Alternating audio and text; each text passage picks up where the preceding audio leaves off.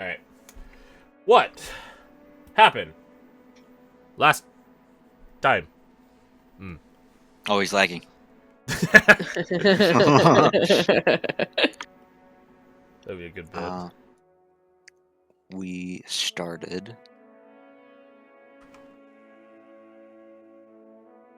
Did we start in combat?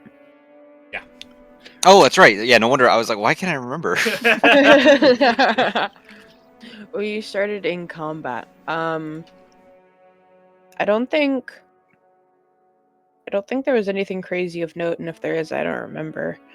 But we won with the help of Nibble up north, in accordance with the map, and the trio down south, taking out the stragglers on the sides there. We took care of the middle. And then the town guards arrived at the end of it all. And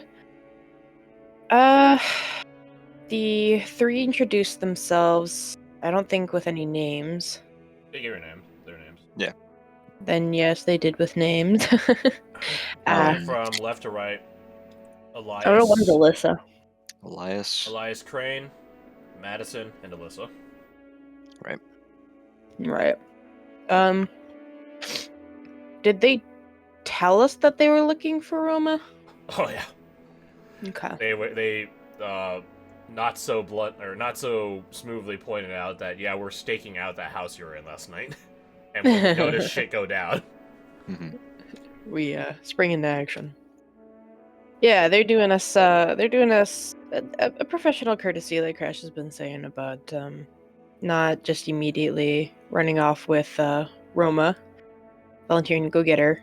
Jin's going along because at the start of the fight, they took his Kanabo alongside Roma. Different groups, but different groups of the same people. But one thing I do want to mention, for posterity's sake, just put it on recording, even though we've said it a few times. Mina went down like 4 times in that combat. I think Blitz still has her beat, but not by much. It's either he's the same count or he's one less. One less. Ooh, that hurts.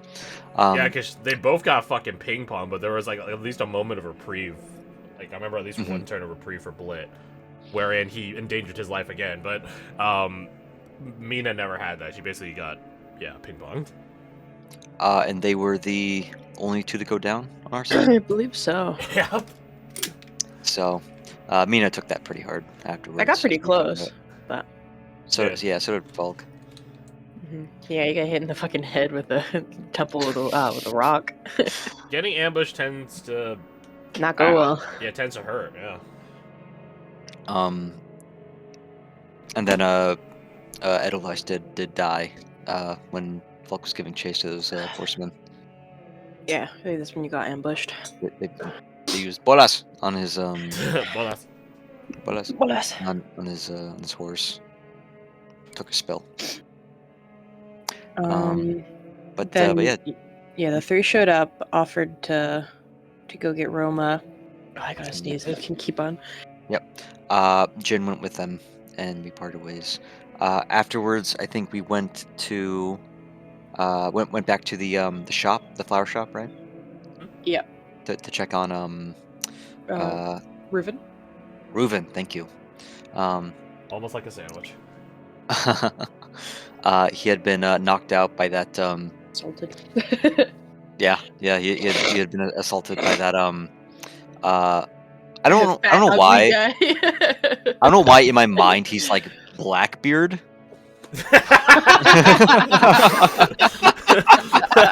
I mean, sure. If that's what he looked like to you, sure. Why not, dude? Like, why not? Blackbeard puppy play. Was that before or after Molly gently reminded us that she exists? Before. Well, she met you guys at the flower shop, so technically before. You walked into the flower shop, not giving a shit about the clothes side. Okay, actually, you know what? You know what I imagine? The guy that stole Roma looking like? This old fellow, but with black hair. Oh no. Alright, who is that?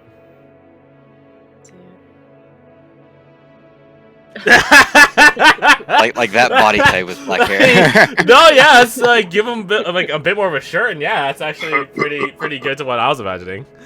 That's why he laughs. He goes, and he grabs his tummy. There's a fucking ogre or something. Like an ogre from Oblivion. What is that? Seth Roger. Seth But yeah, so we went there. Caradoc did a checkup on Reuven. We had someone take him to his home. Someone escort him. Who was it? You guys didn't escort him home. Didn't. No. You guys went to go find his parental guardian, his parental figure, his ward. I know I went, but I don't remember if anyone went with me. You and Ted went to go talk to Thimble. And then Thimble went to go alert Reuben's stepdad. Mm-hmm. It was Flapper that went to alert. Right. Flapper went. Thimble was helping with shit. Thimble told him. And said that help would be coming. Mm-hmm. Molly did show up at the shop, as was mentioned. Took a little offense. Took some offense. Took a lot of offense. One. About not being seen since we woke up. It's been like a whole 24-hour cycle since we've been awake now. More than that actually at this point.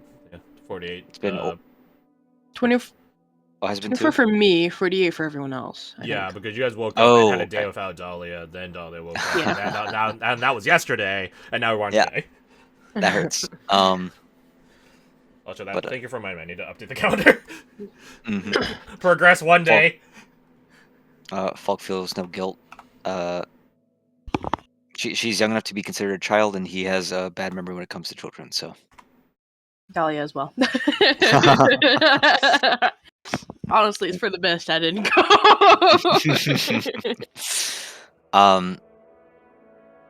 But we promise. Yeah, no, we won't forget you again. So we need to make sure we don't forget her again.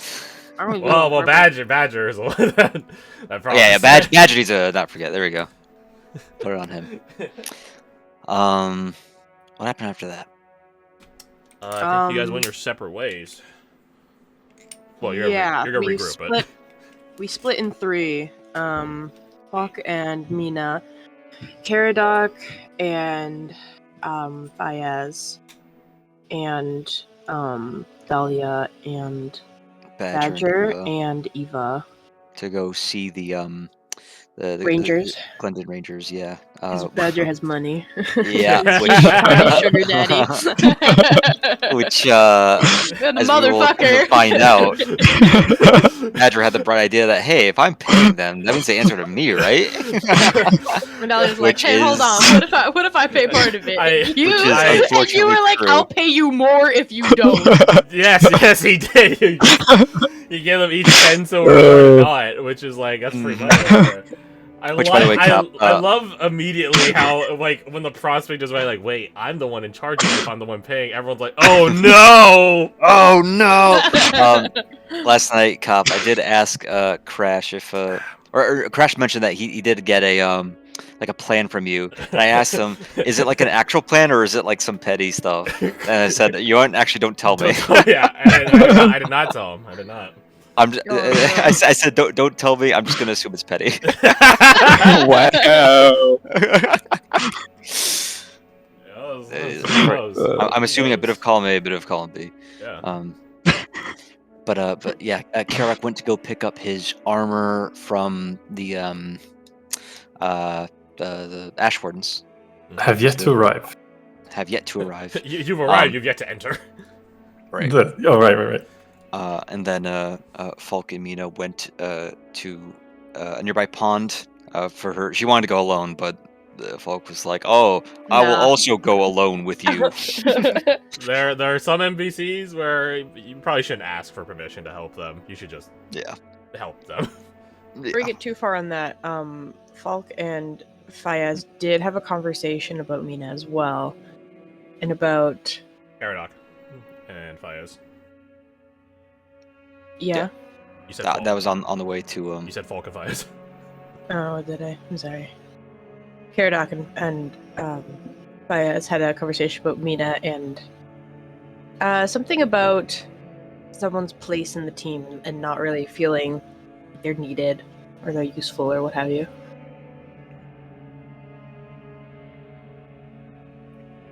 That was about Mina, wasn't Yeah, Mhm. it was. Yeah, it? Okay. yeah, it was about her displeasure with herself and what it's like to live with, Mhm. shall we say, aspirations of glory, but also expectations of glory, and not living up to those expectations, and the frustration that results therein. Um, and I guess just a brief recap of the brief RP sesh session I had last night for Falk and Mina, as was promised. As was promised. Yeah. Yeah, they arrived at the pond, which, you know, bit lackluster. It's just a pond. Wouldn't really super safe water to drink. It was fine for a horse, not so much a Yeah. human stomach. Um, the talk, I think, went pretty well. Falk sort of the conversation was almost entirely in Ngati, just because he thought she would appreciate that. So the whole RP sesh, I'd be talking like this. He did. And a few times it'd be sounding more like Like a New New York York. accent. Yeah, like a New York accent for some reason. It's a weird Well, that's blend fine of because accents, but don't worry about it. that's okay because Falk's Ngati accent shouldn't be perfect anyway. Regardless, he sort of talked to her about addressing her feeling of inadequacy, that she's focusing too much on the body and not so much the spirit,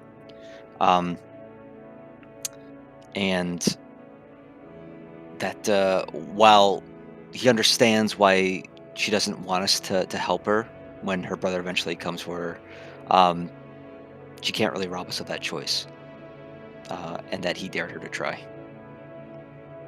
But I think the end result was pretty good.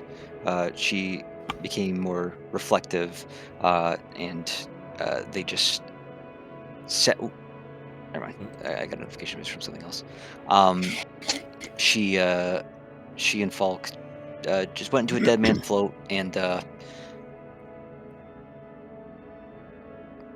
Chilled. were just left thinking. Yeah, just chilled. Like I said, she was sort of not quite meditating, but reflecting. So that's good. It is an interesting thing knowing when one's end is coming. Hmm. So, who knows what'll happen with Mina? Who knows? You? I do. I guess. Oh, okay. To some degree, yeah. That was, Yeah.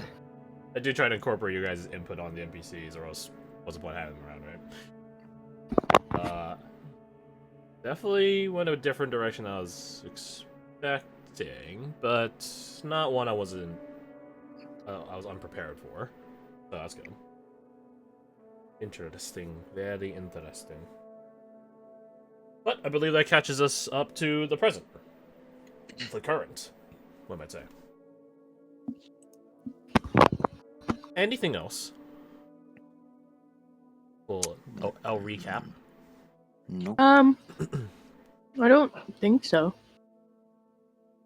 Well, we sent the yes, actually, we sent the rangers out to get, like, kind of leave a path for us to follow, so they're going Oh. ahead and scouting ahead. Yes, you did. Yes. They are. And You guys pay for their T2 subscription. So they are going to provide reconnaissance Yes, and we scouting. did. Yeah, yes. Someone here did. They're going to provide scouting and reconnaissance as well as long distance fire support. So they're not going to be Right. tanking hits for you in the fight. That you guys get to believe for your own efforts, but they'll make sure you bleed a little less. That's the hope, at least. Yippee. And then we also went and saw the dwarf. You guys did talk to the dwarf. Yes. What a fellow. I'm trying to remember. I think one other person bought something, but I don't remember what. I bought Blit a new bow and fastened a sling to his arm. Oh, no wonder I don't remember. I'm kidding. Didn't Talia also buy a short sword? Yes, I was gonna say I also bought a short sword, double-edged, and you know I need to specify that it's dwarven. Of dwarven make, yeah. Because I don't Yeah, think I that's did right. that. You don't put no stank on that make. You know what I'm saying? I got that dwarven make right there. Say It was that. a lot less expensive than I thought, so good for me. Oh fuck. What a weird. That's a weird fictional saying that weapons are so easy to procure. So about how I got my firearms license the other day. Did you? No, I got it a couple months ago. Nice. I'm waiting on my birth certificate so I can go do things with said firearm certification, but I digress. That's not illegal. Nothing I'm saying is illegal. I went through all the legal channels. So, I think that's about it. And I believe you guys got to regroup towards the southern stretch of town. Yes? Sure. I genuinely don't recall. More so, I don't know if you guys said a specific spot or if it was a point of... It's either you guys are going to meet back at the flower shop or at the southern part of town and just see each other and figure it out from there, or is one or the other. Because it's not like there's a bunch of buildings on the southern side of town. No, I do remember. We're gonna go to the southern side of town, but we're gonna pass by the flower shop to make sure he... That's what it was. Yeah. Oh. So you're hitting both possible locations of rendezvous. Yeah. Well, there you have it. So, I think that about covers it. Let's get into it. Let me change the music. Yas. Yes. Go back to the classic White Orchard music because we love Witcher 3 around here. Mm-hmm. Don't want to talk about any of the other CD Projekt Red games. So, we start today off with the man who's unfortunately keeping tabs on the wedges in the oven. I'm here. It's okay. As long as your place doesn't burn out, right? As long as the oven doesn't. Yeah, if it starts smelling burnt, I'll have to dip, but it should be fine. You're absolutely free to. So we pick up session with me moving you guys to the title slide, and with you opening up the doors to the Ash Warden's hovel, the abandoned stables that they have been assigned, I guess, or have taken over on their own accord. Why did the bot just die? Oh, did I die? No, you're here. No, Oh, the you're here. bot's dead. Oh, okay. I was manually disconnected from the voice channel, it says. What? No, you weren't, but okay. You lying son of a bitch. Which one of you did it? Oh no, it's not. Oh Okay, no. I'm looking at Okay, the let's status. push Give me a channel. second. Oh, I'm trying to replay. Okay, and that's your voice it's giving No me. alert. Okay, there we go. Nova kicked her boombox a little too hard. No, maybe it was just a glitch. Maybe it was just a glitch, right? Let's just move on and pretend nothing happened. To acknowledge it will give it power. like an Asian ghost. Oh, I should ask Garth and Christy. Ah, well, I was going all the way back. Do they see suspicious people that they don't acknowledge? I digress, though. So, Karadok, you open up the doors to the Ash Warren's hovel, and you see inside Anvil, who is actually I should just put the token on here. You see not that one. This one. You see Anvil. You of course see Grover. I can't. Big. Too big. There you go. You see Comedian. There you go. Size appropriate. And you see Shroud. There. You do not see Nova. But in Nova's place, you see Aunt Liz, who is in the midst of talking to Anvil. Perhaps surprising no one.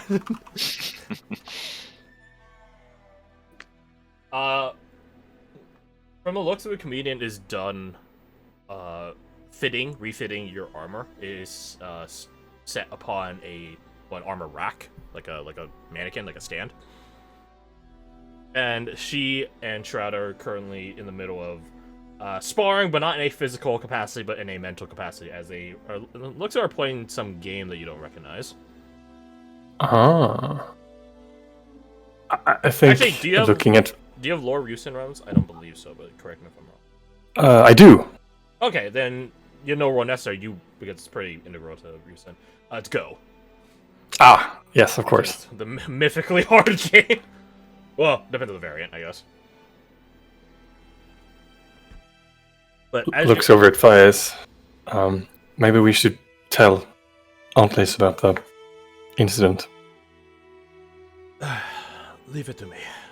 Take care of your business, and I will explain the situation. Thank you. You know, it's Tap on my shoulder. he begins walking over to Anvil and Liz. Lisa. And you can tell, without fully hearing, just by body language, that she gets a bit of concern, some very pointed questioning, and promptly the concern is replaced by a fury. Ah. Which Faiz is pretty good at diffusing situations, and it's quite clear that while some of it is low-key targeted at you guys, she reassigns it pretty promptly. You know, don't shoot the messenger sort of deal. Mm-hmm. Yeah. But that's what's happening in the background. What are you, as Faiz negotiates with the good auntie, what are you up to? I walk over to Shroud and Comedian. You walk over, and you see them, as I said, in the midst of playing Go. Looking at it, it does seem like Comedian is the one winning. Although, with Go, there are some longer-term strategies that can snatch victory from the jaws of defeat. So, it technically is anyone's game, but if you had to place money, you'd probably put on Comedian right now. Oh, hello. Hello. Playing Go, I see. Yes. Me and Comedian Sensei very much enjoy it. It is a good way, he taps the side of his temple, a good way to train the mind to unorthodox patterns and responding to them. Or establishing firm traditional methods and adapting them to unforeseen circumstance. I think you're going to have to devise some unforeseen circumstances if you want to win this game, Shroud. Yes. He looks at the board with like this look of defeat or disappointment. He's like, yeah, you're right. Are you here for the armor? Yes. Nova Senpai left this for you. He holds up a slip of paper. Pick it. Read it. Thank you. He nods. Let me see. Where are my notes? Where are my notes? Where is my super suit? Let's see. There it is. The note reads as follows. Yo, Caradoc. Sorry I had to leave. Ash, we're in business. Also, Kravos just forcing us to help. I did some blood work, no pun intended. And we're gonna need a few things to finish setting up your armor. It's a bit more complicated than I was expecting, but I guess not too surprising. You might want to brace your coin purse for this, though. And then she lists out a series of ingredients. Oh, yeah, ingredients, components. The first one's probably a big gut punch. You need gem dust worth 30 gold pieces in value. Oh, snap! That's a lot. Yeah, that's a fucking lot. How to say this? They could be of any variety, but they have to be uniform. Diamond is preferable, as she notes, for its purity, but other gems have their own mystical properties to them. So ruby and sapphires and so on and so forth. Yeah. She describes that this is meant to amplify latent magic potential in your blood. Following that, she says she'll need a quart of sap, and she's gonna look for this one, but because this one's probably a harder one. A quart of sap from a rubber tree, or a similar high latex plant. She remarks that this will be used to cast or hold in the blood mixture. Out of game, sort of like an epoxy. Oh, okay, that makes sense.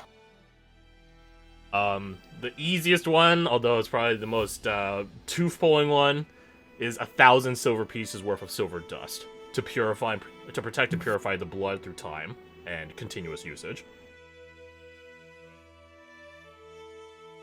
Silver dust. Yeah. Awesome. This one is rather nondescript. She just remarks a vat of holy water, blessed by a deity of your choosing. And she remarks that it has to be, you should pick a deity that you, well, entrust your protection to. So don't just pick any deity. Clover King, easy. Fair enough. The last one, and she remarks that is not necessary, is a sprig of mistletoe. This one, as she says, is unnecessary, but she remarks that mistletoe is used in many cultures as a symbol of vitality, usefulness, and purity. So she'd like to incorporate it into the armor in some way, if you can source it.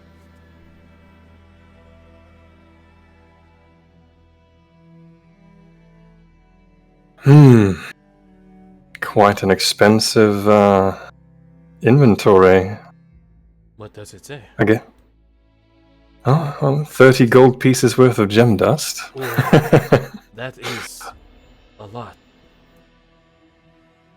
1,000 silver pieces worth of silver dust.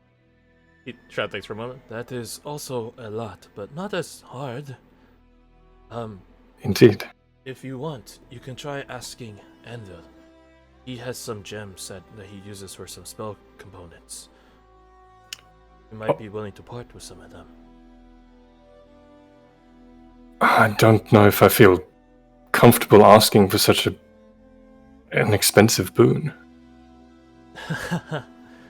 Anvil does not see such things in monetary value. Money means little to some Ashwood. He is not that extreme, but he is getting close. I see.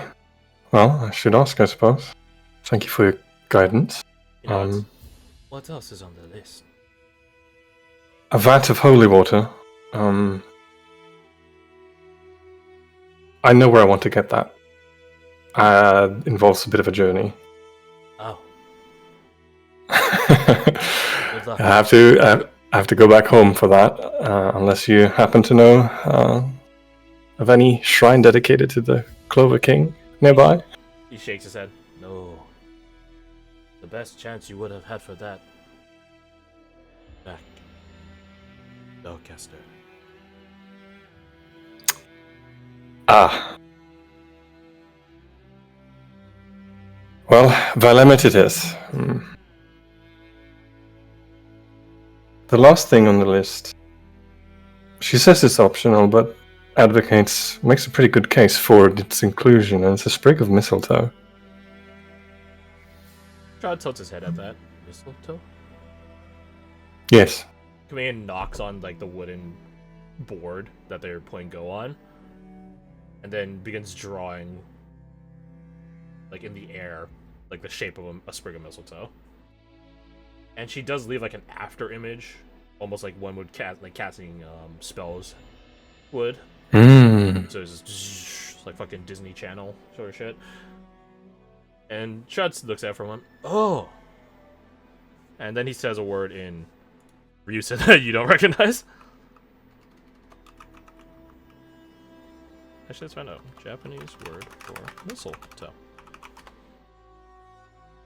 야돌이기. Yadorigi. There you go. The VOD heard it. Yadorigi. He nods. You might be able to find that nearby. This isn't the right climate for it, but... well... He shrugs. You might. Certainly doesn't hurt looking.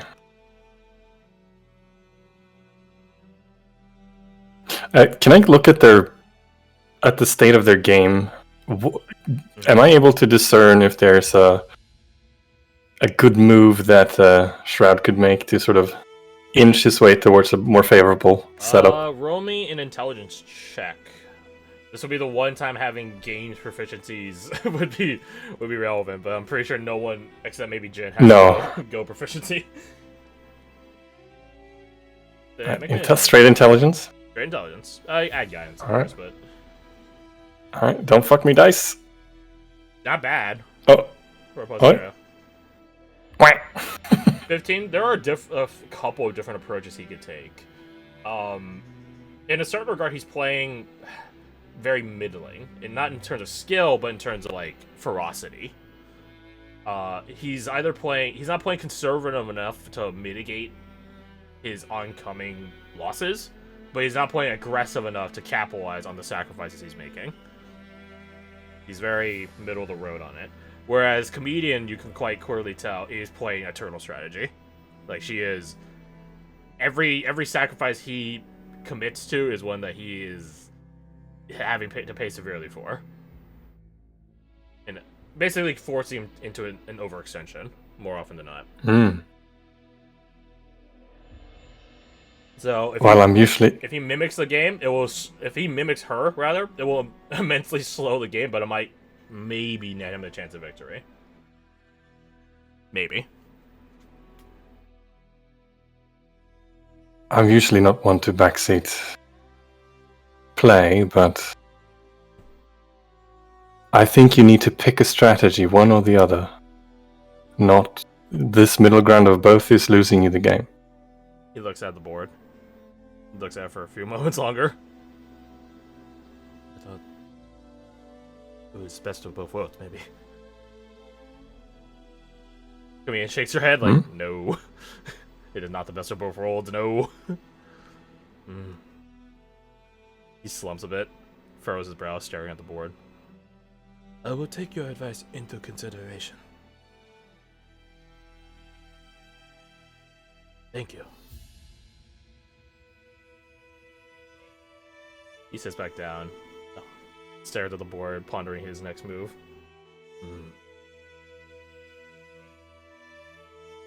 Also, Comedian, big thank you. The armor looks phenomenal. He nods once at you. And gestures with her arm at the stand, like, please, go on. Excuse me. I walk over. Inspect! Inspect. Do you have Smith's tools? I do not. Okay, that's fine. Roll me an investigation.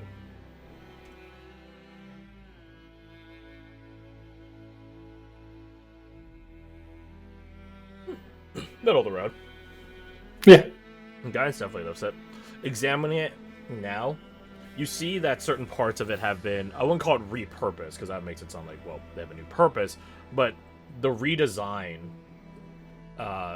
in certain parts it's more substantial of the armor, others it basically just holds true to what it originally looked like. And she has proven that she is rather deft in such redesigns. There's not an inch of wasted space. There is an accounting for damaging the armor, denting and stuff like that, so it doesn't restrict movement because it's designed so perfectly to these exact proportions that if you move it, veer it an inch or half an inch away, then you're fucked. No, it's all accounted for. It definitely looks lighter. Not to the point where it's not heavy armor anymore, but how to say this? It has a built-in weight distribution. Whereas before, you had to sort of finagle certain parts, lean certain pieces, tie down certain pieces per Captain Captain Herman's instructions. This one looks like you're good to go, as long as you properly tie everything down. So definitely looks sleeker. You begin to don it, Amma. If I were to don the armor, because I do not have proficiency with armor yet, I would not be able to cast any spells, correct? You put on the armor. I think you'd be too tempted not to, so yes. You begin to put on the armor. Once again, feeling that semi-familiar now. Wait. but also, of course, the protection that the weight encompasses. There is a growing familiarity with it as you begin to put piece by piece on, and once you're fully donned in this armor, you begin walking around, doing some stretches, lunges, things like that, to check just the make of it, the feel of it. Perhaps it's something comedian herself did, or simply perhaps that, as I said, you're growing more familiar with using armor. But you don't feel as encumbered this time around. Shouting over at Fias because I'm at the oven. How do I look?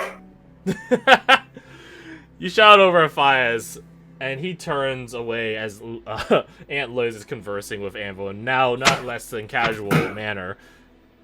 He looks over at you and shouts back, I think it looks good. Definitely feel more natural. Oh, do like a little Walks over. range of motion. Like, it feels light.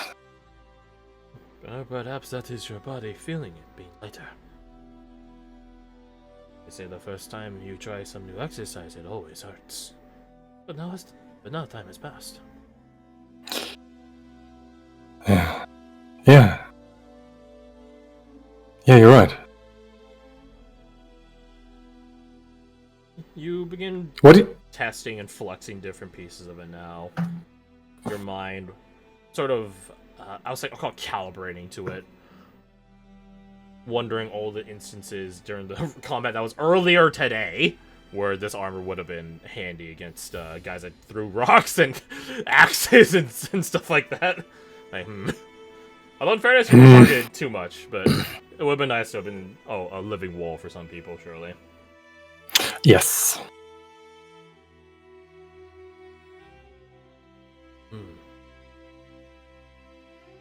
Try casting something.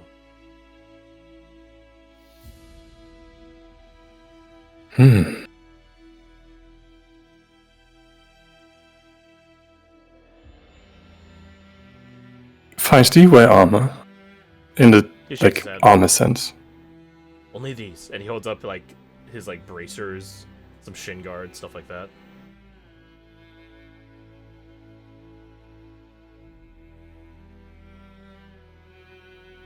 I think I know what I cast. Shield of Faith on myself. Ooh, okay. You begin to cast Shield of Faith, wondering if the spell will falter. It does not. You cast Shield of Faith upon yourself, and with it you feel this vestige of your people, your culture, come to life. Even without any of Nova's blood work being ingrained into the armor, there is just something that you feel here and now. Some pride, both in yourself as well as the pride of others in you, as you cast Shield of Faith on yourself. You feel like you're one step closer. To what? You're not quite sure, but whatever it is, you feel closer. Whew. That... Let me ask you, Fires. Just said. Have you ever felt like you did something... Oh, I'm struggling to find the words for this. Monumental. That brought you in a direction that feels right. He nods once solemnly. Have. I trust that you feel this now. No? Nods. He puts a hand on your pauldron. This is good. You're progressing down your path. More than progressing, like we all do. You are purposely choosing to walk down it, acknowledging its length, its width. This is good. This is good. Pulls his hand away. It's Garth. Yeah, if you want to use that term, sure. That says a lot about the path you're on, if you use that vernacular. So the spell sort of describes a shimmering field. I would imagine that there's already something quite appropriate for that description on the token. The little halo. Yeah, I don't see why not. That sounds cool. So I guess the sort of feeling builds up, channeling the spell to like around his head, generating this little golden light.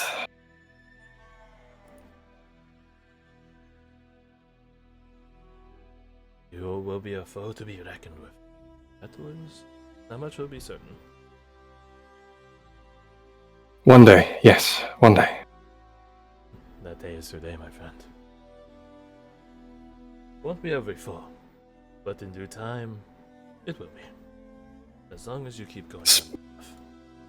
Speaking of the path, what do you make of this shopping list Nova gave me? I am at a loss. I hand it over to him. As soon as he reads the first line, he just goes, That is a lot. That is a lot of money. But if you need any silver from me, I would be happy to donate. He taps his chin and the rest of it. A quart of sap from a rubber tree. I've heard of these trees, although the ones I am thinking of are far, far too far to the east. Perhaps talk to Dahlia. She might be able to find similar around here. She is more local than I am. Comparatively. Yes, I was also thinking about the mistletoe. Shroud suggested I look around, so I think I should.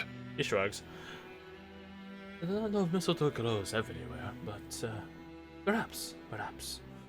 I assume you already have something in mind for the holy water. Valamet. He tilts his head. Valamet? Oh, forgive me. The capital of Elonia. Ah. That would be a good source. I'm sure there are many holy men there that can help you. If I want the boon of the Clover King, that's where I need to go. He quirks an eyebrow. Do you have to go there? Or can you go somewhere closer? I do not mean to diminish the value of your adventure. But I ask only, does it truly matter if it comes from Valamet? I suppose not.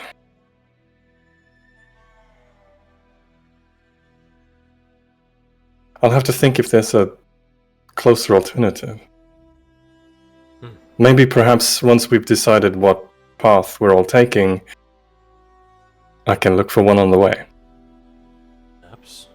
There are always traveling clerics, although I do not know for Eulonian culture if this is the case. But then you see people like Cleric Bryn. Missionaries.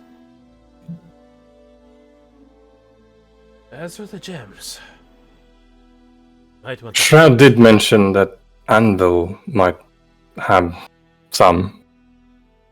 Some, but surely not all, huh? Right?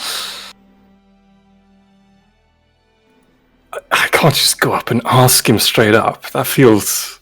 I think he would prefer such dialogues. For being a Starian, he definitely doesn't seem to want to beat around the bush. Oh, you make a good point. Sort of slaps his face, realizes he's got armor on, like clunk. Oh, right. Good test. If Anvil is not the avenue, you might try asking Roma. Coinage and things like that are her specialty. Or perhaps Badger. What? He always is good at scrounging things. Coin being the most highest amounts. Yes, I think I need to enlist his aid, certainly. And Roma... Hopefully she's safe, knock on wood. She'll be back, along with Jin in due time. I know this. Good. Do you mind coming with me to speak to Anvil? He intimidates me. I imagine he likes that. Sure. So you guys walk over to Anvil, and currently Aunt Liz is like sat down in a bit of a huff and puff and frustration. And Anvil sees you guys approach and excuses himself for a moment. Walks over to you guys, meet you, not so much halfway, but at least partial away. Samuel? You nod. Look, please. I am not in the habit of making outrageous requests, but I figured you'd appreciate a straight ask. Nova gave me a Nova gave me a shopping list, as it were, and one of the items is quite expensive, and Shroud mentioned that you might have something to help me on the way, I suppose. He crosses his arms. I need a bit like not back, but like in a bit more of an upright posture. And what's exactly do you need? I need. Oh Jesus! This is gods. This is a lot. I need gem dust, 30 gold pieces worth. Uniform. He tilts his head again. This is for your armor. It is. And is this came from Nova? Yes. This note here. We present it over to him, but he doesn't take it. He just looks at it for a moment. Like, 1 second. You can trust that Nova did her best to cut down on costs. This is the bottom line of it. What's here? Is there a gem in particular you're looking for? He, like, magics over, like a doctor's bag. It looks like that. He opens it up and reaches his entire arm into it. It is not deep enough to hold his entire arm, but at this point you're not too surprised. Nova mentioned on the note that the diamond is good for its purity, but that the other gems have mystical properties of their own. We do. Do they have... I must admit I'm not well versed in that. Do you have any counsel to offer? It depends on what you're looking for. Diamond, as you said, is good for its purity. For the intention that she has, it is the best one for amplifying magical potential. But rubies, and he pulls out a ruby, are good for ferocity. He sets it down. He pulls out a sapphire. Sapphires are good for mysticism. Not in the way that Nova's pursuing. More of a, he rolls his hands together, redirective sort of way. He pulls out an emerald. Emeralds are good for healing. And there's some others, but I won't complicate it too much. And I'm sure Nova would appreciate the simplicity. As for diamond, he pulls out a diamond, puts it down like a little bench there. I don't have enough for that amount. He gestures out the note. I can get you halfway there. I'll crush it myself, even. Liz is just looking at the lineup of gems, like, what the fuck? Like, why do you have that? Kardok sort of like lifts up his visor. He's got the surprised Pikachu face. Yeah. Like, oh, that's a lot of money. I think he looks at the emerald and he just... something in it kind of like beckons to him, I think.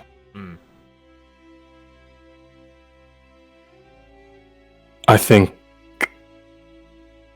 the emerald speaks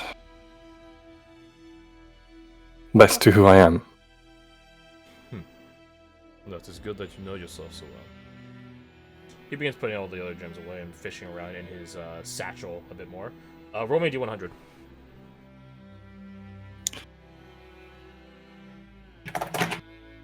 1d100. Ooh. Is that good or bad? Higher is worse, lower is better.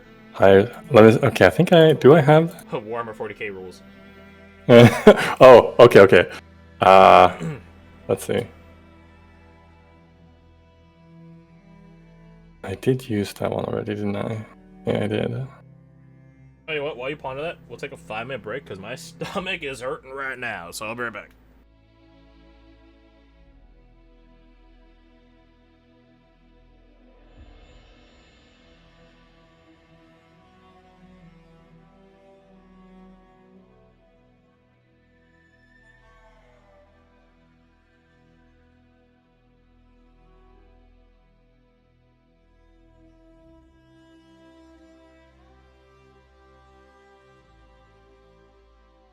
Nope. I don't have anything. Boo! Oh, you wanted to use a birthday tome? Yeah. I almost requested from Crash that I get like a forward on mine. It's not quite my birthday yet, but it's fast approaching. So I was like, "Hey, Crash, can I just have like one birthday tome early?" You know that muffin I broke up and handed out inspirations like last session? I should have just kept those. Should have just kept it. No, well, Yeah. those ones were cursed though. That batch was cursed. Yeah, you're right. We didn't give out inspiration for recap, right? Yeah, no. Well, it's gonna be either me or Nina, I feel like. So, Nina, would you be fine giving it to Fredward? Yes, I have because no he inspiration, so it doesn't wouldn't. have a. Yeah. Oh, that's right. Yeah, it's a D100. Never mind. Yeah. Fuck. So, if it made a muffin, yes, but it doesn't. I wonder if Garth or Kirsty have an inspiration on their sheet. I'll give it to them. Oh, but there's a muffin. 73 is the number, I suppose, and 73 is the number it shall be. Oof. And what was this even for? Probably to see he if was- he has enough gems. Yeah. If I had to guess.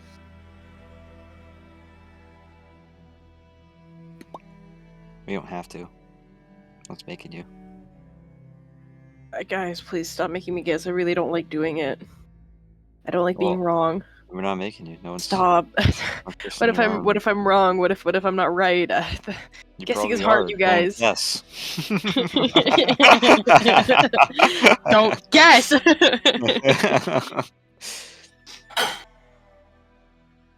And Crash comes back and you're like, Crash, they're making me guess things. wedges for a reroll. That'll work. I can't send them to, unfortunately. And don't tell him that though. He doesn't. He just doesn't know.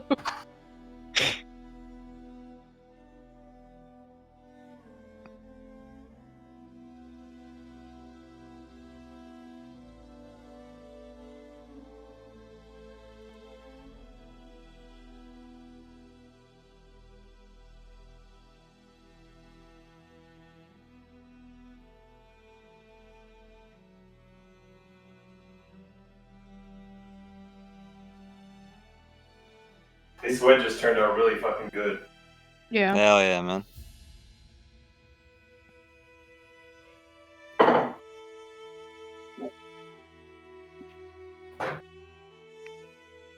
Maybe I'll get some wedges on the way home. Yeah. Yeah.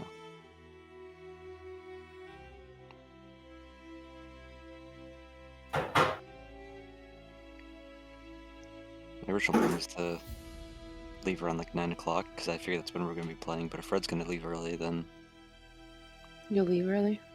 yeah, probably. That's how I feel. Whew. Man, the oven just blasted my apartment. That was maybe not so clever a move, but wedges worth it. It's how Potatoes are always worth it. Oh yeah.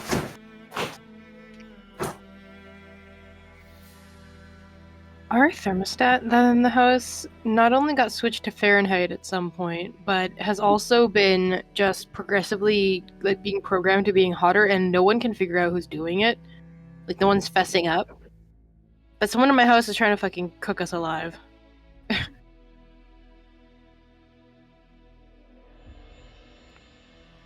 There's a secret cannibal in your house. It's trying to do the thing. Actual cannibal Shia LaBeouf. Trying to do the thing that like you do to frogs. You know what I'm talking about? Where, like Yeah, if you slowly sleep- increase the heat. And they don't notice. Except I notice because Except I don't even fucking notice. Frogs don't sweat. I do.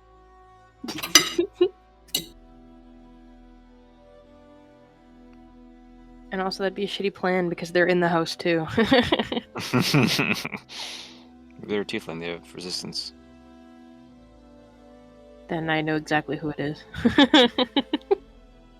What? You have a tiefling in your house? You know? Yeah. Who? My sister. She's a little fucking demon, that one. The one whose phone got taken away from her. Yeah, you What? know exactly who it is. Is your sister the spawn of Avernus? If that means hell, then yes.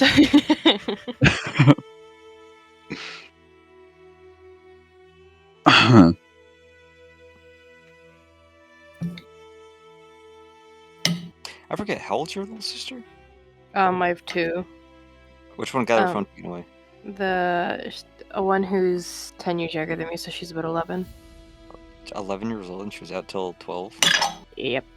Damn. Yeah. She got grounded. Hmm? Said no wonder she got grounded. Stupid ass kid. Yeah, it's rough. She's been doing this for a while. Mm-hmm.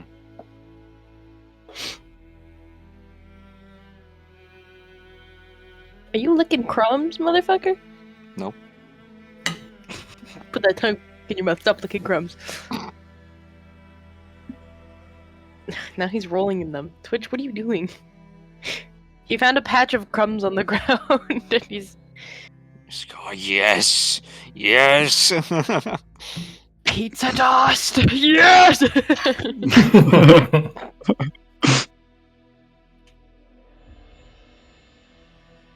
The other day, I don't remember what I had, but I had some kind of food in my hand, and I sit down on my bed to say hi to Twitch, and he jumps up and he headbutts my hand so hard that his face like plants directly into what I'm eating. I don't even think he knew that there was food there until his face was in it.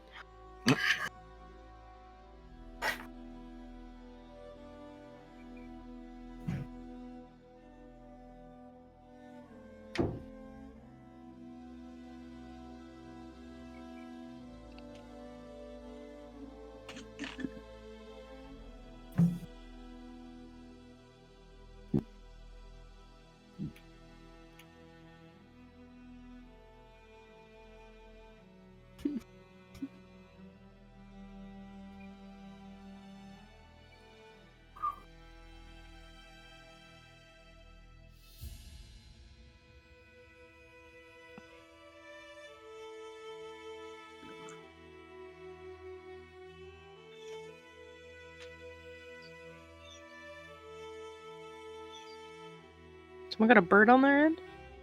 Yeah, you hear that? Yeah. That one is open. I'm back. Welcome back. Welcome back. Welcome. Tummy hurting. I didn't have the thing I was looking for in my tome, unfortunately. I'll trade you some potato wedges for real. Oh, I would like some potato wedges right now, but I don't know if you can get that to me. Hold on. No. What if you DoorDash for him? Yeah. 72 or 30. My bad. 73. Yeah, that's a bummer, man. Mm-mm. That is a bummer. What a bummer, dude. Anvil reaches and checks around in his bag to see if he has any more, but alas, he does not.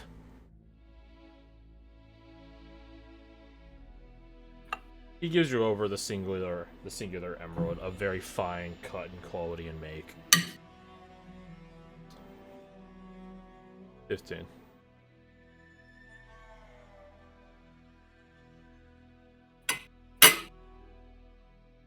You take it?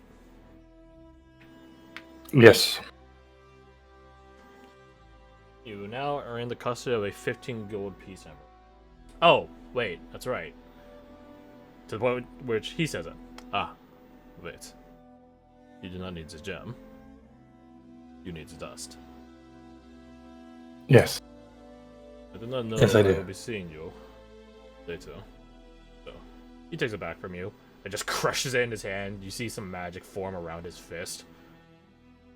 As he quite literally amplifies his grip strength. He puts it between his thighs. I mean, that would definitely also Oh. amplify it. Well, He fishes around in his satchel and finds a little coin. Well, not coin purse, just a pouch.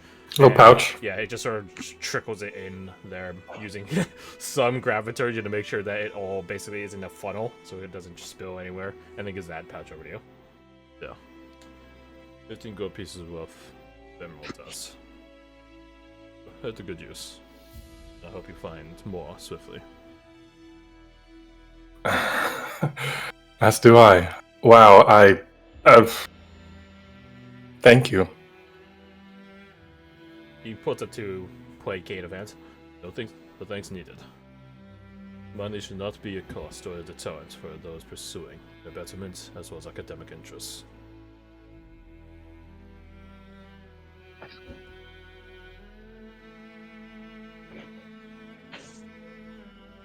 He thinks for a moment.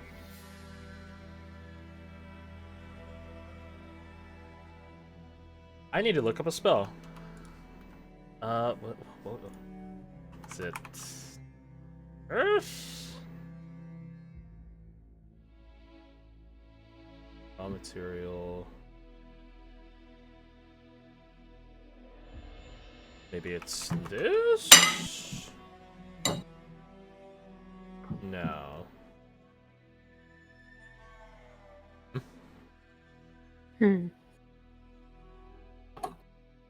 I, the GM, don't know. But I think Anvil would know.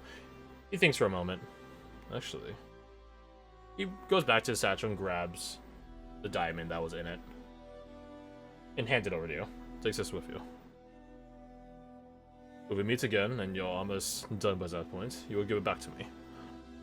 But perhaps you might be able to find someone that can transmute it.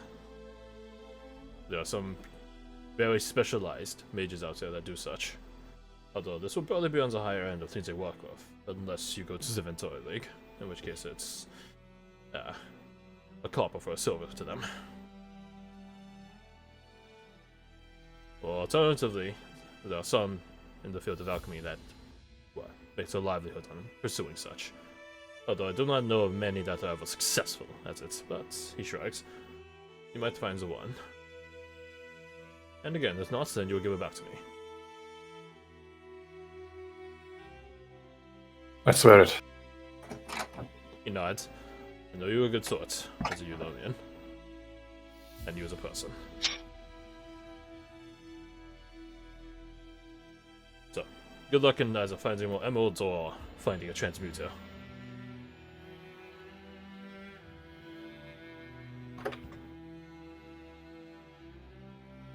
In the future, if I'm ever able to help someone the way you've helped me now, I will pay it forward.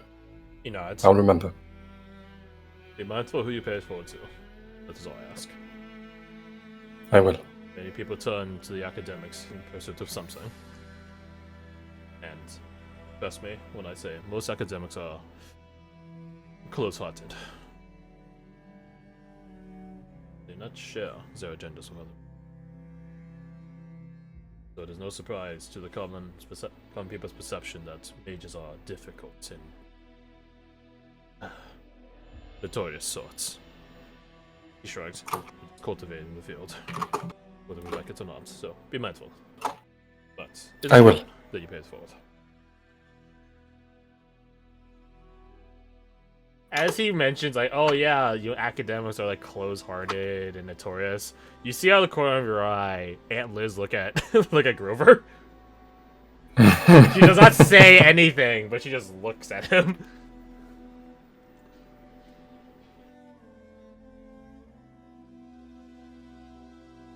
So, is there anything else you wish to do here with the Ash Wardens? No, I think I bow out of the conversation with and will do like a little cursory sweep by Shroud and Comedian just to see if the game is progressing the way it was. It hasn't progressed at all, actually. Shroud is still in the midst of contemplating his next move. What an ironic name for a game, because they don't. Mm-hmm. There are other variants which are meant to be faster, but it's quite clear they're playing the traditional method.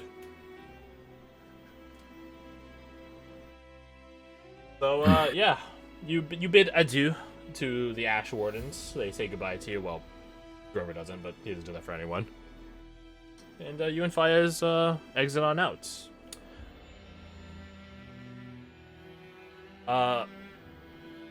Where do you go? Unless you want to hang out on the front doorstep, which is fair enough.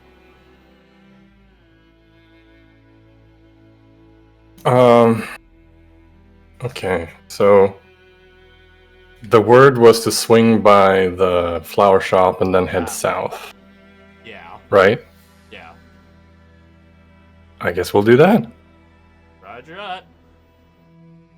You swing by the flower shop. I'm trying to think chronologically. You definitely had to travel further, but I feel like the contents of your conversations were very punchy, very fast. Although donning the armor does take a little bit, but you.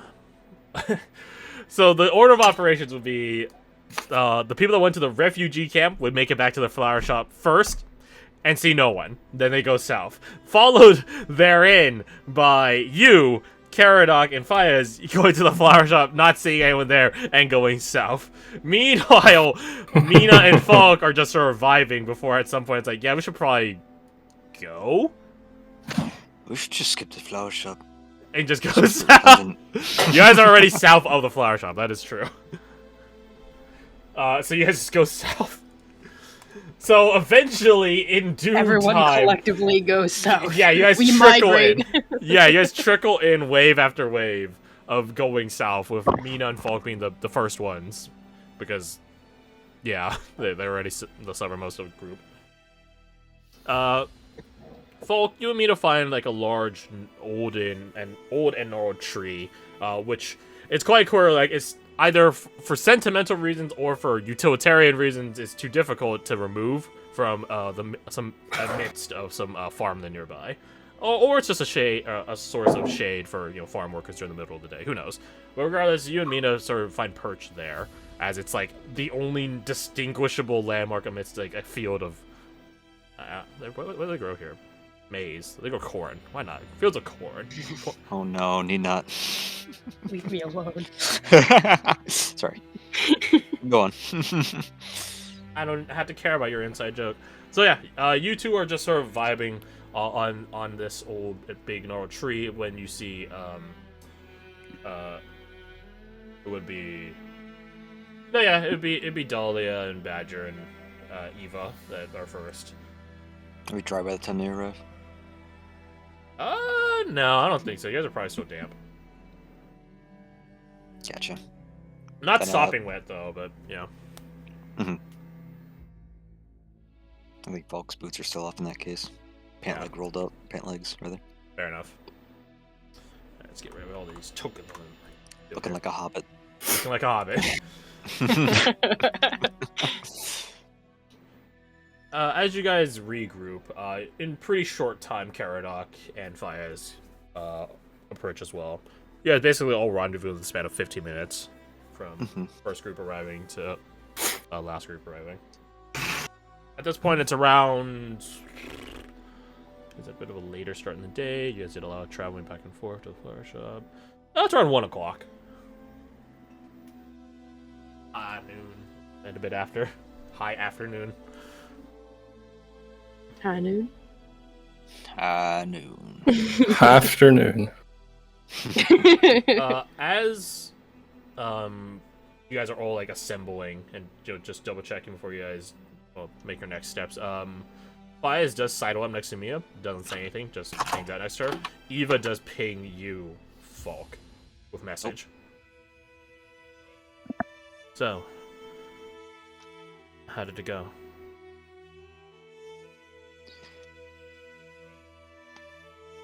Better than I was expecting. And I'm a pessimist. Quite the accolade then. If you don't mind me asking, what were her major gripes? She doesn't think she's good enough to fight her brother. She was Is embarrassed the right word? No, she was disheartened by her performance against the dogs. Did drop a few times, but it's to be expected. Overextending like that. I think it's just important for her to know that she's not alone in this, whether she likes it or not. Duly noted. Thank you for reaching out. I don't know if she and I have that rapport. What was it? She had said towards like the beginning of that, because she brought up Eva. Oh, she seems to think that prying is a very Sviarian thing. I'm inclined to agree. Well, you and I have both done our share of prying, although I suppose I'm much more subtle with it. I don't think she appreciates subtle. That would that would track for the Umgati. I'll keep that in mind going forward.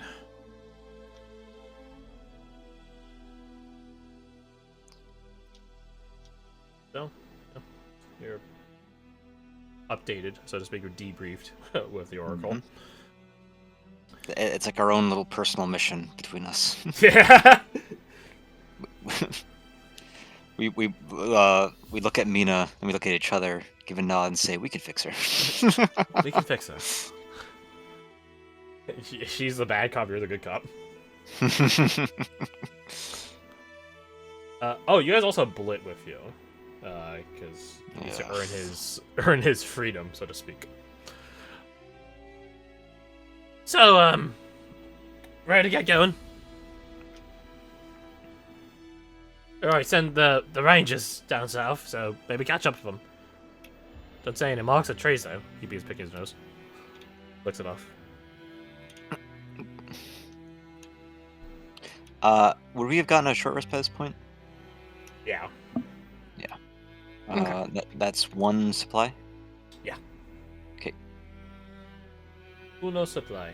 Which, I'm for gonna- most of your guys' time here in Kravos, you guys haven't been charged supply because you usually had someone else bumming like the food and drink and stuff like that to you. During out here in the outskirts, yeah, you guys have to bust out your own little snackies.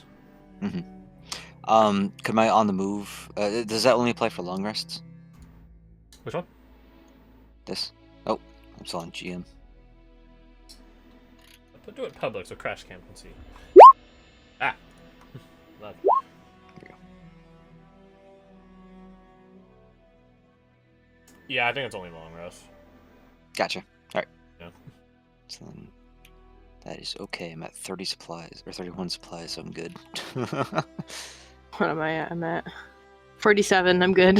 Yeah, I don't imagine there's ever gonna be much of a time. Well, not where you guys Right are now. currently. Yeah, if you guys go to the Perenzi Confederacy, or not the Confederacy, like the Zamkiel Peninsula, the Dream Ramp, and certain parts of the Free Realms, that were like, okay, yeah, you're gonna start getting strapped for supplies in due time. Yeah. But here, you guys are fine. Yeah, all the parties could have taken a short rest. You guys are sort of just talking and chilling with certain people, so nothing extensive or strenuous. If that's relevant to you. I don't think it's relevant to most of the NPCs except Fayez. Eva doesn't have the 5th level thing yet, so yeah. Oof. You got something else, but it's not something she's used yet, so. While making her concoctions during the short rest, I think Dahlia would kind of ask whoever's around her whether she should value offense or defense more. Or, I guess healing or damage is probably a better. If we're going to be jumping goblins, I think damage, your toxins will be more reliable. Then another toxin it is. I mean, I'll take a toxin. I've got 6. Once this is done. Yeah, thank you. Falk, Mina, you can tell without an insight roll, is pointedly staying out of it.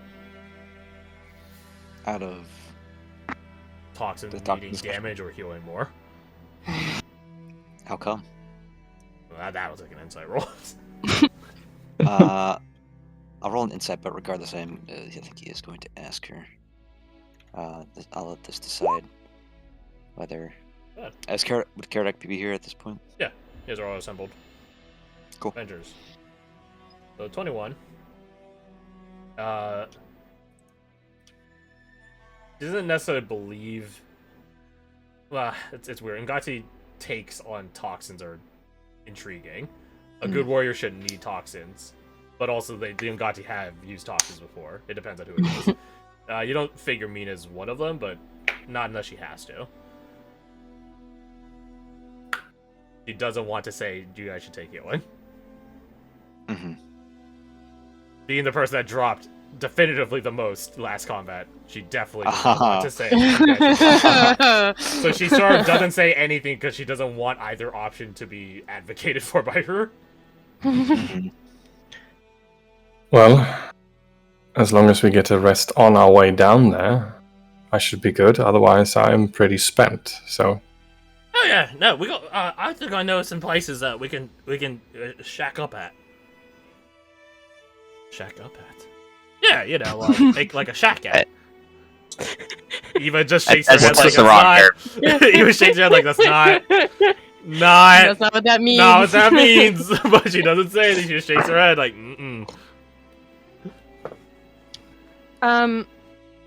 Forgive me, Fred. Do you want a toxin? No, I don't. Oh, are you learning using toxin? Oh, how cowardly. Looks at Eva. Oh wait, that's right. You're not Eulonian. She's one of them fake Lonians. The very first hint in the very first session that she wasn't Eulonian. So my Fayaz and Mina, I almost said their names together, are standing next to each other. Yeah. Would Mina take a toxin if Dahlia holds out one to each of them? Without extras. She shakes her head and puts like a hand, like a no thank you. Nah, sis. Won't be needing that. She looks at Fayaz and holds out two for him. He takes both of them, but he gives the second one over to Eva. You're much more of an assassin than I am. And you're far sneakier than I am, to be honest, but I appreciate it. She immediately begins applying it to bullets. Well, actually, no. She has two. One to bullets, one to crossbow. Nice. Yeah, I decided not to make Eva a ranger yet. Fun Oh, fact. okay. Be something that probably suits her kit. Because I don't think the Blackwood would... Well, he definitely would begin instilling some ranger stuff in her. So she does have the ranger class unlocked from her Gestalt. But it's just not what she spent her level on. She spent it on something a bit different.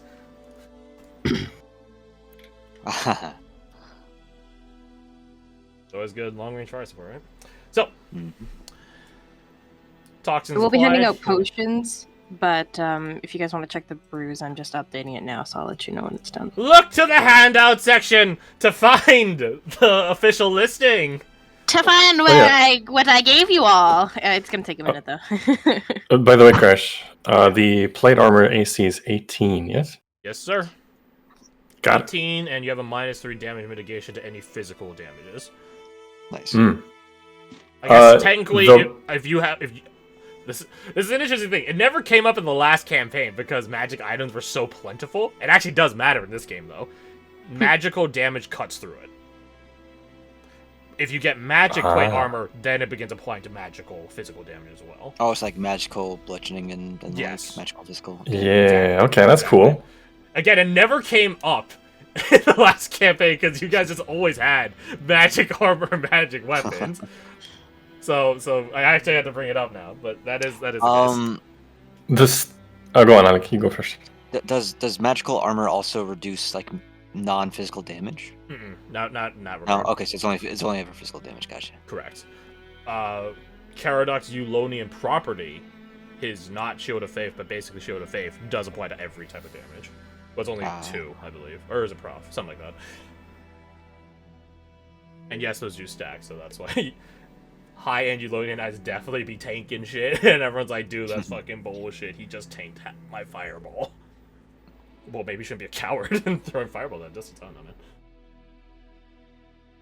So, alchemical supplies doled out. Should I reduce the weight of the plate armor? It's 65 standard. Let me think.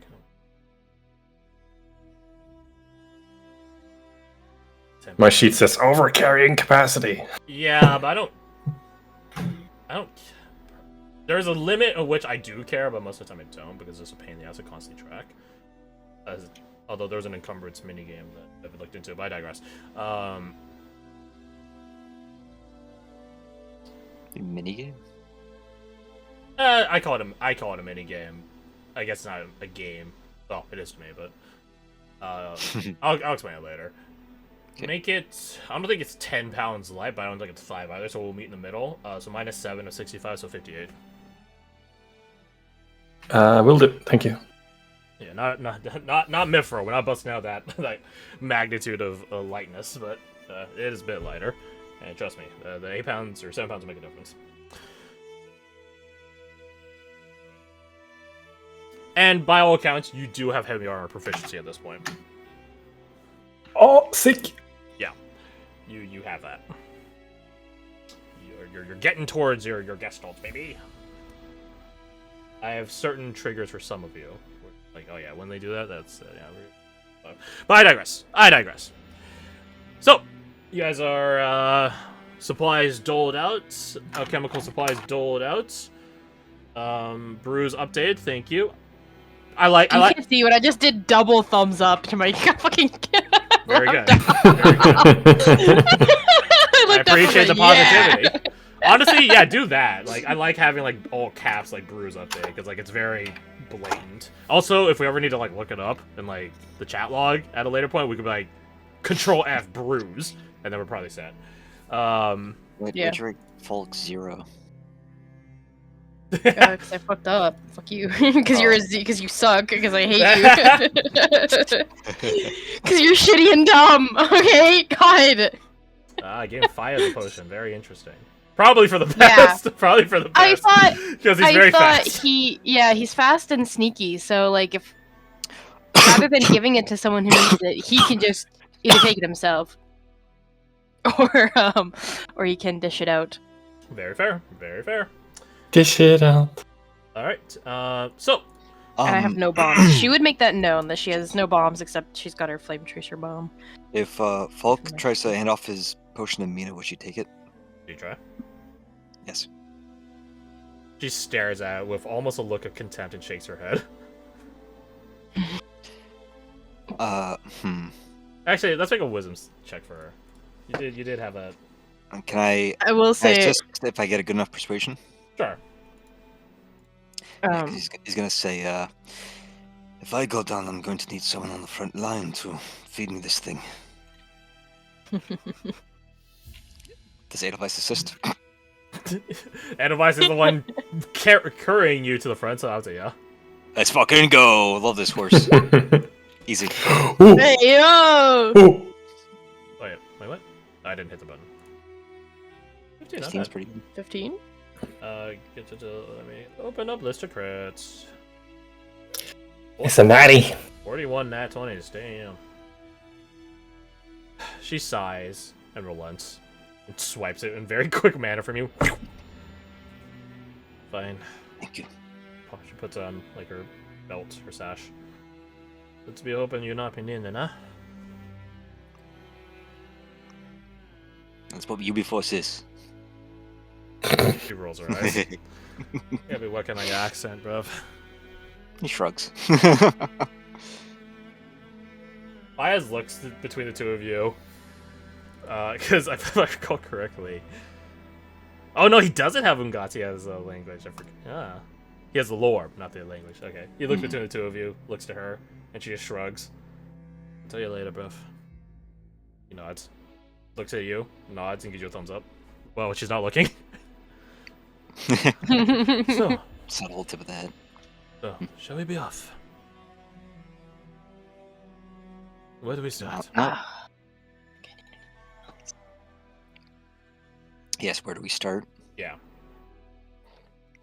I think Falk would look to Blit and say, "Now's your moment to shine." All right. I'm afraid it's not my moment. He looks at Badger. We're just gonna follow the Rangers, right? Yeah, that's exactly what we're gonna do for now. Yeah. When he paid, he throws a thumb at Badger. When he paid the Rangers, they said they're gonna leave us tracks, like little magic-y traces that'll come alight when one of us, he begins like wagging a finger at all the people that went to the refugee camp, is nearby. Tap a hunter's mark. Yeah, that. You'll know them when you see them. Oh yeah. Dahlia starts walking up to some trees. Oh, that reminds me, Dahlia, tree.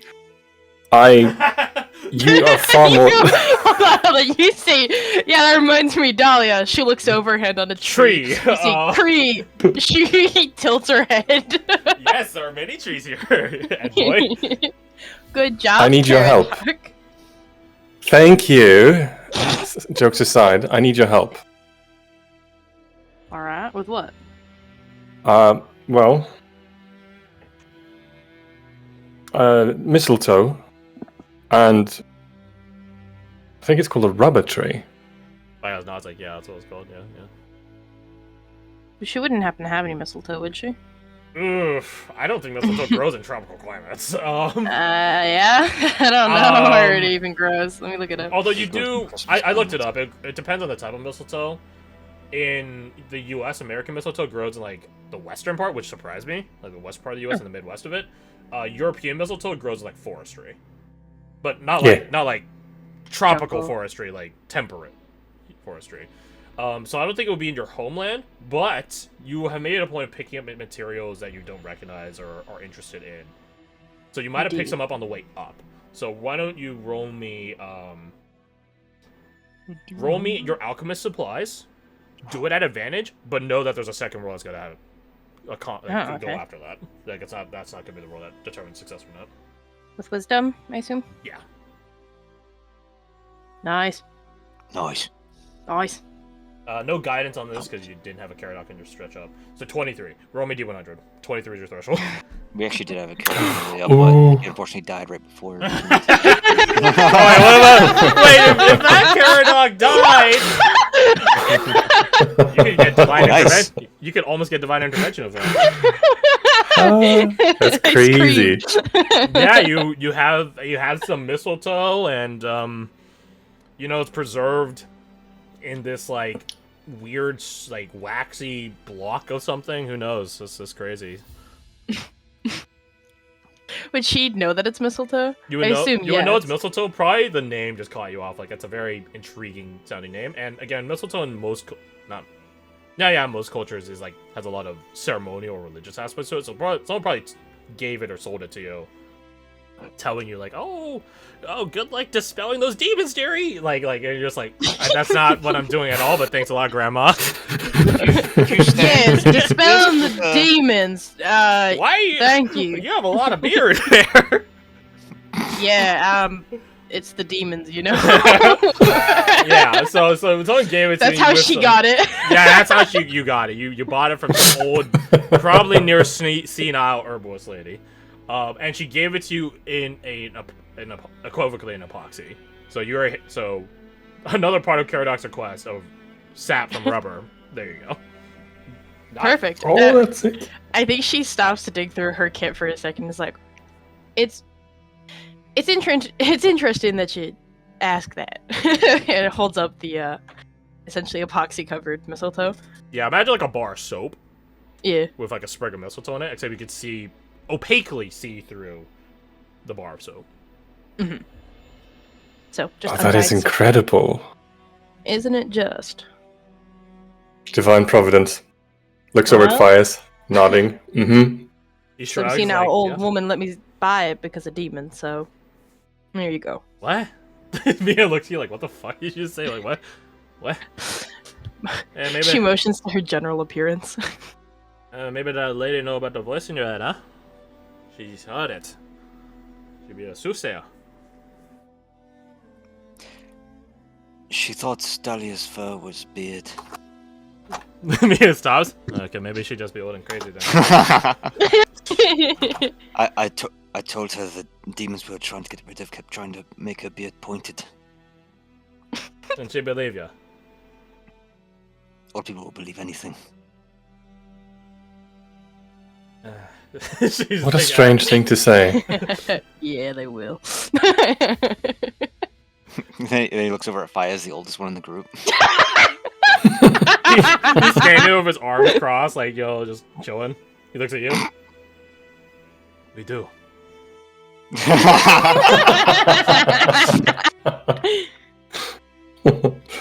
Anyway, here you are, Gyaradoc. What's this thing? It's This for? covered in. He begins like flicking it, and it's like a bit. It's not springy like fucking Jello, but like we've seen rubber before, right? There is like some elasticity to it. Mm-hmm. So she's like, blink, blink. Elliot would know, right? Like, Yeah, rubber trees are actually they're some of them are indigenous to your homeland. yeah.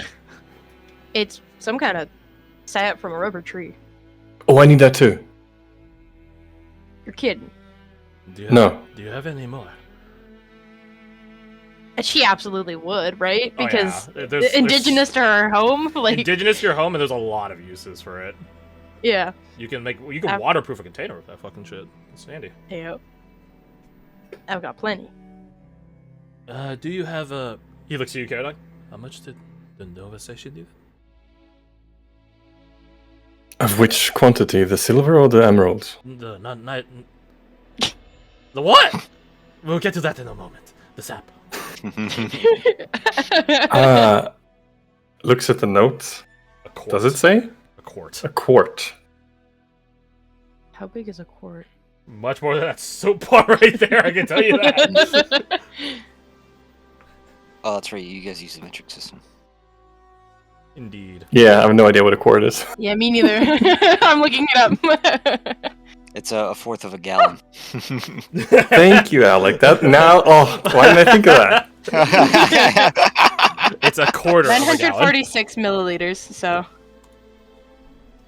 it's about 1,000 Okay. milliliters, roughly, just under. One might say it's a liter. No. Yeah. My bad. A I am liter. not one. We are many. I don't think she'd have that. That's pretty heavy to be carrying. Well, Sap it is would just be big. yeah. Sap is heavier than water. Water. And water is equal in weight to... Yeah. So, roll me D100. Yep. We're not using that DC from before, but I think it's definitely easier to explain. 100.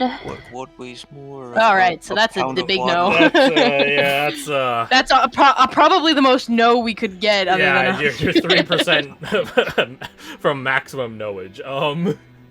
I don't have anything that I'd be unfortunately willing to fix that with. Unfortunately, willing. That's the way of describing it.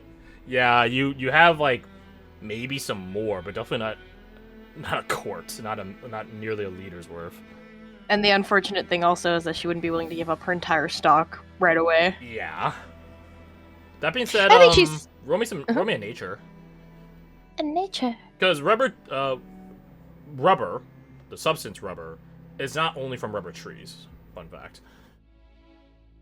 Nice. 28, that's very good. Nice. Yeah, you can actually find similar high latex plants around the world in other other species and stuff like that. For example, not that I would recommend harvesting this because it'd take fucking forever. Dandelions are a high latex sap plant. Oh, That yeah, being said, to get an equivocal amount of from a rubber tree from dandelions, you'd have to collect so many dandelions that it's not worth the energy expenditure. So don't do that. But there are probably other high latex plants in the free realms that also like you can use for this purpose.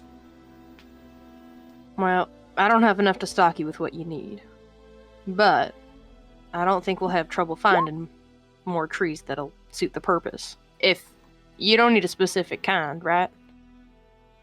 I don't think so, no. Nova also mentioned that she would look. But yes, I'm any help and all help is appreciated and welcome. Keep an eye out. What is Nova? She's running an errand. The town asked that she helped with a thing, and she's traveling, as far as I understood. Is ever always astounding. They have travelers just going to the next town over in an hour. That's for us, it would take days. I wonder, though, if it's so easy to go between place to place, does every place begin to feel the same? Eva nods.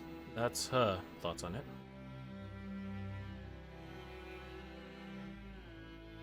But she does a dismissive wave of the hand. We're not here to subject ourselves to melancholy.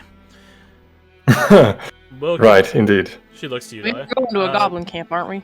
We are, but Doesn't get more joyous than that. it's okay. For that, we're agreed. Dale, if you spot any of these sorts of plants, put them out, and perhaps we can all keep an eye out for Karadoc's sake. Nods. Goes back to looking for Hunter's Mark. Do you go east or west? We were told it was. Well, the camp is south of you. That's definitive. Yeah, but I just forget like which way the goblin camp was said to More maybe east be. than more east than west. Although it's not saying much. It's like 15 degrees east. Whereas Okay, then she'll look west because we would want to not go a straight path towards them. Fair. That's my thought on it. You begin coasting on the southwestern stretch of tree line, and sure enough, you do begin seeing that very faint, but albeit still glowing, like a broken neon sign, green glow of a hunter's mark. She'd make some kind of call to get everyone's attention. Not a word per se, but Like probably a something she whistle, learned back home. shout, yeah, something. Yeeps. You guys all, hear and close in. And thus you see the beginning of the trail.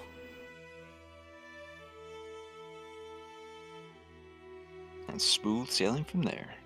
Oh, hopefully. Hopefully. Smooth sailing from there. You guys did pay the Glendon Rangers, don't worry, they cleared it up. If there is danger that they can't clear, they will tell you to go around it. Because that's... Like, why would you not? You guys end up traveling for hours, but I don't think that's surprising to hear, knowing that the camp is a bit more than a days away, yeah. Yeah. Do you guys stealth, or do you guys just coast? Assuming the patrol, like the camp is moving and hopes to, get to the town, probably we should stealth. They'd probably have patrols out. Not that I think we wouldn't be able to handle them, but just for the sake of ease. That would be fair. Also, there are other things in the woods that, And that too. Yeah, sure. Okay. If it was for the goblins, I wouldn't care, but if it's for Other things. Yeah, there's merit to that. Alright, then, I can tell you for a fact that, your resident shadow monk is going to assist. Oh, that's the GM. Awkward. There you go. Blues tune. Blues tune. Might as well, right? I'm not gonna... Actually, I'll roll for the NPCs. I won't roll for Blick, because oh, he has a +6. Yeah, I'll roll for Blick, fuck it. Okay. Does Edelweiss help? Yeah, I say Edelweiss would help you, as opposed to rolling The same thing for the dog. Yeah. Mr. Ace. Work. Alright, everyone roll me your stealth. If you have some sort of pet or familiar, you can roll at advantage. Are we adding guidance to this as well? Yeah. Okay. Nice. Oh! That heavy armor. Oh my! That heavy armor disadvantage my. is something nasty, though, isn't it? Alright. Plus 23, plus 5. Plus 26. You didn't add a And- d4 to that yet. Plus, Sneaking. Where's Blitz? Oh, did I never make a sheet for Blitz? Oh, I guess not. Okay, well, I know his modifier off the top of my head. I never made his sidekick sheet! Fuck! Okay, so he gets like 2 features. I know exactly what they are. I'm just gonna do plus 1d4 in here, and that'll be Eva's. Oh, is Eva's not? Oh, 15. I could just say it right now. Cool. 1. Just take away the d4 on that. Oh, Give me- and then guidance for Blitz. Also a 1. Nice. 7. Then Blitz 15 becomes a 16. And then plus, how many plus 10s is that? Just take the average, and then we could just add plus 10 to that number. Oh, right, yeah, it's the same number, didn't it? Yeah. So it's 1, 2, Oh, Crash Camera didn't roll. No, I'm fucking with you. 7, 8. So divided by 8 looks like for a So 29. 19. 29. Hey, that's still good. That's really fucking good. I don't think. Well, I know for a fucking fact no Goblin's gonna beat that. Any Let me- keen-eared spiders about? No, that's fine. I don't detect that either. Let me check my notes.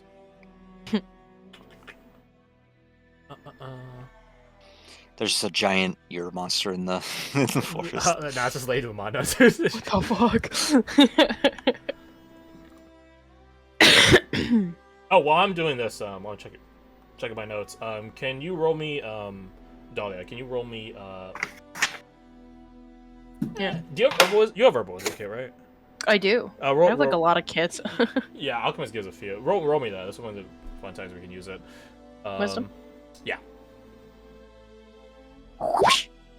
Ay. That's pretty good. Ay. There are more than a few. Oh, hi, Takeo. More than a few types of. I wouldn't call them trees. They're more like sprigs, saplings that you guys could cut down and begin, so to speak, tapping into for sap, for high latex sap. Okay. Are they? It which- probably isn't going to be something you're doing on the move, but you guys can grab them and just keep them upended, right? So if you kept them pointing down, the sap would trickle out, but if you kept it pointing up, gravity would prevent the sap from leaking out. So Yeah, you I guys was can gonna do during say- camp. Yeah. Could we either collect them or mark them for the way back? It's your call which But- one you guys want to do.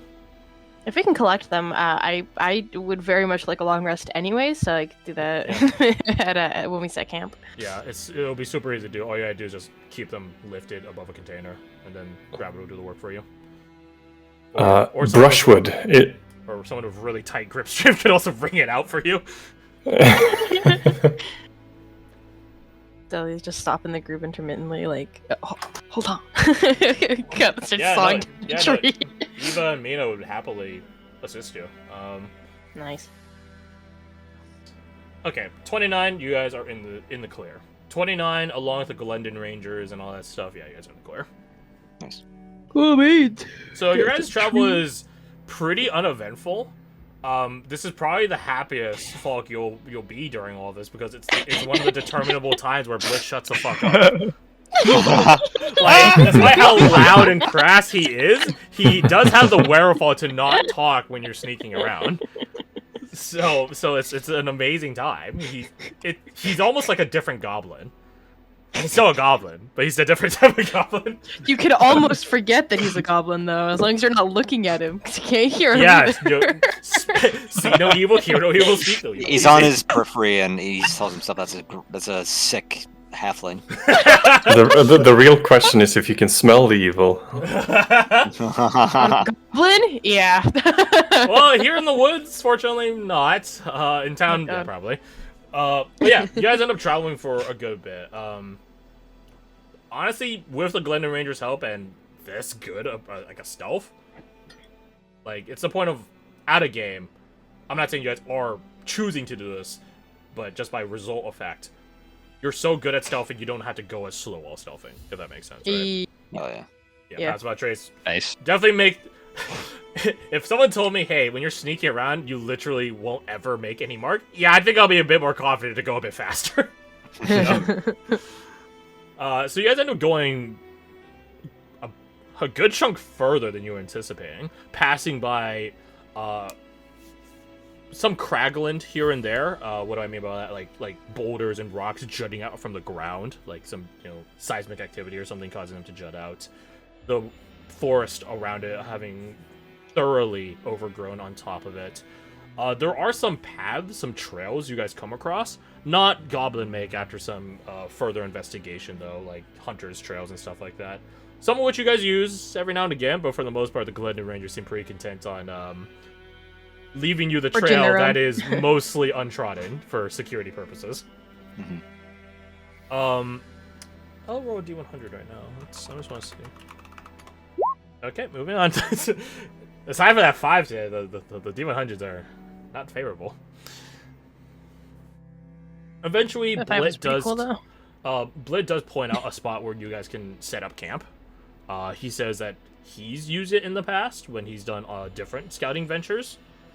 He says this is in the direction, but not in between the cavern, like the deep cavern that he suspects the dwarves utilize, and the camp. So you're not directly. Yeah, I just draw it. Actually, it'd probably be easier.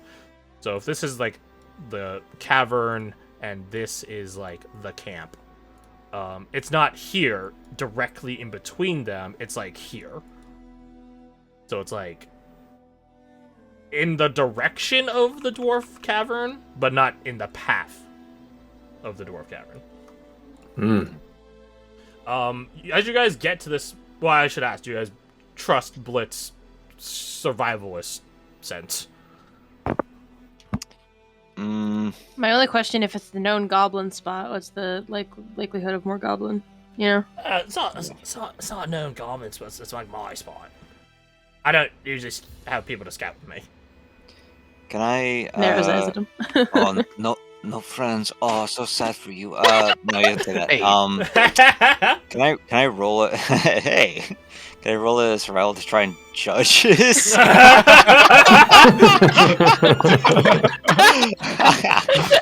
Eva's off on the side. Sorry, I'm just getting ready for battle. Can I roll a survival to judge his spot? Sure. Can I roll a survival to judge him? I don't think Edelweiss can help. Just judge him. No, I'll say Edelweiss can help. Edelweiss is like a beast, a creature of the nature. Not that it matters, apparently. Oh my. Can Badger and Ace do the same? Sure. Also, hey, I didn't give out recap inspo, so. Who helmed it today? Yeah, we were talking about that over the break. Oh, you guys didn't remind me. How crude of you. How not cursedy goblin energy of you. Either Alec or Need Not. Yeah, Nina, you want it? Yeah. There we go. Okay. Solved. Thank you. I'll just steal one from you later. It's fine. He did end up using that stolen inspiration during yesterday, by the way. Yeah. To great effect. That one was successful. You're welcome. So 12 for Falk, it's passable. There is a major issue. Well, no, yeah, I'll say it's a major issue. Might not be as major as you make it out to be, but you're also racist, so it's okay. 14 for Badger. Yeah, it's a pretty good spot. Might be a bit cramped. Why am I saying that to both of you? This issue, it is a tumbled over tree, like an uprooted tree. There's actually a term for it, which I don't remember. It was a FromSoft game. It's a French term, and it was a term they used for the worm faces in Elden Ring in the coding. I don't remember what it's called though. I know the Swedish word. Let me look up the translation. Yeah, but yeah, it's an uprooted, upended tree.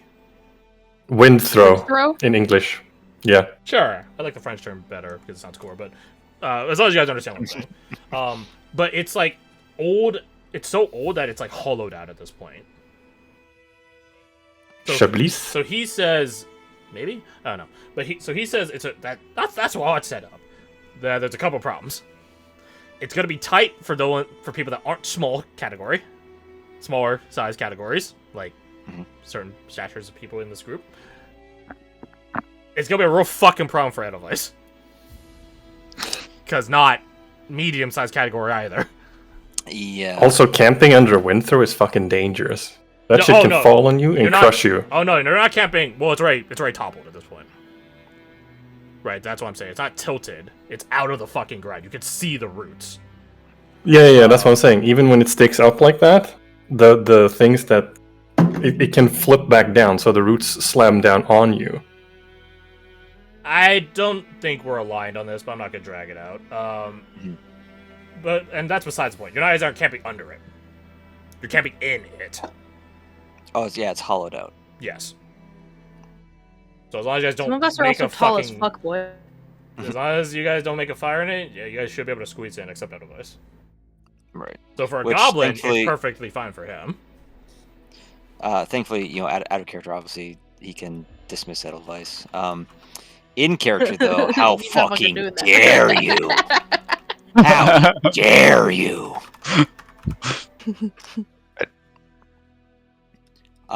One major problem with this split. What? This is a goblin-sized hiding spot. Yeah. We're not goblins. You guys could squeeze in. I like where your head's at, but no. Absolutely not. Is there another spot close by? Oh.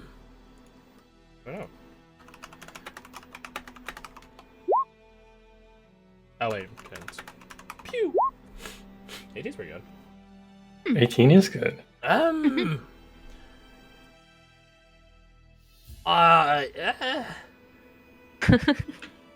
know a place where there's a standing stone. If you are trusting that sort of superstitious habit below. What? Well, you know, like certain things, certain people say, like, you know, you shouldn't, like, standing stones are, like, sacred, right?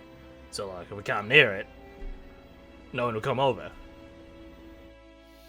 Who says that? Medelia. Well, it is a superstition in the Free Realms, but it's not solely superstitious. It does have its place.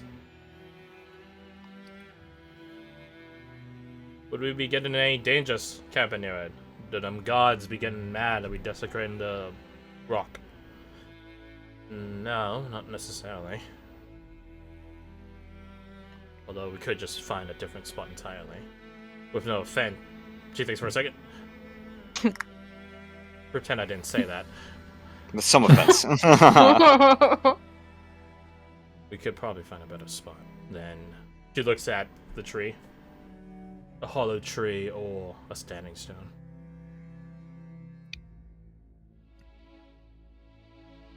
Split kicks dirt. Like, these are good spots, I swear. Mm. I think we can take a look around, and if we can't find anything, then default back to that standing stone. Eva looks, and this place is pretty overgrown, so you guys don't usually see large sections of the sky at any given point in time.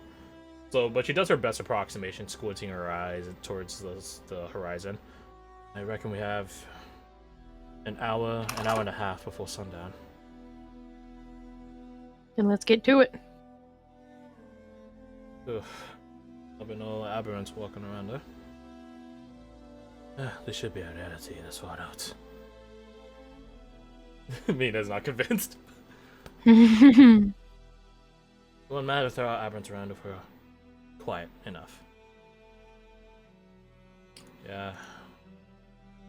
So, elect a survivalist that isn't Blit. I have a +4, I have a +4 as well. and we both have familiars that can give us advantage. I have a +7. Just the one. Oh. One survivalist. It's not gonna be like everyone rolls until they succeed. Right. Yeah, that's why we're saying no. Would you Dahlia's got the highest mod. +7? You said. And you guys can assist with it, so. Cool. So advantage. Then Okay. Dahlia it is then. Nice. pretty good. You can only get Pretty better good. One. Oh, it's so close. Yeah. Such a shame. Woe is she? Woe is me. So you end up finding a place that's more like this spot. A bit further south, a bit more west. And from the looks of it, it is a rock formation, which you might if you weren't so keen-eyed, might genuinely miss as a rock formation. It is a series of boulders that are, through time and age, leaned or stacked against one another, given their own sort of equilibrium. And it would take a person of massive and hulk. It would take a comedian in her big form to probably move them. It ends up making this. I was gonna say triptych. No, that's not what the right term is. But I'll do like a quick drawing of it. It's like one stone is diagonal. One stone is here. One stone is here, and then the other stone is here. So you end up having multiple avenues under this like little spot that is the center of it. And even like a smoke chimney sort of thing in the center of it. So there's like a little hollow underneath the stones. Yes. Huh? Yeah, they're not uncovered. Oh, that's cool. Yeah, they're like more like eggs, like egg-shaped. Like so they were like leaned against each other. The top is thinner than the bottom of it. And it is. They call those throwing stones. Throwing stones. There you go. And they are overgrown Because giants with, threw them there. Moss, right? So again, to a person that doesn't get up close to examine it, or to a very keen-eyed individual, it probably looks like a big like hill, like from a distance, big moss-covered hill. But it is surrounded by forestry, tucked away and hidden, and you could even has a probably, chimney. You even has a chimney, which will help dissipate smoke. And you honestly probably could cut away some of the moss, this hanging moss, and make like I'll call it curtains to the entrances, so you block even more light. She absolutely does that. There you go. The second she sees it, she's like, "All right." It's not a boulder. They're rocks. It's 3 rocks. So, Crash, was it the bottom picture you were referencing earlier? To a degree, yeah. Okay, because I was thinking the top one, that's the confusion. So, you guys settle for the night. Falk, you're able to capitalize on your On the move. on the move. That's what it's called. Yep. So select your targets for it.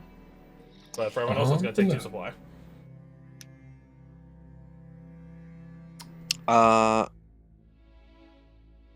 What's the Hmm? goblin thing? That it's short rest, right? They Only need... short rest. Yeah. They Okay, still alright. take 2 supply to long rest. Yeah. So select my 3. I'll see himself. There.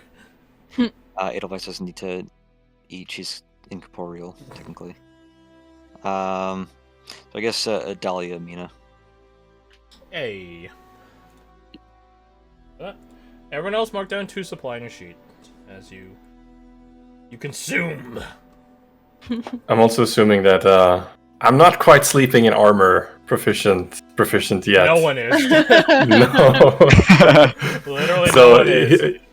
So as he's getting ready for bed, he'll take the armor off, and once it's off, extend a mage armor on himself. Actually, does he need to extend it? It lasts like 8 hours, so I don't. Yeah, it would be 16, because if he's going to put it back on, it won't matter. No. I'll just cast mage armor for the night, so he has something on while he's sleeping. Roger that. You guys turn in for the evening.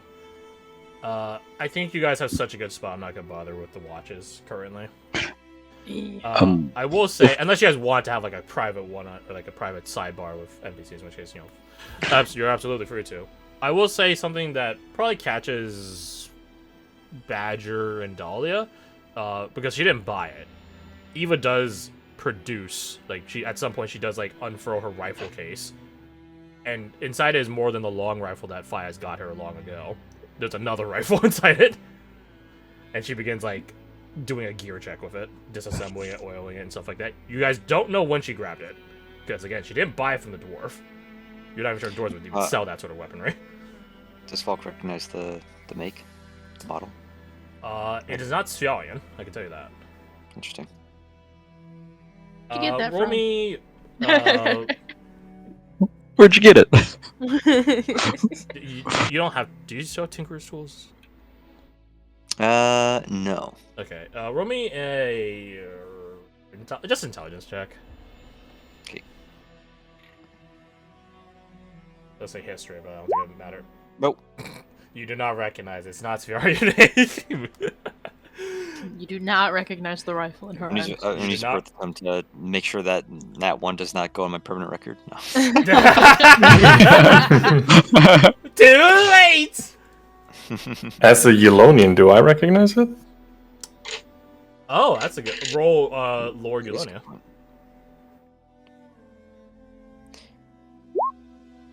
Oh my god, what is with my Oh. dice and me in general? You know it's not Eulonian. There's certain aspects of it which don't seem as this. Eulonians have rifles, like rifles, but they're usually given to like foot soldiers, and they usually have like an accompanying like stand with them. It's about the closest equivalencies like Eulonians would out of game. Eulonians would have for like snipers, except the thing is snipers normally stay hidden. That's like part of the job. Eulonians don't do that. They stand out in the open field. It's like musket territory, right? They're over there, we're over here, we'll shoot at each other until we run out of bullets and charge at each other. That being said, that's only if Eulonians fight amongst themselves, which very, very rarely, if ever, happens.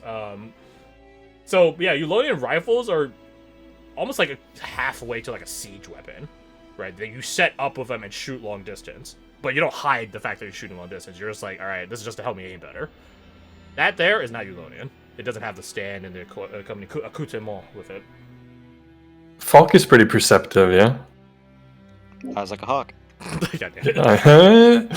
So he'd probably clock Caradoc also looking at the rifle, puzzled, not recognizing it, so he could infer from that. That sounds like a advantage on my. Sure. If you roll another nat one, I'm putting both of them on though. Oh my god. Oh, you lucky, Thank you. you lucky ducky, you lucky ducky. Oh, thank you, Fred. You're welcome. Not only to get rid of the nat 1, you got a nat 20. I see this as an absolute win. Is this why I rolled so poorly? Maybe. Yeah, Falk as Caradoc, like like you. Would guidance be added to this, by the way? Oh yeah, I would. Yeah. It matters. I don't think it matters for a nat 20, but No. Okay. It's all green. 27. It is all green though. As you look over at Caradoc and see that he's apprehensive at it, so you're like, okay, so it's not Eulonian either. So by logical deduction, intelligence, it has to be Ventorian, right? Free roamers have rifles, especially the southern free roams have their own rifles, but they're usually, how to say, a bit more crude, a bit more blunt and simplistic make than this. Or honestly, they probably just use shotguns with slugs, right? And in fairness, that's what the Velkester guards use. They don't use rifles; they use shotguns with slugs, which is equivocal to a rifle. But the main difference, and this is a big telling thing about it, is a rifle. You don't load barrel by barrel. You load an entire clip into it. Stripper clip is what they call it, which is very fast to load a lot of ammo if you're putting a lot of rounds downrange. Very handy. Also pretty reusable if you have the ammunition to slide into it. That leaves only one place you could have, or there's only one place that this could have been sourced from that has the, I'll call it, industrial complex to mass produce bullets. The Ventori League. And it stands to reason that she probably got that from the Blackbird. That would be a fair guess.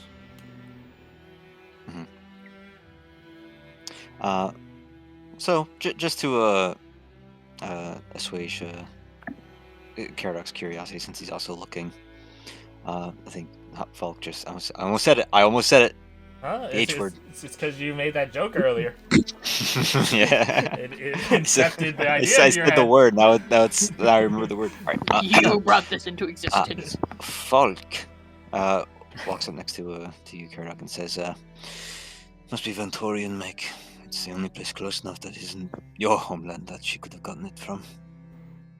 Oh, so that's what it is. Does it have any decoration to it? No. At a nat No. 20, it looks rather nondescript. Looks like it's been scrubbed. Yeah. So then she definitely got this from the Blackbird, is what Falk's thinking. like compared to his pistol? Does his pistol have any decoration besides the Valkyrie symbol? Yours has like some trimming built into the grip and stuff like that. Nothing along like the cylinders or the barrel. 'Cause honestly, that It's stuff, very minor stuff. yeah, that Great, except for tactical. no- Exactly. Exactly. So, yeah, I think Falk just says, it was hard to tell. Usually the Venturians like to make their guns pretty. He pats his pistol as he says that. But hers is deliberately free of such a comfortable. You know, I can hear both of you. Yes. Eva laughs in her 20 passive perception. I got it from a friend. An accomplice of Nimble's. The long rifle is good, she says, looking over at Fires, but I'm afraid it does have its limited ammunition. Exactly. So perhaps this will be better for when we go loud. It'll be a loud time another goblin against us. My thoughts exactly. I'm assuming this gun isn't suited to, shall we say, Eulonian approach. I'm sure one can field it as such, if you're inclined. But I see no reason in doing that.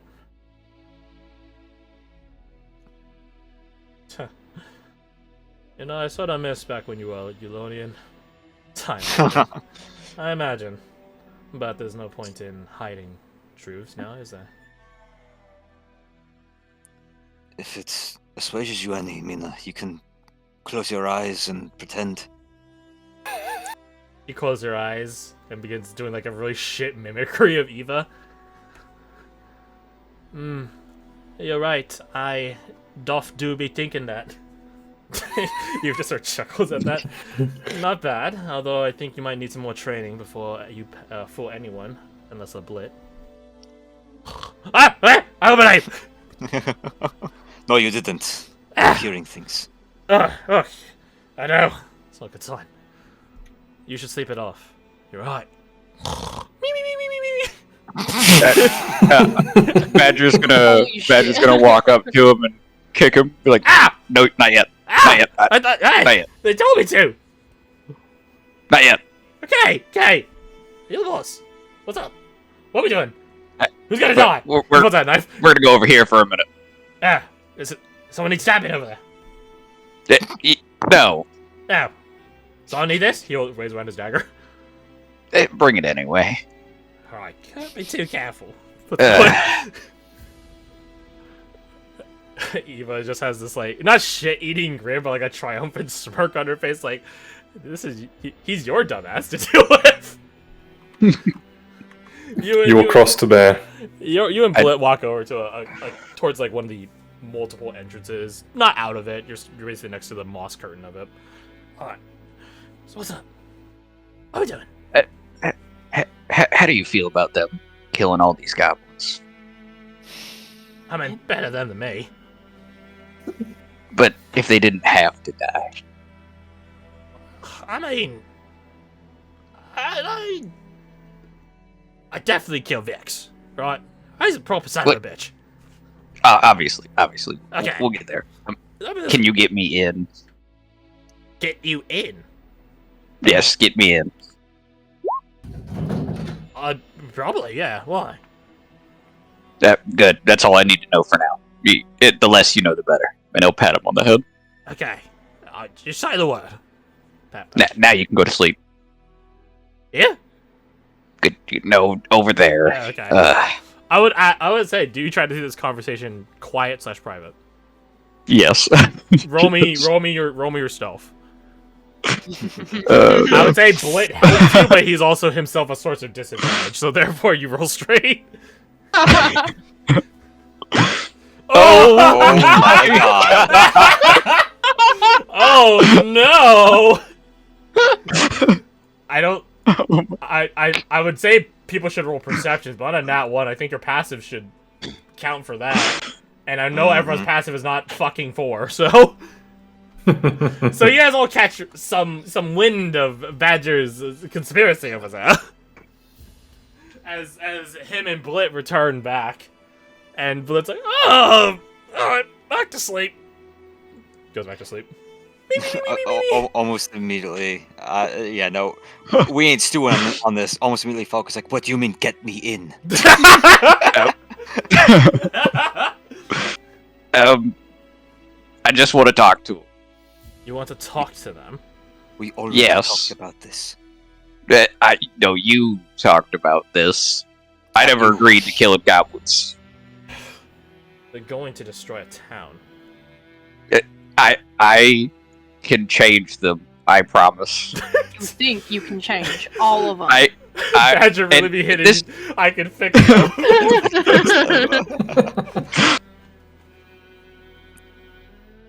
They just need to be given a chance to change. I'll go in the back. I'll go in alone. Y'all can still sneak around the back. I can provide a distraction. It means you will survive. I know 2 of you don't care about me. Pointing at Dahlia and Falk. Not Eva. Eva gets a pass. Let's go, Eva! Let's go, baby! It's just because she's pretty, ain't it? I mean, she is pretty, so that's fair. I'm pretty. You're handsome, it's different. And stunning. If we didn't care about you, we wouldn't have helped you in fights. But you gotta at least let me try. It's not gonna hurt you, is it? Is it? What do we be standing to lose, huh? Aside from having to go save Badger's ass from the fire. The element of surprise. They'll only see me and Blit coming. They'll be distracted by that. I can't deny that. They do have rather... She looks at Blit's sleeping form. Fickle attention spans.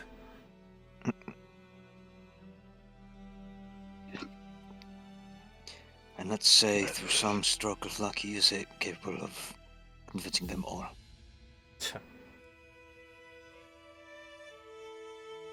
All we be doing is tricking them, betraying them. We're not going to let them live. If they change, we let them live. If they change... What proof would we have that they've changed? Who's gonna watch them to make sure that they don't go back to their ways? We make them do what Blit did. Swear to the laughing god. That is a rather convicted oath. There's only like a 5% chance this will work, but I have to try. 5%? I have to try. Where'd you... She stops herself. That's just my rough calculation. I can that tell. means nothing to me. I don't know math. Imagine, darling, imagine rolling a dice that had 20 sides on it. It'd be rolling the end of it. If he tried 100 times, you'd only succeed 5 times, is what he's saying. Stupid. And What you're and doing is stupid. that is, I know it is. All right. Well, You cannot be swayed from his course. That's not just clear. As he says, it will not be at any cost of us, aside from, he gestures at me, saving him. Which I am confident we will be able to do. Amidst all the distraction and chaos he will be reaping. He looks to the rest of you guys. Imagine it as a setup, beauty. If all goes well, our setup will be in vain, in a good way. And if not, then we'll already have had time to set up. And if the goblins aren't convinced, he looks to you, Badger, then we kill them. Then we do what we have to do. kill them. Yes. But it's not going to come to that. Because I'm You gonna say do that. it. I can't tell if you're confident or not. You gave yourself a 5% chance. I'm confident in my ability to fail. That's what I'm confident of. But I have to try. I was like, just like this contemplative look on it. It's just like, huh, yeah, that's sort of inspiring in a certain regard. Like, huh. Well, Badger, if you approach the redemption of goblin kind with the same gusto you do women, I have all the faith in the world that you will succeed. Hey, Oof. your opinion means the most. Ice cold. what? Wait, What does is it his drop out opinion? Must halfway? be agreeing with you.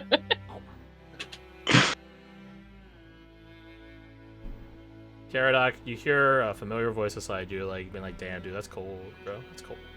That's fucking cold." You turn to see who it is. Yeah. It's Ted. He's eating an apple. He came with us. Oh, that's the thing. He didn't. He's just here. He didn't walk down with you. No. He's here, which probably catches certainly Eva off as the most perceptive one in the group. When? How? The dream Yeah, I ramp. second that. The dream rampant works in mysterious ways. Just like wiggling hand. Bullshit. Agreed. It's- Bullshit. No, he's right. That was unworthy of me. I'm sorry, Badger. Oh, yeah. Apology accepted. I thought I was needed. Kind of lean up against Edelweiss and what even say, it's an elf thing. Wouldn't that also mean it's part goblin thing? No, Cousin? no, it got bred out of your strand.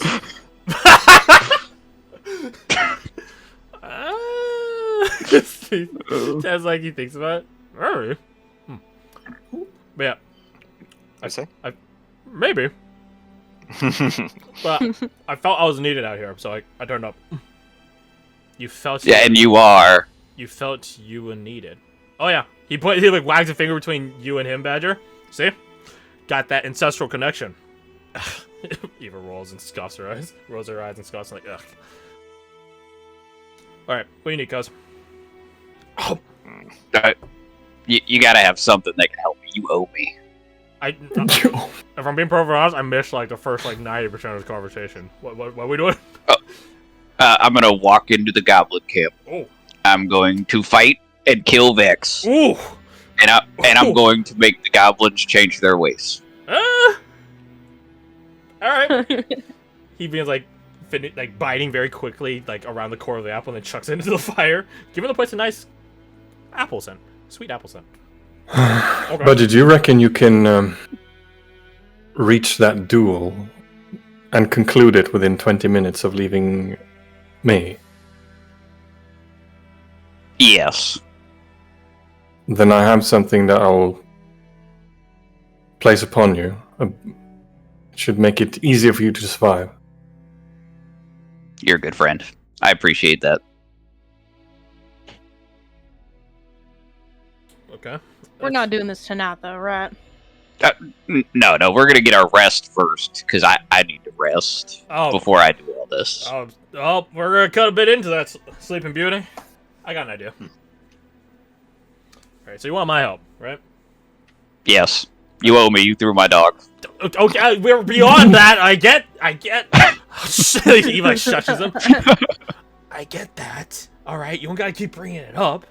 Fucking drag me through the mud here. All right, I get it. All right. Hey, I'm getting it too. I blew up his horse. Fucking pot calling the kettle black over here. All right. Put up your dukes. All right. The two of you begin sparring. Oh, Tego was like, he kept trying to like attack my arm. He was like leaned on his back in my chair behind me, and he kept trying to attack my arm because I'm moving him as I'm RPing Ted. He kept trying. He overreached and he fucking rolled and flipped out of the chair. Fucking dumbo, dude! Oh my fucking god, I love you. Amazing. You're so fucking dumb. Orange cat brain cell energy, huh? Yep. He's only got one and he's trying real hard. Yeah, I guess so.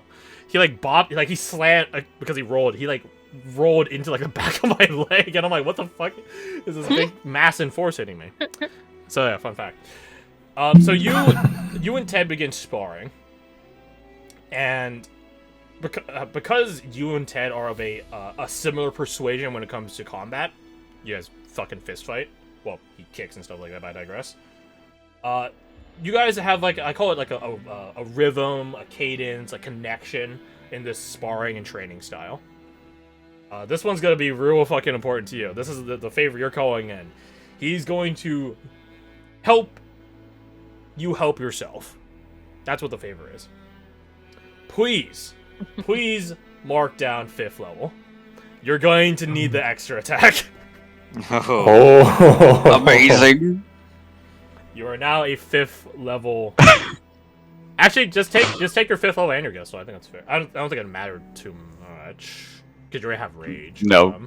You got more Yeah, uses it really of rage. doesn't matter that much. You got more uses of rage in case Oh, that's true. in case you fall out of rage during the call. I don't know. But yeah, you are now the highest level person in the group. And maybe in due time you'll be the highest level person cut down to the group. We will see. But aside from them training in the background, does anyone else have anything they want to do in the night? Yeah. What you got? Yeah. What you got? Trees. Tweez. Oh yeah. You could. Can I find somewhere to hang them up? Oh yeah, Like, totally. Tie them up in a bundle and put like a big, I don't know. Oh yeah, something 100%. underneath. Yeah, with like Receptacle. with how these rocks are leaned against each other, and the fact that they have like not roots, because moss doesn't have roots, not like long lanky ones. But there's like so much like spots you can like grab or use as a foothold. Yeah, you could totally do that. Tie them in a bundle, put a big bowl underneath it, and let gravity do the work while you guys are cooking and eating and making your beds for the night. Honestly, it'll be going through the night, so by morning it'll be ideally bone dry. Hell yeah. So yeah, let's set those up. You wrote a 20. Was that the 26 plus 4? That's what that was for the. I think so, right? The 26 plus 4 was to find this place. Oh, you're right. The Herbalism herbalism kit. 23 plus 1. Yeah, that's pretty good. I think with that roll, in accompaniment to like the mistletoe soap bar you gave over to Caradoc, this should be enough for his purposes. This should be around a quart. Nice. fuck yeah, let's go. So mark one step down in your quest, Caradoc. This has been a very productive session. I told. And I will don't leave remember it who up was in to the a- call after session last week, but I told him like, yeah, this is his list. And I'm Yeah, it pretty was me. sure. I was Pretty there for sure that. when it got to the point of like money, everyone's like, ugh. Yeah. But you have the mistletoe and you have the sap, so that's pretty good. The holy water Half the is dust. half the dust, and then silver. Despite it being a large quantity, it's technically the easiest one to come across as an adventurer. So Yeah. Get paid. just get paid. Surely these goblins have loot, right? Well, Maybe. maybe the goblins don't have loot. Vix probably has the loot. War bosses be like, none for you, all for me. Our loot. My loot. So, yeah, you guys call it a night. You guys are unassailed in the night. That being said, can all of you roll me a d100? Yeah. Yeah. I'm only caring for a very specific tier, and it's very high.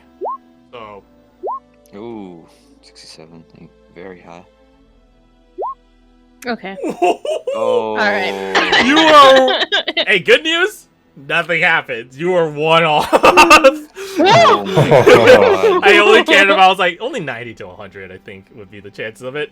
You are so. The stones collapse. You are the stones will collapse. Dahlia, during your watch, you feel the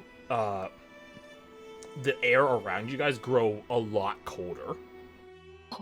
Because it's like harvest time, so it's like autumn season.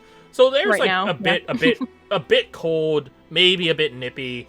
But aside from that, it's not too bad, even at night, right? Especially for someone of your furred disposition. But at some point in the night, around the witching hour, you begin seeing your breath in very, very clear, visible manner. And you're just like, oh, it's like a cold chill, a cold spell, which does happen, right? There's some embankments of like cold airs and temperatures that roll into places. There's actually a fun video I've seen where it's like a place which is like, oh, it looks so perfect and beautiful to camp in. Turns out, if you camp here, you'll die of fucking frostbite. Only that one spot. It's like the crux of a valley. And there's just something with the nearby geography which just fucks over that one specific spot. So if it's the lowest and also like a tunnel, you're absolutely fucked. Yeah, it's a really interesting geographic video, which Appalachia has more than a few of. I digress, though. It's not like that, though, because it comes and goes in like 5 minutes, and you're just like, oh, and it's not windy enough for any such embankments to travel that fast. You don't know what the source of it was, only that it happened. For 5 minutes time, it was super cold. Okay. I mean, if you want to try to source it, what would you do? Or determine what the source of it is? I imagine for Watch, she probably doesn't go very far from the from the little huddle that we have, probably just outside. Right.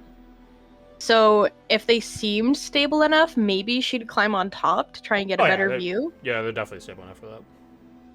The temperature does not shift as you go up.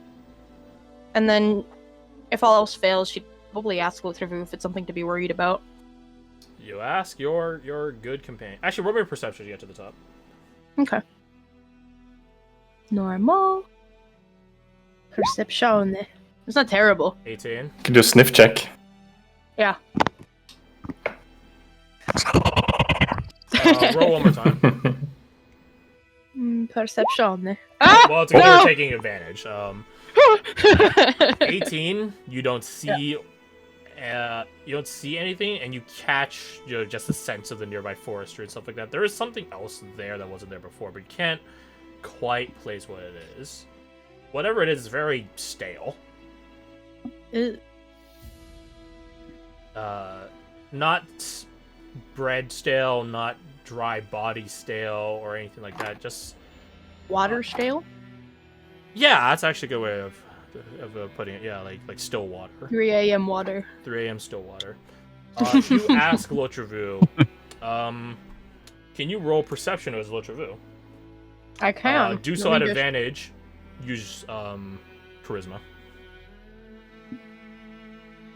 Favoritism. Wait, use charisma to do it. Mm-hmm. Uh-oh. Okay. This is gonna be really bad. Wisdom for DC is 0. Yeah, wisdom is 0. Charisma is -2. Yeah, so just roll perception -2, or we'll take a -2. Otherwise, it wasn't that one. Fun fact. You asked Lotharvu, like, what's up with this? I don't know, but whatever it is, it ain't natural.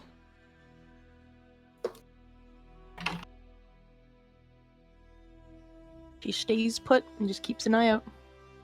Nothing approaches you. It assails you. All is well, and again, less than, at this point, less than 5 minutes, the cold feeling goes away. And your watch passes uneventfully. That is you being one off from having something happen. you're that close to something happening. Not in, like the D12 encounter thing that I might do, but something else. But eventually morning comes, and Faiz makes you guys breakfast, as he is like your guys' designated cook. And of course, and this might be very, very, very important, please, pew! Mark down temp HP equal to half of Faiz's character level, so 2, plus prof bonus, so 2. So mark down 4 temp HP. Every little bit helps, baby. Indeed. Let's check out. Yes, it will. Yes, indeedy dandy, it will. So, you guys continue your trek. Let me see something real fast. As I am checking this, can you guys please once again roll me your stealths? Just before the. There we go. Yeah, fair. Just that way I get in the habit of doing it every time we take a rest or whatever. Very good point. Very good point. Ooh, hey, good news as far as passing or popping past without tracing it. That being said, it's That's rough. Oh my that's god. rough, buddy. I'm gonna not have that on my record. I'm gonna use an inspiration. Yeah, fair enough. Fair enough. Okay, way better. Much better. It's not a nat one. It's way better. 4, 5. 5 now. I can't remember to turn that there. Okay, it's again. How do I ever turn it off? Then Mina. 6. Pew! Oh, Mina. 11 for 7. Oh, and Blit. Plus 6. Ooh! Man. Oof. Man, we woke Why? up rough. You guys had all the good luck yesterday, huh? We woke up rough. 26 though. 26 is still pretty good. Hmm. Thank you, Fias. Oh my gosh. You're welcome. That My takes G. 3 of his key points to cast. Mark that down.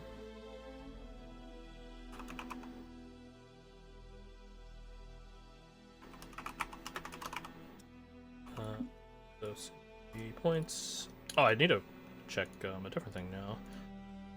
Baez does have his guest adult stuff, so I need to figure out how many dice he gets. Because I think I might have put a different amount. But let's find out. It is... Oh, that's 4. Okay, I'm smoking. Let's say I was talking. So, you guys continue on your merry little way.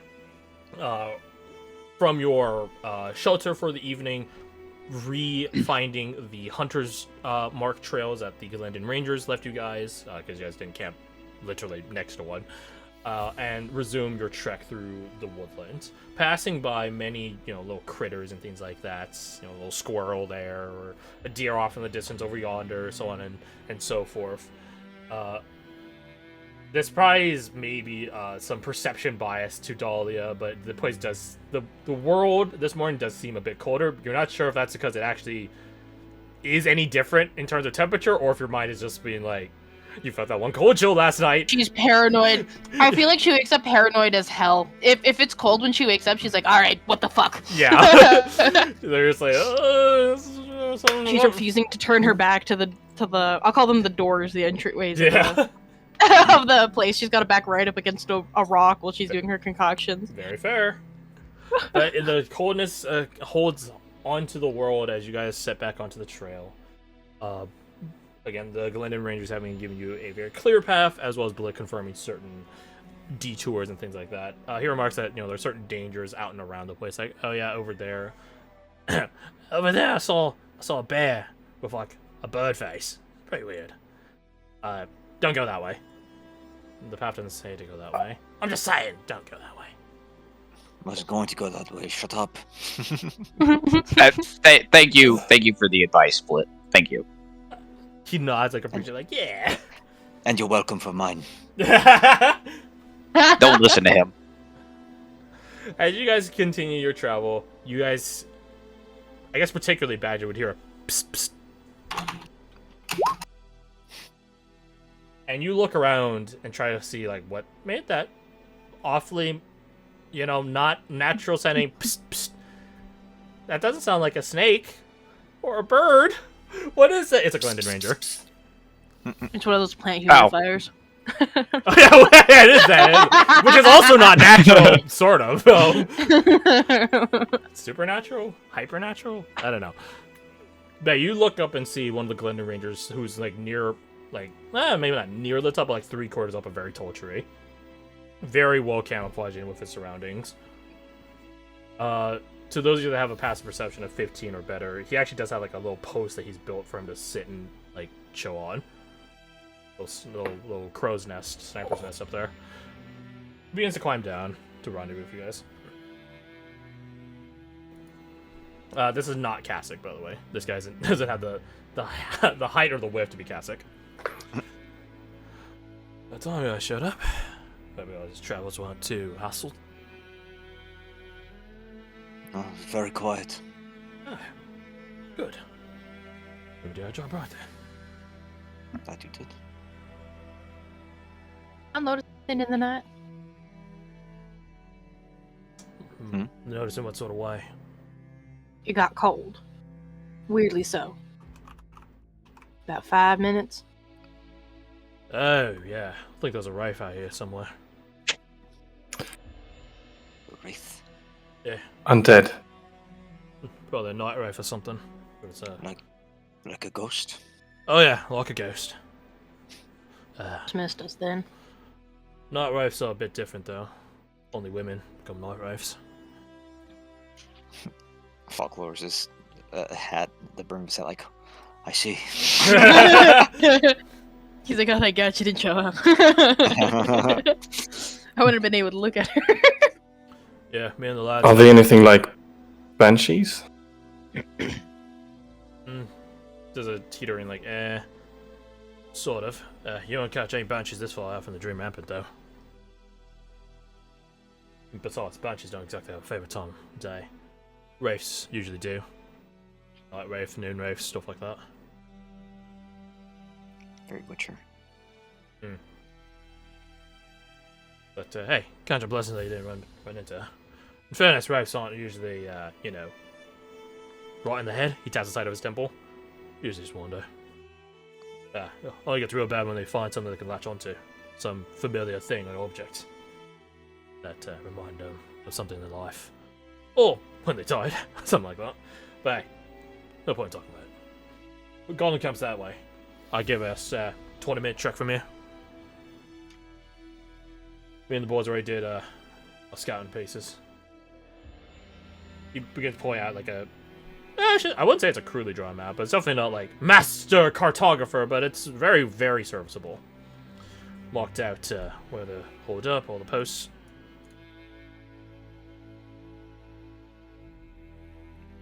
The moor's gonna be a problem, I'll tell you that. What'll be a problem? The wargs. Wog. What makes you say that? Yeah, they usually, looking at them, look a bit restless. Walk around the place. Those things got a keen sniffer. So, we're trying to sneak around the place and might catch wind of us. Wind's coming in from... he throws a thumb at the very noticeable Rokuros Mountains. Wind's coming in from mountainside. So, out of game, it would be this direction. So, downwind of the camp is here. Okay. If you're upwind, it's going to be a hard time, might sniff you out. Although I'm hoping all the literal shit they got around the camp is gonna help mask some sense. We got someone there too. Someone in the trash pit. Prisoner. I'd assume so. The goblins are real scum to each other, but I don't think that changes the customs and meeting people like that much.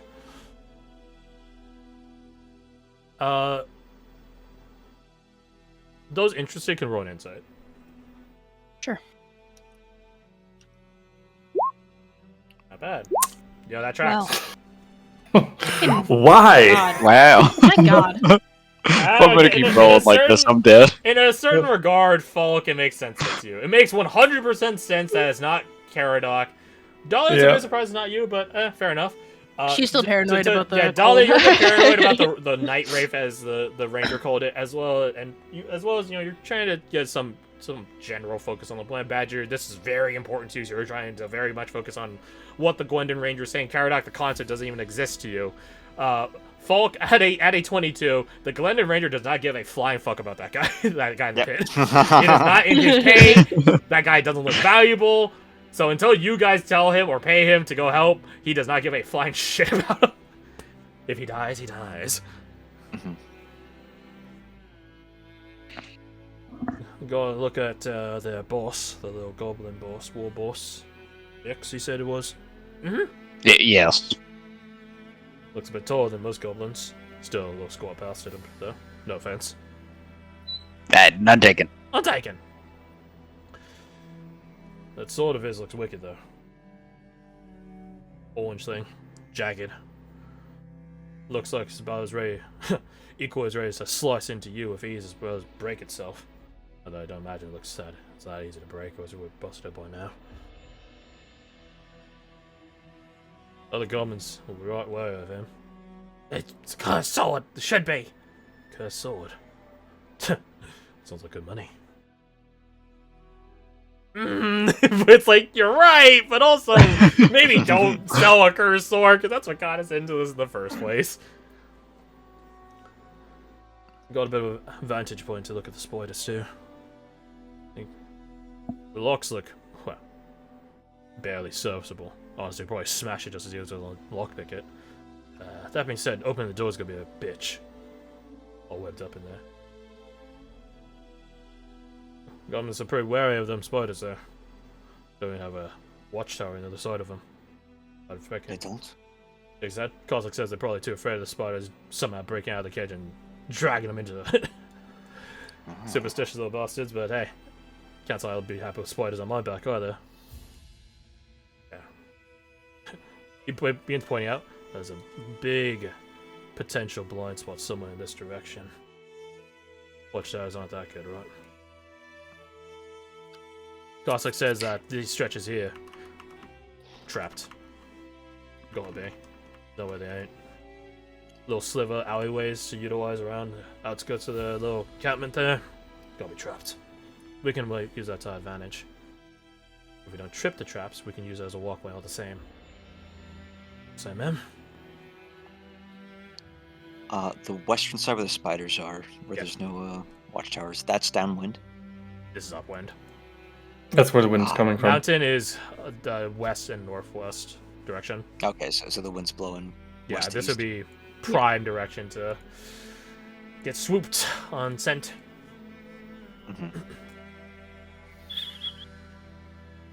You know, looking at this map, or when I first made it, I had some problems with like the dirt work in the middle. I think it looks really You did a good good now. job. Now that I'm looking at it now, yeah, That looks great. yeah. You did a good job. It looks good. So it's definitely one of those things where it's like when you're making it, it's like, man, this looks so trash, and then you sleep on it, and it's like, oh, it's not that bad. I don't know. It definitely highlights. It's like they do not go near these. Yeah. Yeah, we don't do that here. This right here. This is a place over there. That's where there are no traps.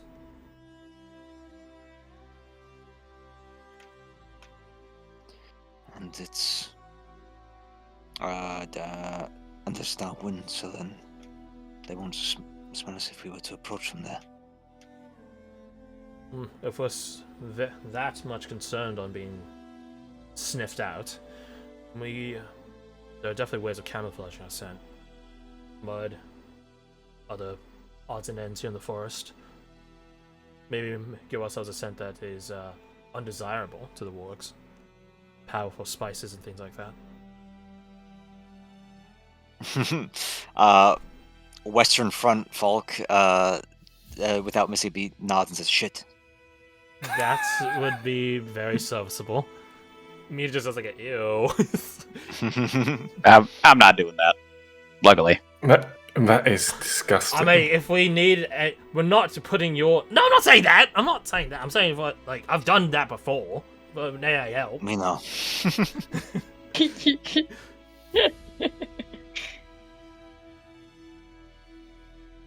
I'd rather walk through a rain of arrows than cover myself in shit. If we travel by the water, Mina points to the river. Smell don't carry above water. Not the same way. Where does the river begin? Fires looks at the Glendon Ranger. Somewhere south of here. I reckon 10-15 minutes to find a nice little bend of it. Suitable for... He looks at Mina. Swimming in. Maybe walking around or sopping my clothes. Fires looks to you, Caradoc. Your magic dries people off. Yes, I can fix that. Looks at me, or he looks at Eva like, there you go. There you go, stupid. Dumb. Didn't think about that, did you? So, you better brain. the plan of attack is entirely in your guys' hands. The map, the tokens on the map are going to be where they are when you guys get there. Right. Just for simplicity's sake. So some of them are asleep because they have night detail and stuff like that. The wargs are...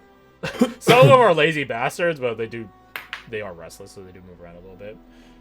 But yeah, you guys are free to assume that all directions, in some way, shape, or form, are trapped except the direction the Avenue Blitz indicated. Mm-hmm. Badger, if your goal is to face VX one-on-one, then, well, it only stands to reason that you sneak up from the eastern side.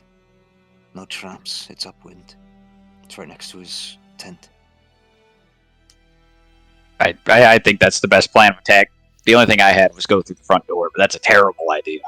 Whoa, time out. Ted does like a T. If you sneak in and try to jump Vix, the rest of the camp's gonna jump you. Yeah, that's true. So what, you advocating that he walks in the front door? Yes. The original plan. It's all a matter of whether or not he can get in unseen. If he can get in unseen, he should take the eastern side. I'm not saying he jumps Vix, but it would make it easier for him to get up to Vix without having to explain that he's one of them. I mean... Why not just saunter right up? I mean, if with we're trying proclamation. to just get you in, I could just disguise you to look like me. I mean, they won't really check. Even pinches the bridge of her nose. Of course they don't check. Dahlia's just laughing. I mean, come on. How many other goblins are out here? That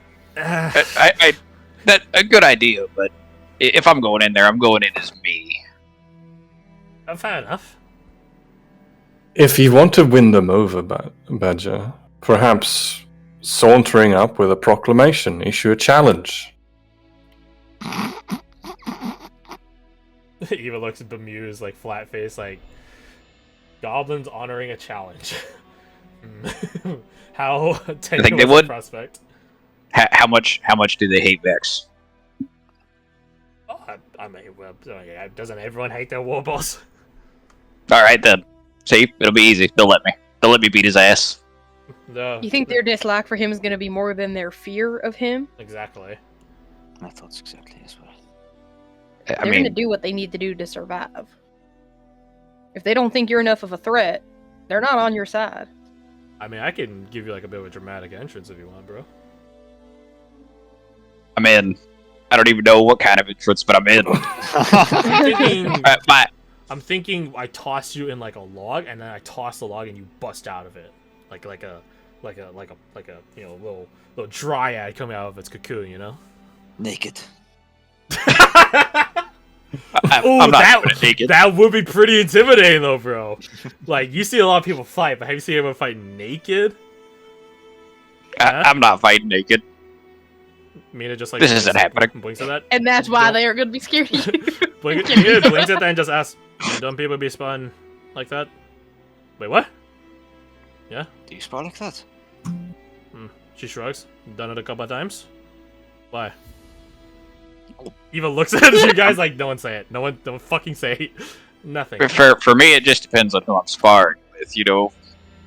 What kind of sparring? We'll talk about that when you're older. How old is Badger? Me and Alec talked about this. Which, okay, funny you say that. Because I told Alec, word for word, it would make sense that Badger of all people doesn't know his age. Yeah. Yeah, because we were talking last night. Oh yeah, how old is the party? Is like the oldest one is Fayez at 25 years old. He's the oldest one. Everyone else is like 21, 23, 19. So Badger may be the youngest or oldest or neither of those options. Who knows? We'll never know. I like it this way. Perfect. I like the log idea, but not the naked idea. I don't know, dude. It's pretty funny. I mean, I was pretty epic. It'd be pretty epic. Our stupid plans. I was gonna beg Nova to just like hot drop me into the middle, but unfortunately she's not here. Oh yeah, where is your guys' decor love interest? She's on a mission. Ah. Absence makes the heart grow fonder. It truly does. The Glendon Ranger just looks like bored, or not bored, unamused by you guys. For fuck's sake. Alright. Anyway, so about the goblins we're gonna start killing. Only if we need to. He looks to you, Badger. You're the boss. What?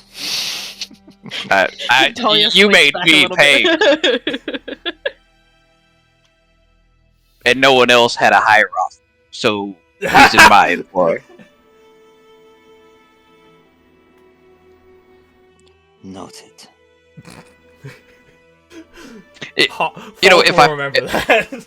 Mm-hmm. if I go down out there, don't listen to Falk. Listen to Caradoc, please. You down at the London Ranger? Yes, Oh, that's your loan of succession. that is. I can trust him. I can't trust him. He gets folded out the map. And I'll signal you if I need you to shoot anybody. What's the signal? I'm gonna finger guns him, and then you're just gonna shoot him. I think it'll look cool. What if you accidentally finger gun? That's a one. We're gonna be set up from all, well, except the upwind avenue. Bang. We're gonna be set up all three ways. So out of game, there'll be one here, off the map. There'll be one here, off the map, and there'll be one in this tree, In this tree. and that specific tree. So no matter which way a goblin, aside from this direction, which is towards their source of their fear, no matter which way a goblin takes cover, they'll be in line of sight of at least one of them, which is what we refer to as a crossfire, which is a nightmare. Well, Work on the crossfire. And Blit, you're still going in. Wait. God, I need a get back! goblin. I need a goblin on the inside of the crowd to agree with me whatever I say. You got it. Okay. It's quite clear that he's like very nervous about that, but you know, he's gonna try. Eva turns to the rest of you guys. So, what happens when this inevitably fails? What are we doing? Assuming they'll be distracted. The wargs would likely have their attention on the mass. We might be able to sneak into the western side. Avoid any traps. Maybe we could release the spiders. Spiders have notoriously bad eyesight. And if the inside of their cages are webbed, all the better for us. We know they're not just gonna be staying in the cage. That's not territory. Small as it When is. was the last time they got fed? Looks to Blit.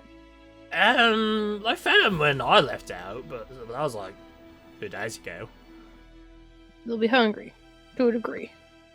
Yeah, it's normally it's last time we fed them for that was a couple weeks. Which spiders don't need to eat rather that much, so fair enough.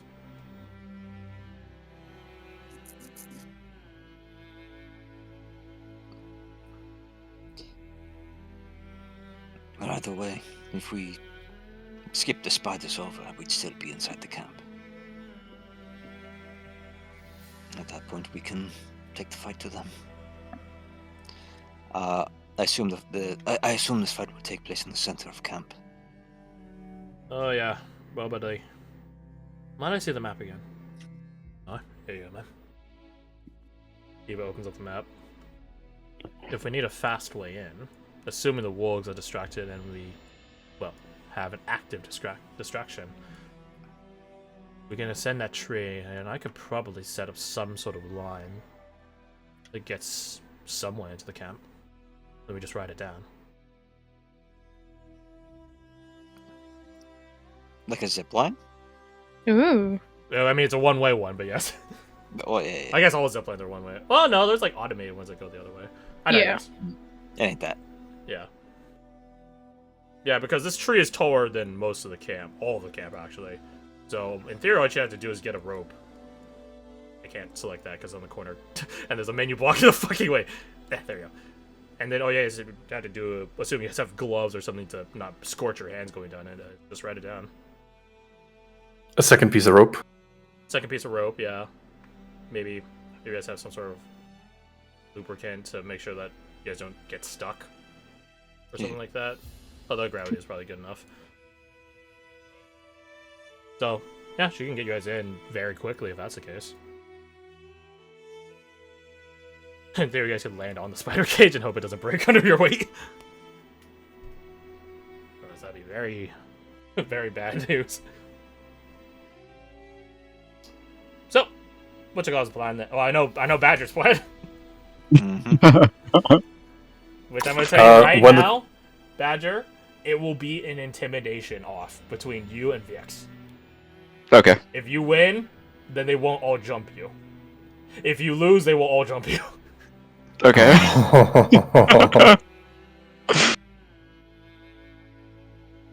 You have Blit to help you. You guys did give him the expert thing, which is a dangerous prospect, by the way, giving him expert. Because you had to get within 5 feet of a target to help them in combat. And he doesn't exactly have the HP to match that. But hey, on ability checks, like intimidating his own people, yeah, that's a fair game, you know what I'm saying? So, that's what Badger's up to. The entrance Badger is making, is he like being yeeted in a log? Yeah, Ted can do that. It'll probably be like a leg-based launch, but yeah. That's really cool. Before he gets yeeted, I want to cast an extended Shield of Faith. That's the spell on Nice. Badger. Yeah, I might need that.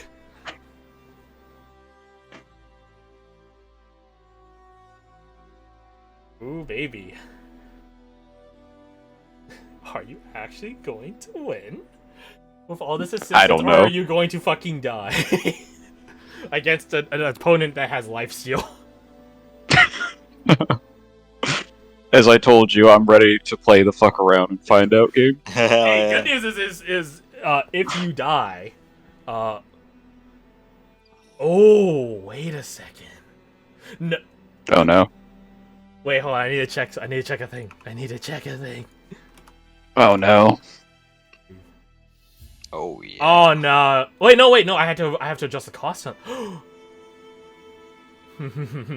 He gets sucked into the Caradoc sword, Witch? then he takes over. Caradoc, which domain did you pick for your Gestalt? Life? Okay, interesting. Normally, Revivify says diamonds worth 300 GP, but I have to convert those down because of the economy of the game. So, in theory, if someone dies today, I think as a life cleric, bringing someone back to life is 100% narratively fitting. So you would unlock your 5th level, your 3rd level spell slots, your 5th level stuff, to bring someone back from the dead in a time of desperation. And you have the diamond to do it. Oh yeah, I do. I was thinking about, I was like, wait, he only gave like 15 gold worth of diamond. I'm like, wait, but that's normal. It's normal economy for 300 GP. So it would be probably like 3 diamond GP's worth in this setting. I'll double check it later, but you would have enough. So, interesting. Hopefully you guys won't need it. Revivify. The best spell you don't want to have to use. Yes. So, Badger's going to be doing a log-based frontal entrance. What about the rest of you guys? I do like the zip line. The only thing I'm wondering is how to get. I guess I can resummon Edelweiss in there. That'd be an action, and if combat's already kicked off, then.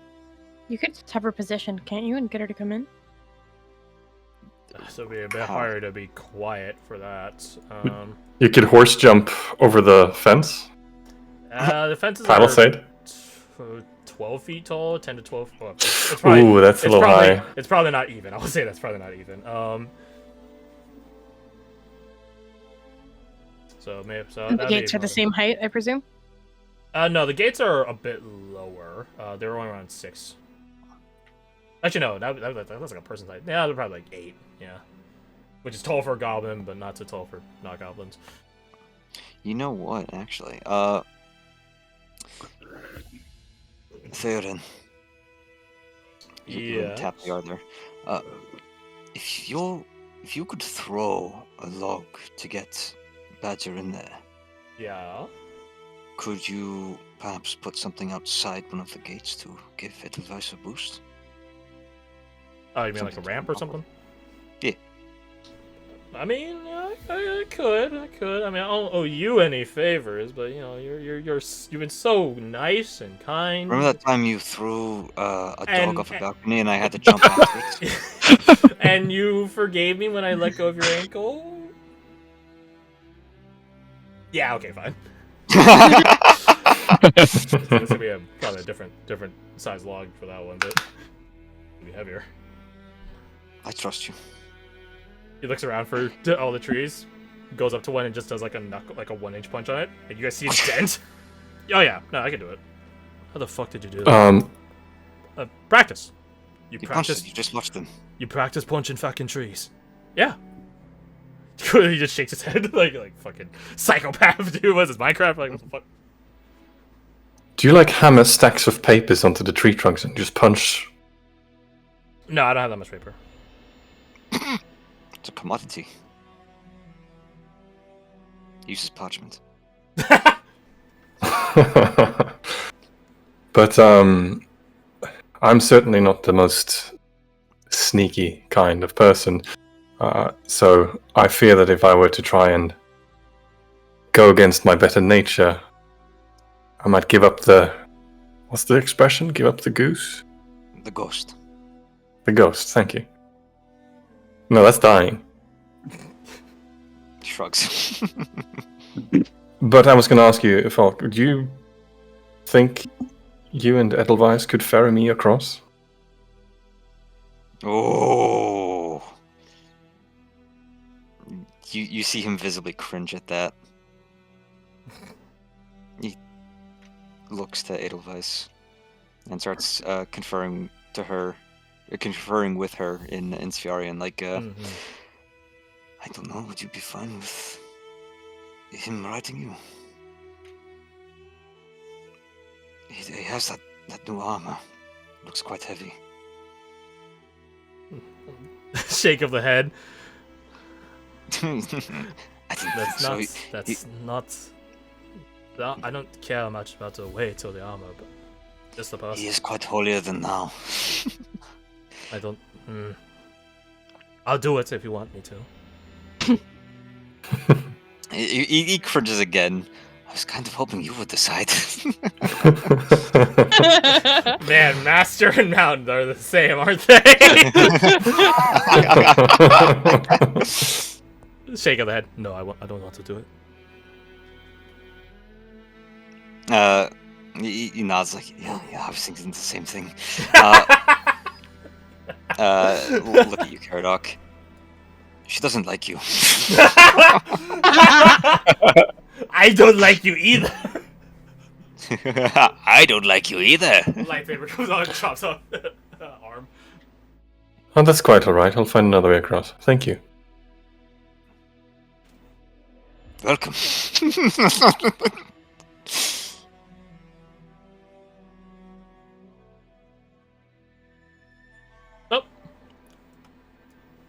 Edelweiss will be able to jump and, leap in.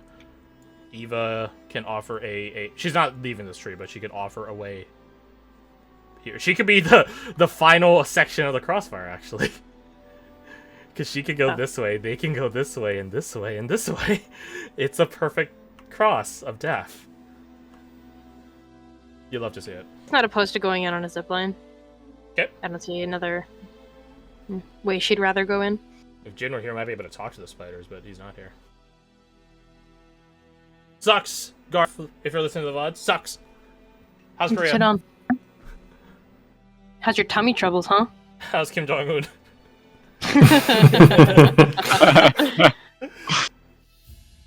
It'll probably be Rodney King up there. So, okay, I'll tell you guys what. Put your tokens on the direction you plan on coming in from. So, or maybe not necessarily coming in from, but being deployed from. Because Eva's not Probably going in, this side. right? Obviously, it would probably be off the map up here. Yeah. Well, actually. Yeah, sir really wants to do this water approach, so... Of course, I wouldn't Nagashi be wants against coming in from this side, but I just don't know how I get over the wall myself. it. Eva could do that direction as well. Because you guys have If this she one shot could. here. Yeah, sure. I'll come in that way. As long as I'm not the only one who wants to. Fiaz will take this. That's where.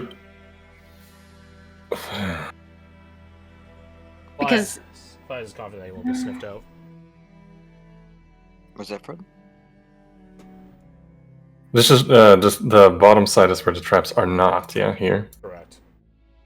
Yeah, right here. Like this section Yeah. here, trapped. This section here, trapped. There's like a path this a ways that isn't. Yeah, I think what we'll do is put Caradoc around there too, and he'll have to figure out how to get in. The zipline's coming from this end. Yeah, she's gonna have to aim at this tower. Anything else is too far out. The only reason I can see coming in from this end would be to do the spider thing.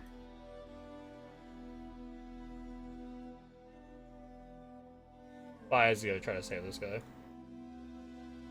Of course. Yeah, leave it Goody Fiaz. two shoes. No kidding. He's your Sorry, guy's goody two shoes. He sure is. Mina is low key just tempted to just go up, just climb up it, or break it down. She's low key tempted to do that, but she doesn't plan that far ahead, so she's gonna wait and see. What? Actually, No, never mind. I can hold my breath for 6 minutes, Yeah, I mean, and I'm wearing armor. I could walk on underneath the. If it's deep enough, I could walk on the. you could, yeah. Guys of the Caribbean. You could, yeah. Yeah, Do it, I'll put myself do in the water. Roger that. I'm kind Before of... we set up, I'd have to cast the spell though, so let me know when that's go. Yeah, you guys can cast and split and stuff like that pretty readily. Let's see. This is one Glendon Ranger. Alec, where are you coming in from? Are you coming in on her? Yeah, okay, you are. Yeah, top right. Any scouting to be done about any traps on the way here? On that path, no. No.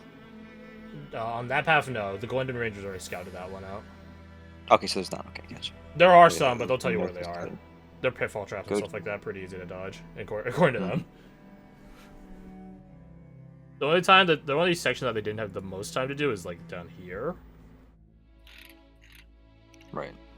but it still shouldn't be too bad.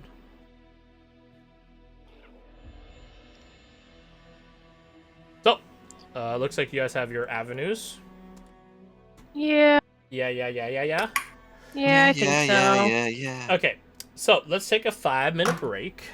I'm gonna use a restroom, and then when we get back, we're gonna see if Badger can intimidate an entire camp of people.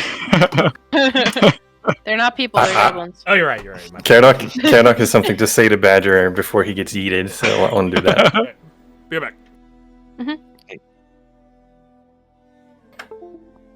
Keep going back and forth in my head about the fucking spider thing, but I think we should just leave them in their cages. Yeah. We'll execute. Yeah, we them can later. take all these goblins. It's fine. I'd like some of their poison. Toxin. Venom. Venom, Yeah, that's what it is. Venom. get some of them spooters. If I can harvest some of their venom before we kill them. Yeah. Fire squad. The spiders? Yeah. Honestly, I don't know what I was expecting, asking a not a Eulonian warhorse for a ride. Seriously. You know, it'd be a better idea if Badger rode the horse in. Oh god. You want to be curb stomped? You want to die? Oh, that's so strange. I could have sworn Badger had a jaw earlier. What happened to your lower mandible? Oh, here it is. Pick it up off the ground. You know, it just crunches under your foot. Oh no. Are there like you know how like there's like steel capped shoes, right? Yeah. Are there steel capped in quotation marks horseshoes that go up around the Over front? Probably not. The front wall of the horse like hoof, like the toe, is pretty sturdy. Yeah, but it's not metal. No, but I don't. I don't know if it'd be practical. What kind of? Actually, would that fuck up their grip? Yeah, Because probably. it can be slippery. Because I was thinking, Yeah. you could stomp someone very efficiently with steel-capped horseshoes. I mean, the horseshoe, like a horseshoe, right, is already metal. I feel like that does enough. Yeah, true. The horseshoe is already metal. Wait. Is that today's quote? I feel like that's misinformation you're spreading there. No? Nice. It is iron. The A horseshoe? Oh, horseshoe. Yeah, sorry, I'm thinking of hoof. No, I specifically said the horseshoe. That's what it's called. It's already metal, but that's at the bottom of the foot. So I was thinking the front of the hoof.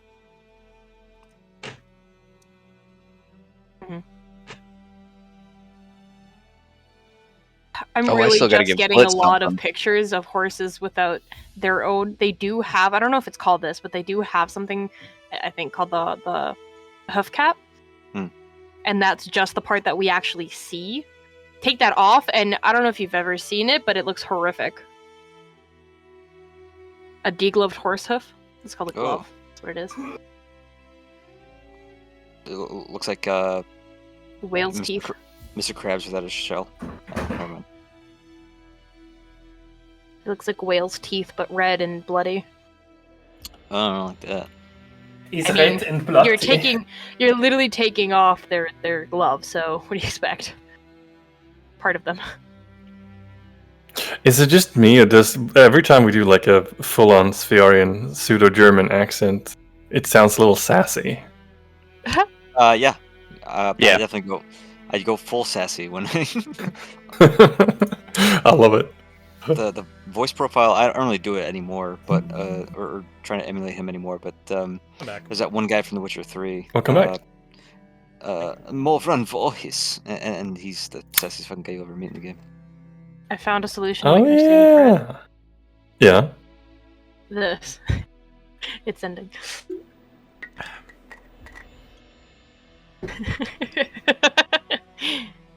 The hell is? It's supposed to protect their from a wound. I mean, that's not what you would use. That's kind of like a redneck. Yeah, that's very redneck right there. But you wouldn't need to. Oh, that's sick looking. That's pretty metal. Yeah, the only time you would cover the front is if you were protecting it from a wound. So I think this horse had a tumor, and it's sending a It's picture. Daratuba. And a farrier designs a hinged hoof plate, quote-unquote, door to aid horses' recovery from tumor. Or if you Still were pretty repairing cool. cracks. But yeah, you wouldn't have a need to really protect the front of it. What if you were going into battle and required the strongest horseshoe? You'd put it on the bottom of your horse's shoe, not the front, you fucking idiot. You have to pay $5 for horse armor. I'm My sorry. horseshoe. Horse shin guard. No, not the beginning of all paid DLC. No. Oblivion.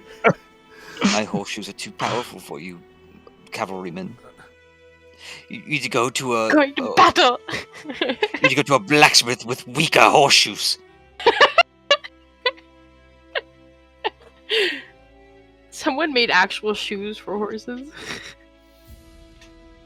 Called a soft ride. Clown horseshoes.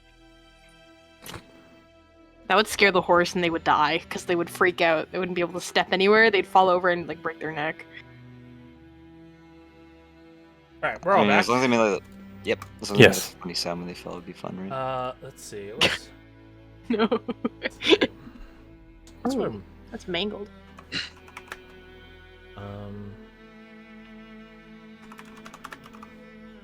Let's see. What's our music? Maybe something from Pyre or from.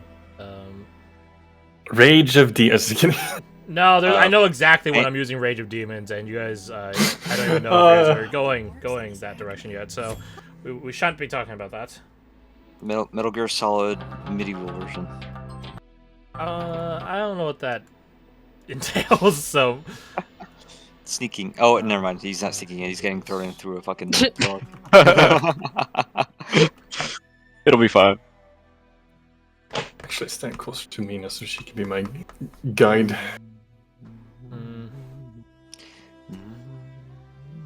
Bastion OST, maybe? Soul Harbor Story. Terminal... I don't think Terminal March. Although it does have that riverboat gambling vibe right now. We use it for combat music. Rusher's Pistol, perhaps? No, that's also combat music. Not what we're looking for, I'm afraid. You afraid, are you? I am. Boo! Ah! Stop, you're scaring him. How am I supposed to find music under these conditions? Ah! Guys, stop. Oh, wait! Oh, thank you, past me. Thank you, past me. Thanks, past Crash. This is the... Oh, fuck. Thank you, past Crash. This is the, And playlist. hello, future Crash. He's listening.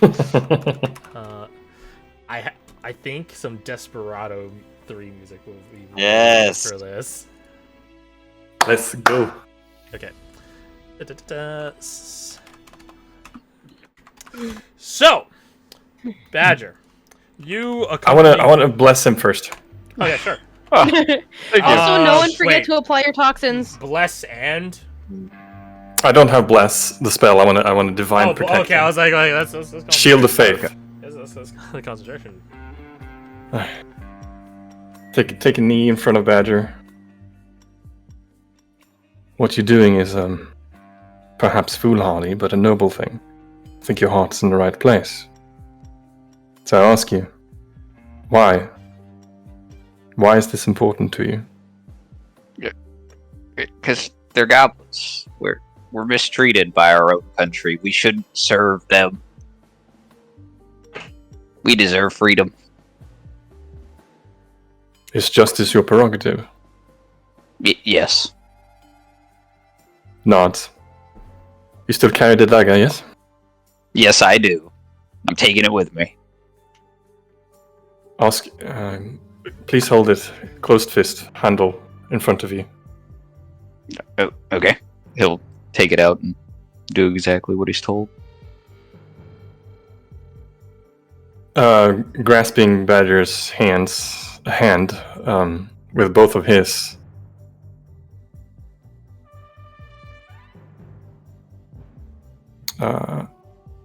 Where's the spell? Here's the spell. Extended. Let me just mark that down. 20 minutes.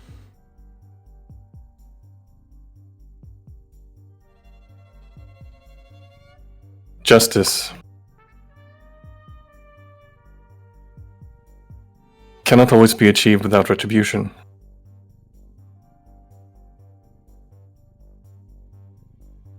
Fight for what you believe in. Channel your desire for justice into everything that you do.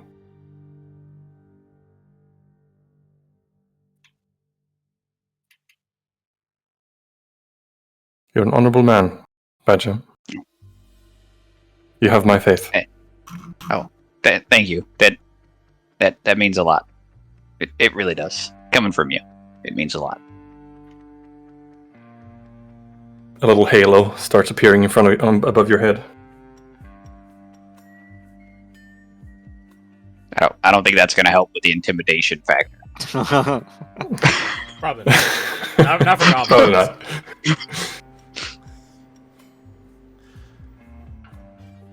So, you ready? Ed walks up. Oh, to you. Is Blit near us? Is he also in on this? Oh yeah, he's behind Ted's leg. Oh, you're going in there too, pal. yeah, you're going in. He's gonna pull out the ice grenade and hand it to him. If What's this? anything goes wrong, you throw that in the largest crowd and make sure you're not close. It's a bomb? It is. Oh, God. Oh, laughing god, don't fuck us now. It can kill a horse, so I think it can kill a cow. He looks around to see if Falk is nearby. He's not. Edelweiss sneezes. All right. Karadog, you should probably get going, man. I think Mina's waiting for you. Oh, right. Start jogging off. Been jogging off. Good luck. I'm gonna need it. Ed watches him go off. Waits a few moments, waits till he's out of earshot. Looks to you. You're a real crazy son of a bitch, you know that? Aw, thank you. Crazy guy like you needs a crazy ride. He goes up to a tree and kicks it. It immediately breaks. And then he jumps and kicks the upper half until he has a nice little pod, little section of it. That's probably loud. That's gonna catch some attention, but that's why we go fast. Alright. I'm gonna tell you ahead of time. No one's ever a master of this. But try your best. It's just lean into it. He begins Got it. begins grabbing at different sections of the bark. He digs his hand into it. As if the bark were more akin to mud. Begins peeling off the exterior of the bark, and then reaches into one of his pouches and pulls out a little seed, which is growing. Imagine like a potato that has all the spuds and everything coming out of it at this point, and begins wrapping around his hand and up his arm past his sleeve, and begins reaching into the log that he just created and assimilating or destroying it, hollowing it out for you. What the fuck? Don't worry about it. In due time, it gets hollowed out, and then he plucks the seed, which is still there on the palm of his hand. He pulls and plucks it off. All the vines that were spreading out from it being pulled with it, and he chucks it into the log. And it begins growing inside it. And it is a really eerie thing to look at. It looks almost, in a certain regard, infectious. Sort of like the plague and all the spores back at Velcaster. But then it catches you. Another reason why it looks so familiar, it looks, albeit less personified, less manifested. It looks similar to Grover's Magimorph, that creature that he spawns from somewhere on his back. It flows in a very similar regard. He dusts his hands off. Alright, in you go. I won't get in that! Well, too bad. You don't have a choice. Get in. Get in. Right now. Get in. It's growing in there! Get in. It's growing to protect you. Thank you very much.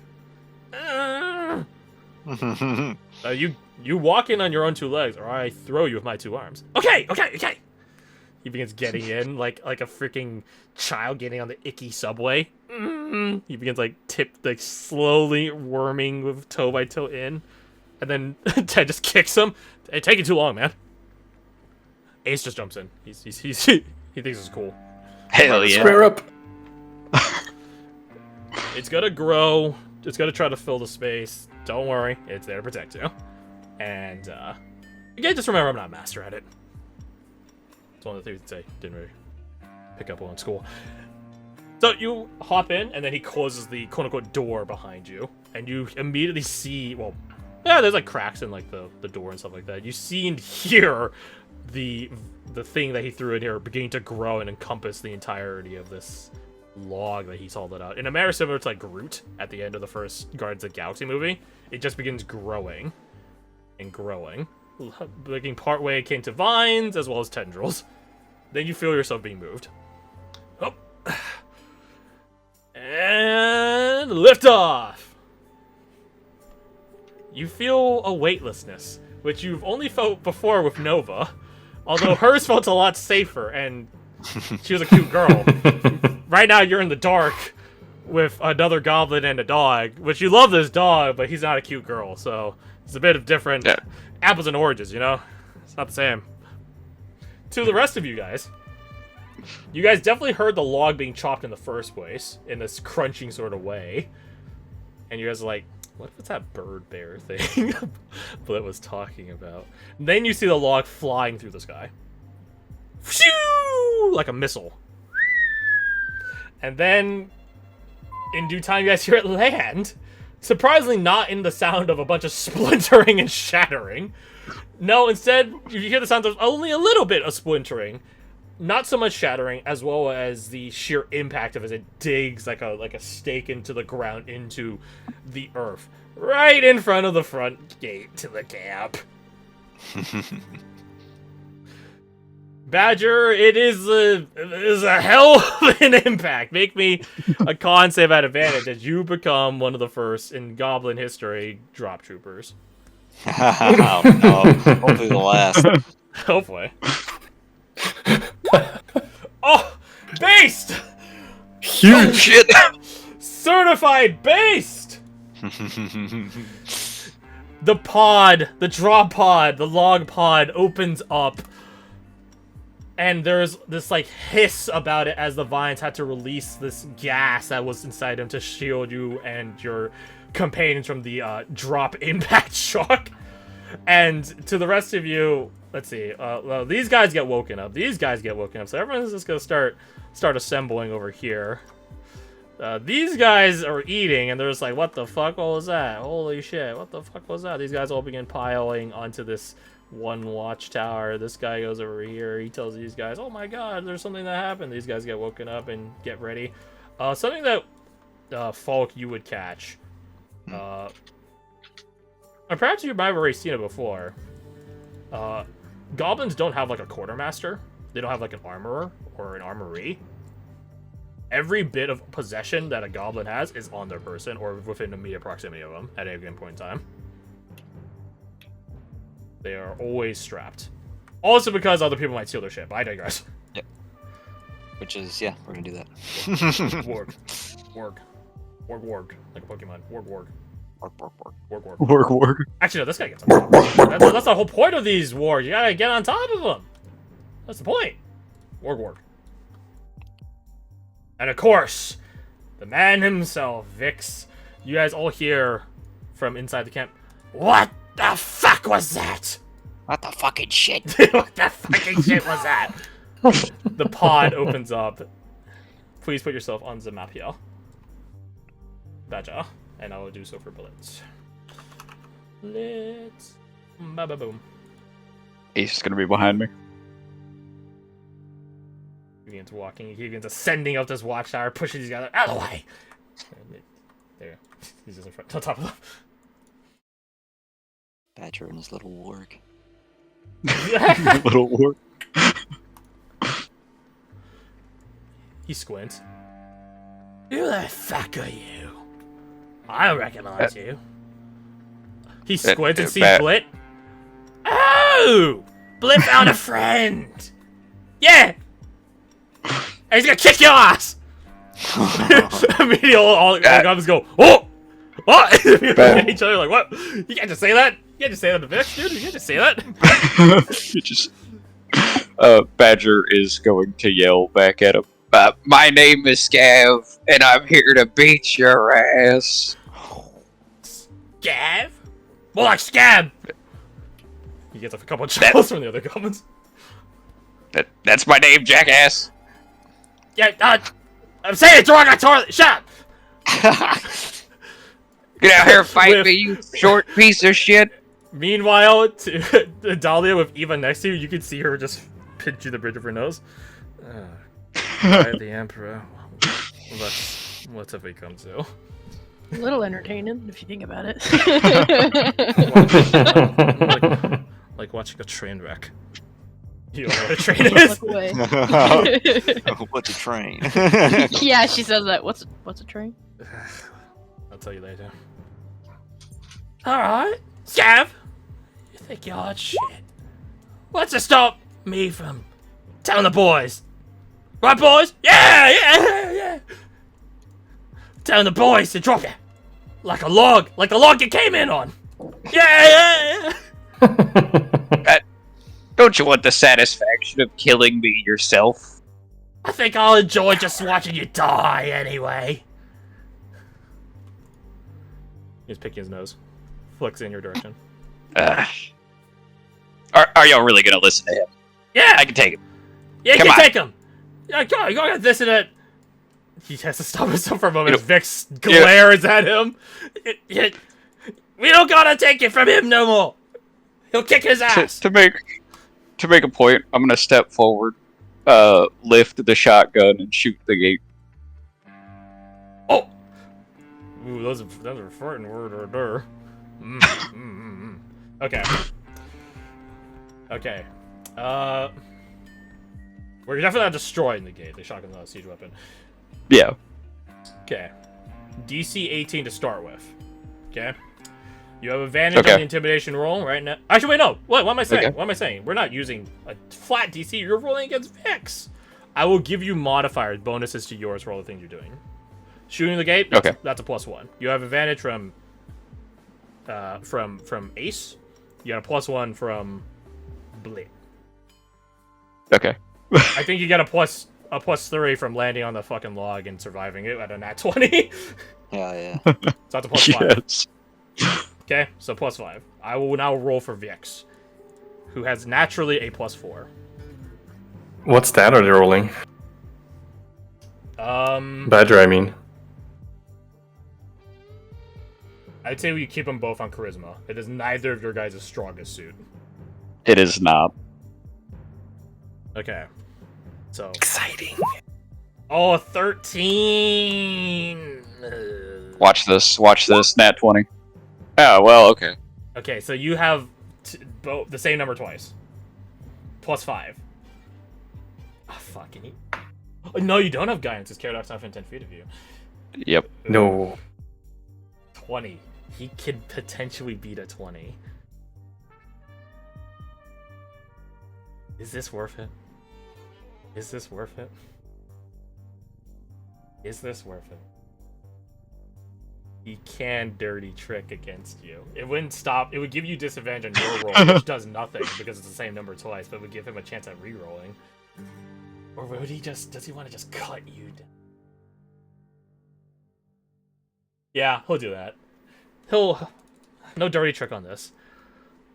All the goblins begin murmuring amongst themselves in Goblin. And Vix gets a look of annoyance. Oh, you're a real scumbag, ain't ya? Open the gate. I ain't got all day. Open the gate for him. And make a beating circle. The gate opens up. Alright, I will now assemble said beating circle. Quickly reloads the shotgun. There it is. Just gonna. Here, we use the wargs as like the major points of the beating circle. It's like technically kingdom. It's more of like a sparring circle technically, but Goblin vernacular is different. Since I can't see above the water, I'm using Mina as an indicator of when to start moving.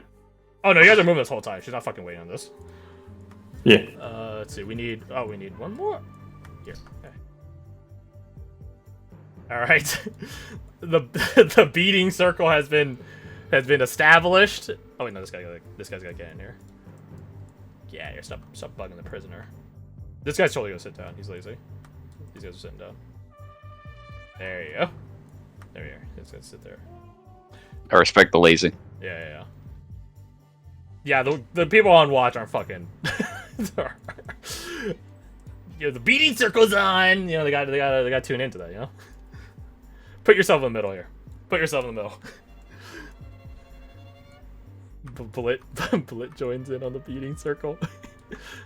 He has to, regardless of who's in charge. He has to join the circle. I'm gonna have Ace right there, yeah. So, in the meantime, the rest of you guys are free to do as needed. Ready to spring into action, if you guys so deem it. Yeah, following Mina. Yeah, you guys can get up to here. Yeah, you guys are ready to surface at any point. If you want to surface before the duel, or in the middle of it, you guys can. Dahlia, you and Eva actually have full advantage of the situation. Falk, you're striding an Edelweiss. Edelweiss is around like what, 8 feet tall. So. You probably see. You definitely can see the watchtower people. That's for certain. You can probably hear because the goblins aren't quiet. You probably hear every little bit of everything that's going on. Nice. Sam. Do the watchtower guys seem to be watching the? They're watching the fight. Yeah. Yeah. Good. Nice. And then you see, Falk. You see this weird viney creature?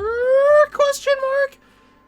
Begin pulling itself out from the log that just got drop shotted into here, and it begins like a crab with a shell lurching the log very quietly and slowly closer in this almost insidious way, like a fucking Eldritch horror villain.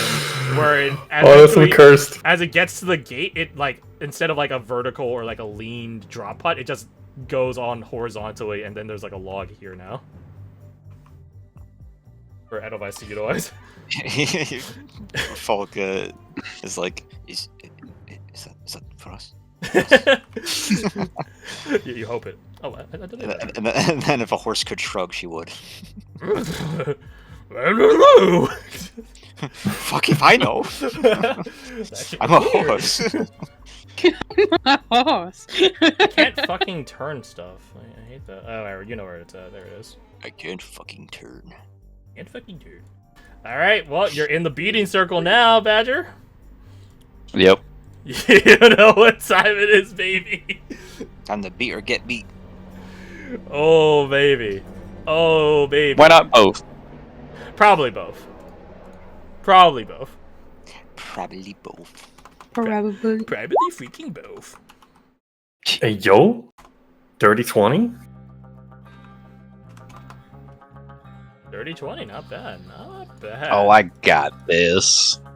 Oh, we'll see. Famous last words. I was so ready for him to get a 21. I was so fucking ready, dude. Oh, baby. Okay, well, I was about to evict Tango from his seat, but he's sleeping there, and I can't stop that. You get first up. Ding, ding. Ding, ding. Gonna make this a fair fight. Ace is gonna stay out of it for now, unless I need him.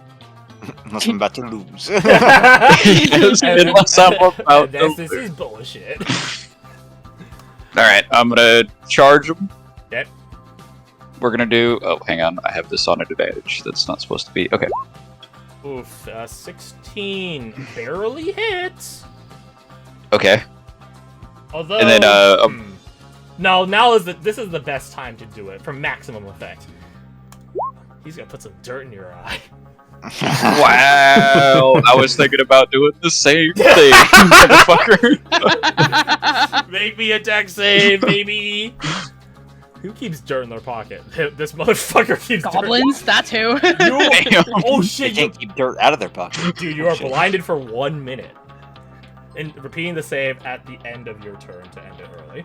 So for this attack, Alright. you are blinded. So roll once more. I look for an eye icon. 14 misses! An icon, if you will. Oh Here, my we- god, shut up. So I'm at disadvantage on attacks now. You are, baby! Damn. But that's only your first attack. Yes. We're gonna give him the old 1-2. Miss and Wow. miss. But, my friend, but you have extra attack now. Oh yes, I do. Damn it. If he had a reaction left to spend, he would use it, but he doesn't. Bonus action attack you can use. He already used 0-1-2 for those two fisticuffs. Oh, right. Yeah. Oh, that's I haven't rough. raged either. He is not. No, not yet. He has not. You guys are actually pretty similar in HP, but now I'm looking at it. Well, he's Oh, no. attacking a blind target, so he has advantage. So, you know. You know. Holy shit. Ooh! Oh, that's really bad. Well, in a way, it's like the best it could be for this. Because he can't heal. He can't overheal. So that's interesting. Damn. So you suffer 15 piercing damage. And he gains no HP because he's max HP right now. But the second one misses. What? But what a bonus action attack. Yeah! 18. I think that hits you. Don't forget you have +2 from the lesson. My AC is 18 with the blessing. Oh, that hits you then, baby. Take that. Shit. Take 4 slashing. I can do that. Oh, I didn't copy over the on the hit or on the life set. Add that. I did, but I guess not. Okay. So you suffered that much damage, and that is his turn. It is a quick and simple fight from the looks of it, and boy, how does he is he winning right now? He's whooping my ass. At the end of your turn, you can repeat the save to not be plan based. Oh, I guess All right, it wouldn't be a dex save at that point, a con save. Yeah. I know I put dex there twice. So but until then, you're attacking blind, baby. All right, I'm gonna rage. Bonus action, rage. Nice. You love to see it. You love to see it. And then, all right, we're gonna do this again. 12. Why? 17 hits. 7 Oh, bludgeoning rage damage. plus plus 2. So 9 bludgeoning Plus 2. damage. So, ooh! He's swinging like a madman, cutting, slashing at you. God damn, your arms fucking hurt right now, but damn, are you fucking pissed at him for doing the trick that you're gonna do against him, to be honest. You begin raging, and as you feel him, like, cut into you once more, again, recklessly, you take it upon yourself and surge for it and just headbutt into him. You son of a... He begins grabbing at his nose, his very large goblin nose. Yeah, you're a pay for that! But that's your main action attacks, but what a bonus action. He raged. Oh, Yeah, right, raged. Rage, you're right. Do you want to move anywhere? I don't think it matters, to be honest. No, I'm gonna stay right up to him. As you hit him, he careens back like, you're gonna pay for that. He looks at your dog. He doesn't do anything yet. Actually, no, before. Yeah, no, he'll encircle around you. Oh, you can take an attack of opportunity if you so desire. Good. Go near my dog. You deserve it.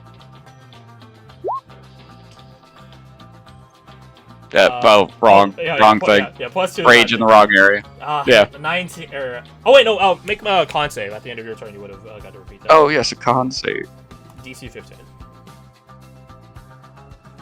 I got this. Ooh. You know what? Inspiration. On a plus 6. Hey, you are no longer blinded, and he can't throw any more dirt in your eyes, so you're no longer blinded. So that means that attack would have been not at disadvantage. So 26 would hit. Yes. And you don't have expanded critical yet. So roll damage. Ooh, 8 damage onto Vix as he rushes off to the side. You basically hit him in the back of the head. Your eyesight's are regaining. You're blinking a lot. He begins like growling and charging forward back at you. He's gonna make those attacks in. Not at advantage anymore though. Not at advantage no more. Yeah. I took a 24 hit you all the same. It does.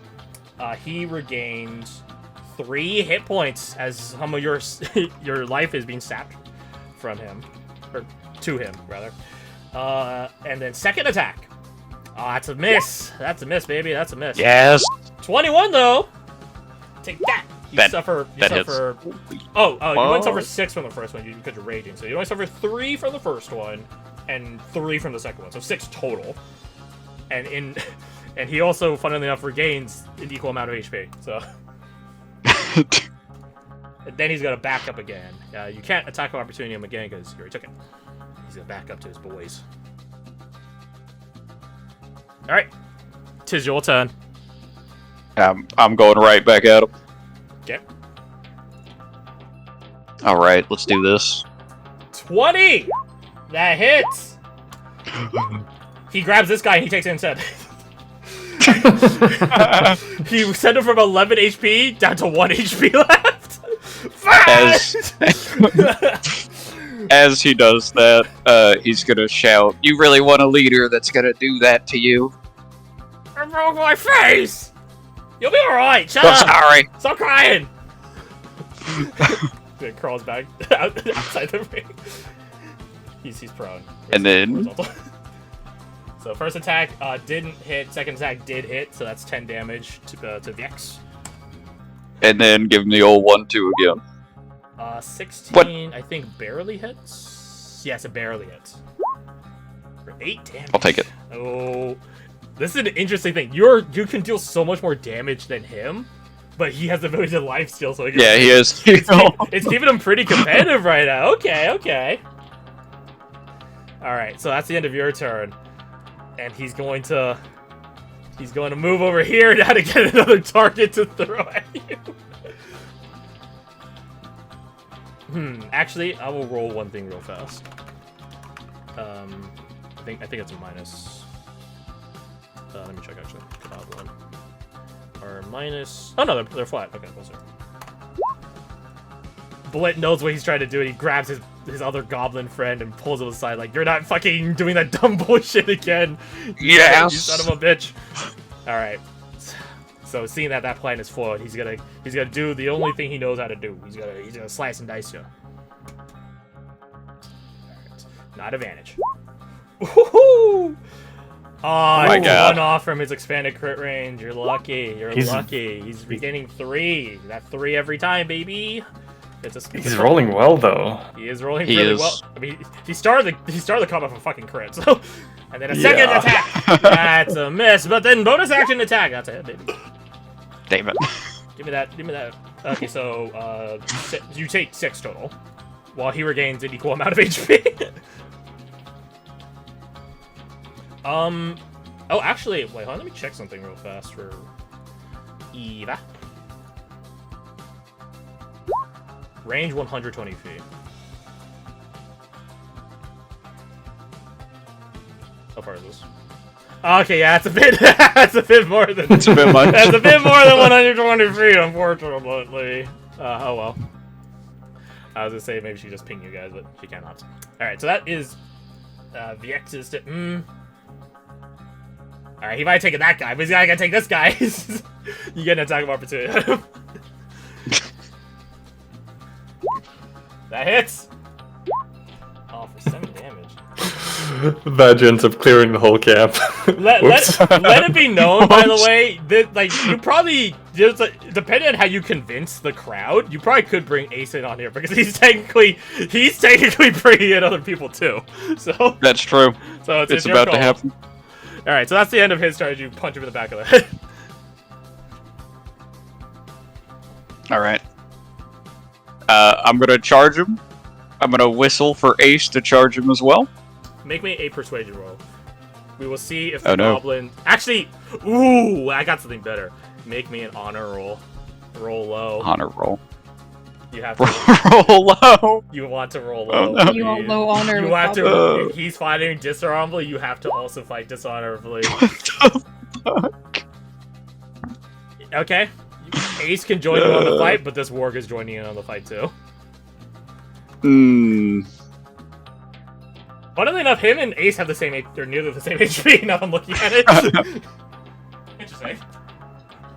Yeah, but one of them's a main character, so yeah. Yeah. That's right. Also, Ace has 4 Main HP. character. Oh yes, he does. Yeah, he's got them death feet. Just So? add that so I don't forget it. I will add the warg to the initiative. Fuck you, Warg. That's about what I expect for it, yeah. It is your turn, though. All right. We're gonna do this. Wow. Ooh, that's rough. You know what? He's at a nat 1. He's gonna take a counterattack on that. You've Could I dirty trick that? You could dirty trick it. You could. Okay. Okay. That hits. Laughing. Okay, we're good. Dude, the laughing god's getting so much entertainment out of this right now. I'm just saying. 21 hits. 8 damage. Okay. Extra attack, Hits. 12 damage. Damn. and then No. Wow. Oh, the miss! So about that counterattack, baby. yes, about that. Oh, he's gonna need it too. Oh. Come on, crit. Come on, expanded critical rare. Yes. Okay. As you rush over, Ace and joining you, and the warg snarling at Ace, the two of them having this like dog stare or hound stare down. You grab against Vix and slam him into like this tent post over here, and begin wham, wham, punching him back and forth. Ow! Big punching him as he pushes you off and tries to slash wildly at you with blood in his eyes, and him now being his different style of being blinded.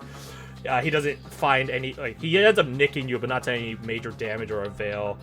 He's got a bloody and beaten face, and his breathing's getting real ragged and heavy. That sword of his is having siphoned so much from you, and at this point... Oh, wait! Oh, wait a second! Oh no. I don't like this.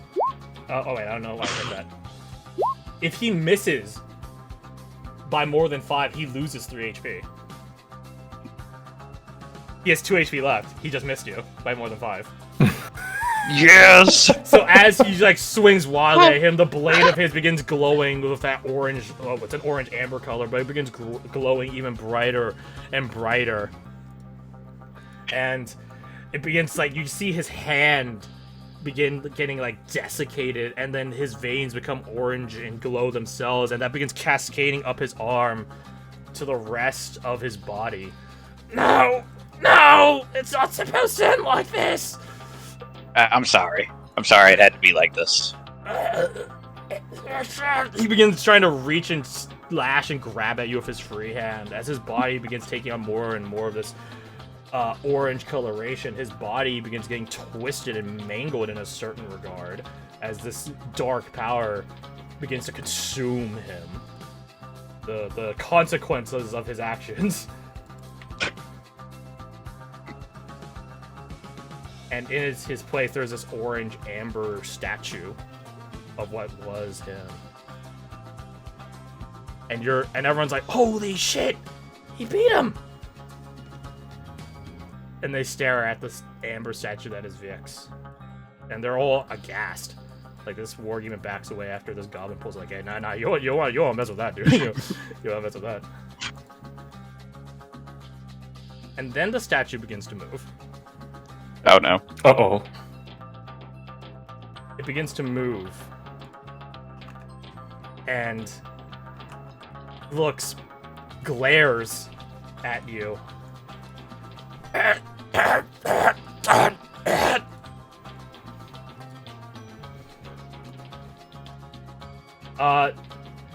Let's see here.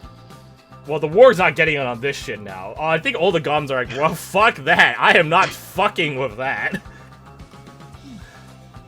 Make me another initiative, please. You got it. Well, that 100% tracks. That Holy 100% tracks. Oh my god. Dude, he's still fucking alive, bro. How is he still alive? Yeah, you're pretty sure all bets are off at this point. And yes. to the rest of you, you guys hear the goblins all freaking out as well, and you guys are like, okay, something went wrong. Something went wrong. Something did not go according to plan. Dahlia, with Eva next to you, she looks to you and raises an eyebrow and messages to you. I believe that might be our signal. Dahlia nods. She thinks about killing this fucking goblin as using him as an anchoring point, but... Yes. Yes, no, do that. No, she's gonna damage his narrative. So she begins shooting a line, and you guys are able to... What? Drop in. What the? Yep, you guys are free to drop in. And she looks at the goblin and says to him, "You're lucky." Who are you? She rolls her eyes. Problem solvers. Falk! You see Dahlia and Eva enter into the camp. Same to you, Caradoc, you and Mina. You guys are free to enter in if you guys so desire. There we go. Yeah, roll your initiatives, but you guys place yourselves anywhere in the camp at this point. Oh, okay, good. I think Eva would just open the fucking gate, honestly. Because, like, there's so much happening right now. Everyone is scrambling all around. The goblins aren't even fighting at this point. They're a bit frazzled, so to speak. They're a bit afraid.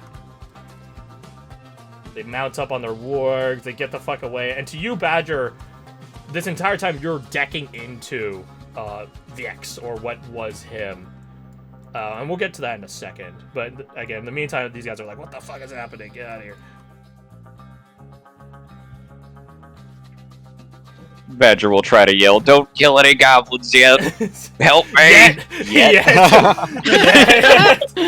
Actually, no. The best spot would be the high ground, right? So, come up here. Thalia will run up. Come up here. Yeah, it's gotta hide behind this table. You just gotta go up this tower. It's like a fucking like they found a cockroach in the kitchen. Like, oh my god, this is a cockroach here. Okay. Let me roll initiative for Mina. Fize is gonna actually, I have a different idea for Fize. This is what Fize did. There you go. There you go. Do not question the ways of Fize and his sneak thievery. Do not question it. You will find no answer. He does heal this guy though, so he's at least not critical. So, did everyone add initiative? I did that. Alright, I think Eva spent her turn opening the gate. Mina spent her turn sprinting up here. Hawk. Why does it say Hawk? Oh, it's probably because the name got assigned when the sheet was. Okay, hold on. Give me a sec. I will fix it right now. Fix it, please. I'm fixing it! Calm down! Let me see. Fix it for him. It is 1 o'clock my time. In 1 minute, I must go. Okay. Oh no. Have a good night, friend. If anyone wants... Yes, I will. Does anyone want to pilot Caradoc? I don't know how long this fight actually is. I think the biggest danger in this is if he somehow manages to kill one of you. Wait, I say somehow. It's very well possible. It is very well possible. Yeah, I'll I don't want to play end Caradoc. here on a cliffhanger. Although it would be pretty funny. This would be a good spot to end if we were going to end. No, I'll finish with the fight, then we can end after the fight. Okay. Because it's going to be like not slog, but slew to do next session when we were just like, okay, what was happening? We'll Yeah, report but to you if I'll anyone's leave the piloting. Awesome. I'll leave it to you, Crash, if you want to pilot Caradoc, if Sure. you want one of the others to do it. Just play like a tower defense game. Tower defense. Yeah. Put him on cantrip mode. I mean, honestly, maybe. But anyways, have a good night, Fred. All right. We'll see you next Good week. night, I think Fred. next Yes. week is late. Good night, start, Fred. So, yeah, next week's late. Copy that. Yeah. Alright. Good luck, don't die. Kill the fucker. Alright, Hell yeah. we will. Joseph Haka. All right, Falk, not Hawk, Falk. Let's go. Flag. What do you arrive in here? You have your turn. What's this warg doing? Is looking.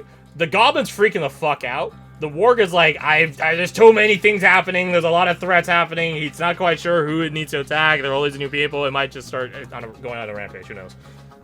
Right.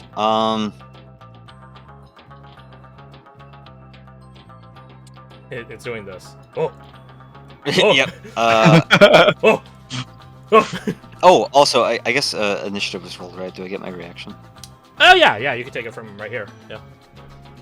Then I guess. Do I get the feeling that this thing would count as an obstacle for a range attack? But, like, impose disadvantage. Oh, like it's like a combatant within 5 feet of you. Yeah.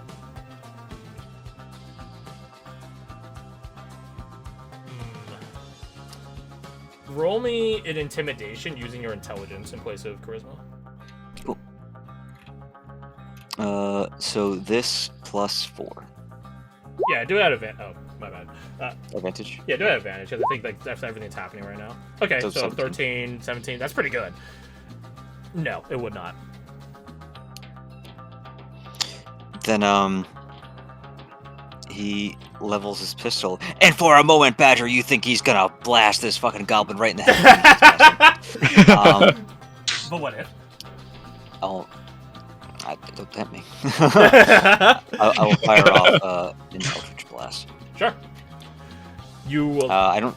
almost shoot this goblin. You level your pistol at this, whatever the fuck it is at this point. You know what? Actually, before I do that, I'm Huh? going to do a hex on him. For Oh, bonus fair. action. Yeah. Hex. Concentration. And oh no. I guess that'll happen on my turn. This is my reaction attack, so it's going to be an attack at advantage. Yeah. Yeah. So, but I do get sneak attack on that. You do. Uh, As you pull the trigger, a golden light emits out from the cylinders of the gun, then raptures and encapsulates down the length of the barrel and up your hand onto your arm, and you get a feeling of both sanctuary and protection as well as righteous fury. fuck yeah, dude. 22 hits! But alternatively, Alternatively. the 23 hits. For 16.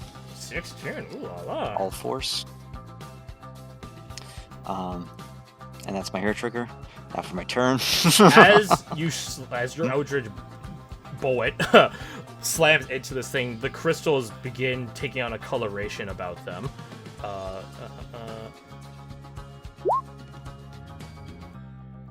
But that's only for the rest of the turn. So, which means by the time it makes it back to your turn, because that was a reaction, it resets.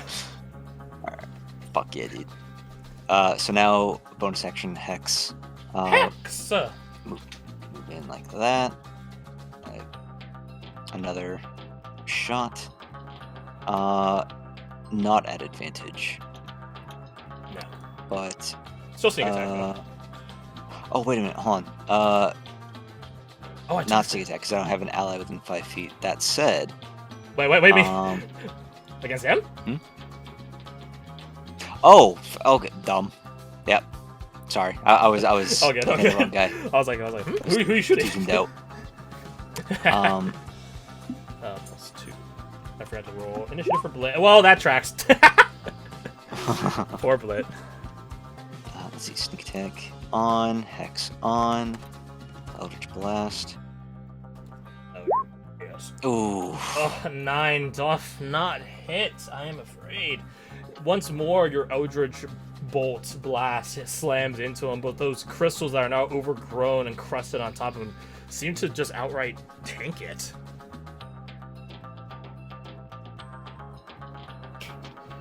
Tis a weird time. Mm-hmm. That said, what can I do? I guess Edelweiss will take the disengage action, and I'll go a bit more into the. She moved 10 feet, so she is out just a lot. So just go towards the center of camp. Mm-hmm. End there. And now. All right, Badger. Round 2. Ding ding, motherfucker. Let's see here. You know what? I feel like it's a good time to do it. What's the damage on the Briar Blade that I have here? Piercing. Yeah, I was thrown into your back. Yeah, so piercing. It's a D6 throwing knife, equivocally. Didn't ask if that matters to you at all, but I'm pretty sure your strength is better than your dex. Yeah, it is. Yeah. It does count as magic.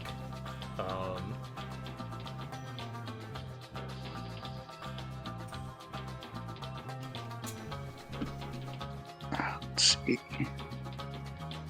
So it's essentially a throwing knife then? Yeah. I mean, you can still use it in melee. In a way, you can throw a dagger. You can also use it in melee.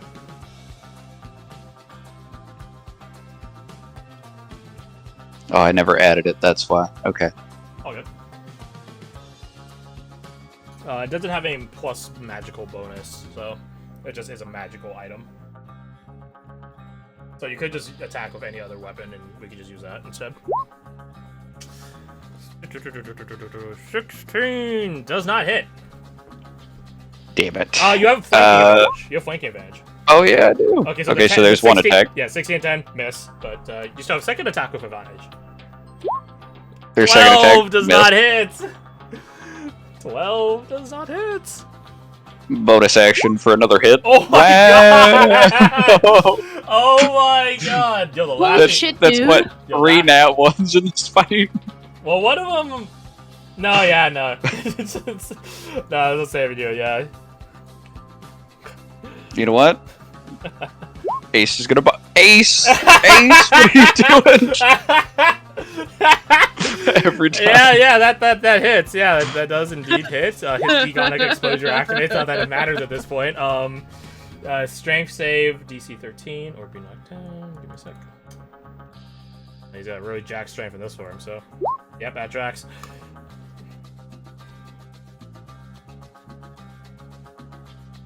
Alright, so. Person. Gotcha. Oh. The highest highs and lowest lows, am I right? Anything else? I don't think I have anything. Roger. Alright. Dahlia.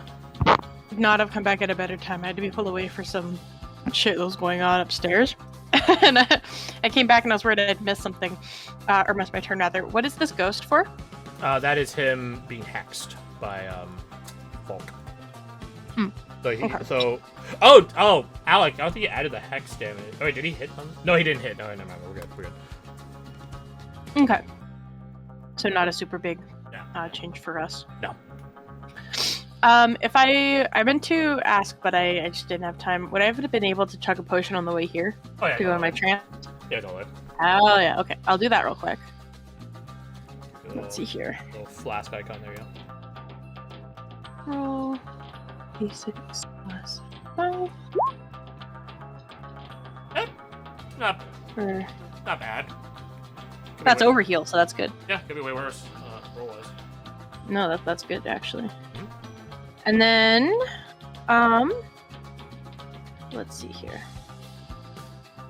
I meant to remind myself before I did this, but again I got pulled away. If I attack with my short sword, can I attack twice? Yes, but you have to use your bonus action. Yeah. Oh, Yeah. but I just used my bow. Okay, right. Well, no, you would have done that on the way over here. Oh, okay. So, oh my god. Yeah. So you can attack twice, just the Right. second one is, the bonus action one is weaker. Unless, Mhm. unless you have the fighting side, which I don't believe you have, so. No. Yeah, you just be rolling the Don't. die for it. Plus any modifiers from, like, your trans and stuff like that, but I digress. Yep. So you do have flanking advantage. Oh, that's right. So I'll do that. My first attack will have my toxin on it. Okay.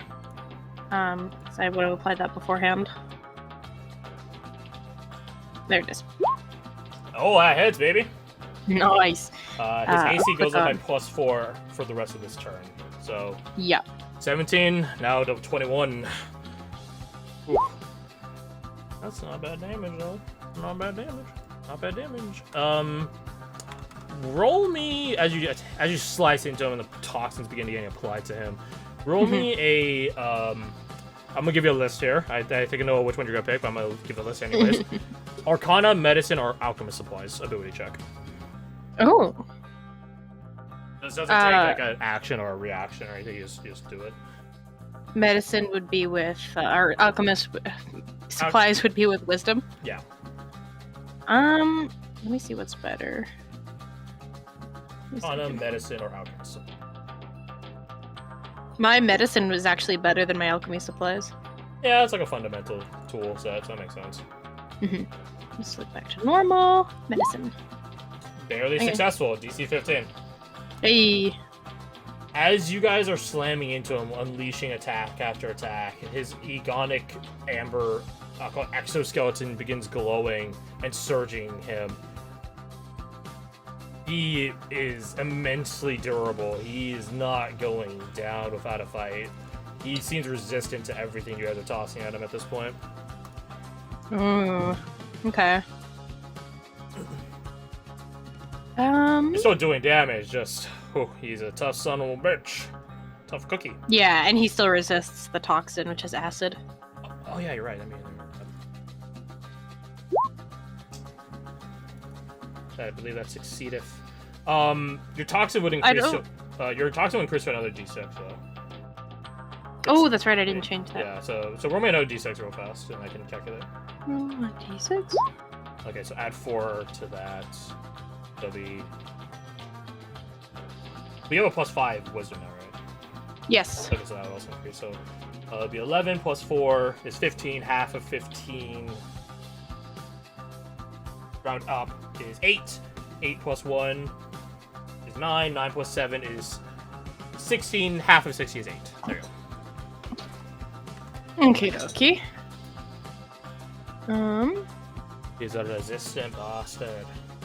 What a bastard. A bastard. I'm just trying to think if there's any other damage types I can throw at him, which I don't think I have anything.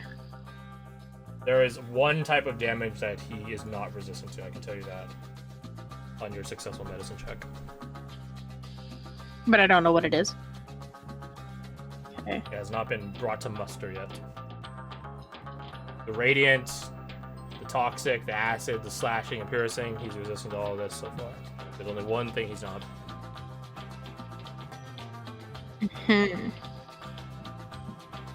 And he seems to be kind of like fully functioning, but he's not a statue at this point. He's just a guy covered in. He's weird in between. First, I'll tell you, I'll be blunt. His creature classification is humanoid (parentheses goblin) / construct. Okay. So he is partially artificial at this point from all the crystal, or all the amber, which I guess is a type of crystal growing on him. And I was gonna say, it is amber that's growing on him? Oh yeah. Which is weird, because this isn't how amber expands or grows, but we don't fuck around with wild magic for a reason, as long as, you know, we don't do that. Also, welcome back, Alec. It has been discovered that he is resistant to all the types of damage so far, except... Well, he's resistant to all damage except one specific type, which you guys have not Don't know what it brought, is, yeah. brought to muster. What's been tried so far? Bludgeoning, slashing, radiant, acid, force.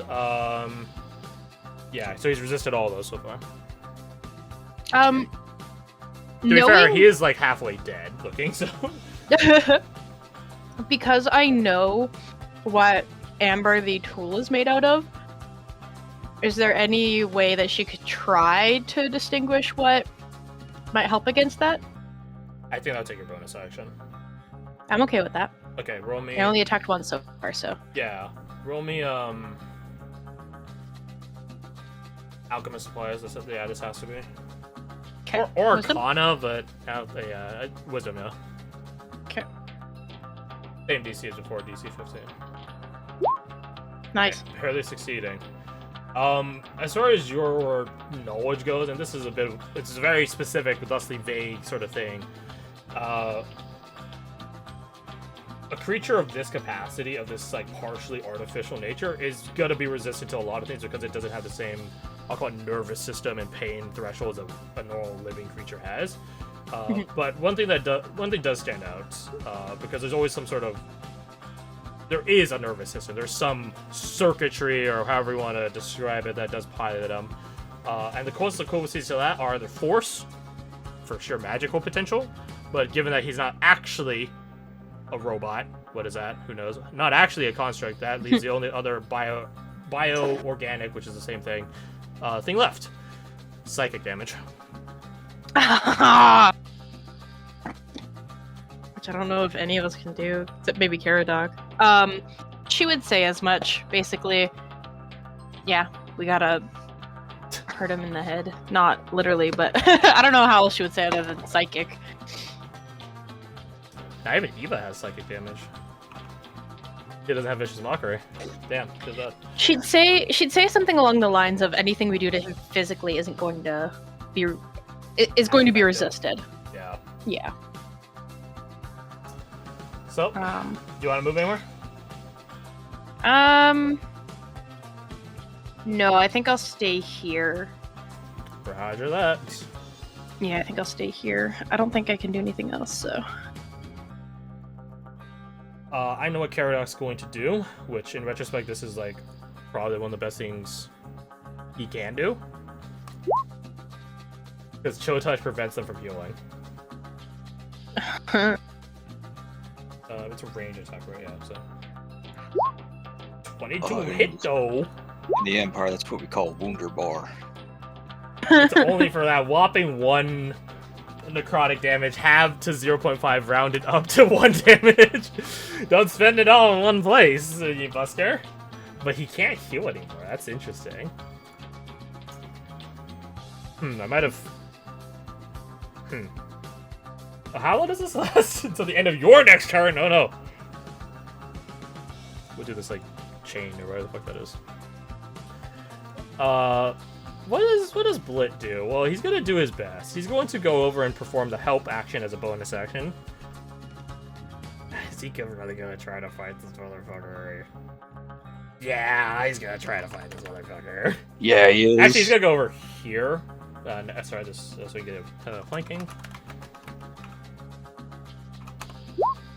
Yeah, that doesn't hit. That tracks. That doesn't hit. Oh, he really does not want to stay here, but for all the people here, right? Like, he's like not the most likely target. Didn't even do damage yet, right? Right. All right. What does Transmogrified VX do? Well, I know this first off. He's going to give himself advantage on all attacks, and all attacks against him have advantage.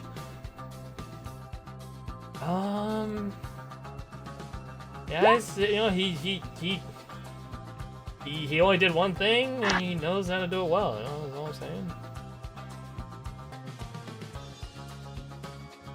I'm saying.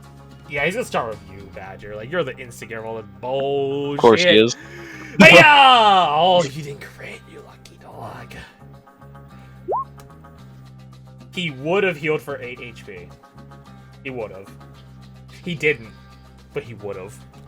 As you suffer 5 slashing damage. Ah, he's not done yet. Take that! Let's fucking go, baby! Let's fucking go! Jesus Christ. Let's fucking go! That is 19 halved to 10. And that is actually all of his entire turn. He doesn't have bonus action attacks anymore. He would have regained so many hit points! He would have regained so many hit points off of that. To those of you that were within line of sight and within 30 feet of him, which I think is like literally all of you except Caradoc. Yeah, you guys can make an Arcana, Medicine, or Alchemist supply check. 10. Neither of those attacks miss, so you have to make them at disadvantage. Oh. Okay, 1 second. Good news is Falk doesn't need to make a second one because it's not a fair one there, sir. Nice! Even at disadvantage, you still succeed. Holy shit. So, I designed him in a certain regard, and I probably might, well, maybe I should. Maybe I shouldn't have. Who knows? Thought about it more. He can't die until he can't regain hit points. The problem is, for me, as a GM, the problem is Chill Touch means you can't regain hit points. So he's actually danger critical at this point. I probably should have thought about Chill Touch when I designed this, but I digress. So he's... You know, Dahlia, that as long as the Egonic Amber has the ability to keep him reanimated, he's going to stay constantly and continuously reanimated. So all you gotta do is turn off its ability to keep reanimating him, which has sort of already been done. Two questions. It was Caradoc that has Chill Touch, right? Yep. And Dahlia knows this. Yep. That dark gold Does that he based unleashes on past fights, because she doesn't know what Chill Touch is, does she know how long it lasts? Yeah, I think so. How long does it last? Until the end of Caradoc's next turn. So I you guys, if you guys can drop him before it hits Caradoc, the end. Well, this is assuming Caradoc misses on his next turn, right? So. Uh-huh. So Yeah, I was you guys gonna have some say that capacity Caradoc to drop him. Dahlia would point at Caradoc and say, "Keep doing that. That's helping." Give you a thumbs up. Yeah, so that is VX's turn. That right there is VX's turn. On Eva's turn, you are danger critical low. Badger. So that's Yes. that is bad. That is bad. That is quite bad. She will hit you with a.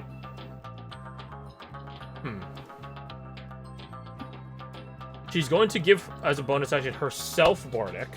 Step 1. Step 2, she's going to spend her main action to do a bonus action to cast Healing Word. She can add her Bardic as magical inspiration to the effect of this. So thusly, she's sort of hitting you with more than just that d4 plus 5. Plus 5, plus 1d6. You heal for 9, which... I'm okay with that. by virtue of rage, is sort of like healing for 18 in a certain regard. From there, she's going to begin... Actually, no, she's gonna move over here, but she's gonna stay put. Or, not stay put, but stay Forget, I there. think you also have a potion on you, unless you used it already. He has I do have a potion. Yeah, you use on your turn. What does Mina be doing? 40 feet. She does have that. Now, she does. Yeah, that class change, baby. Just gangland him.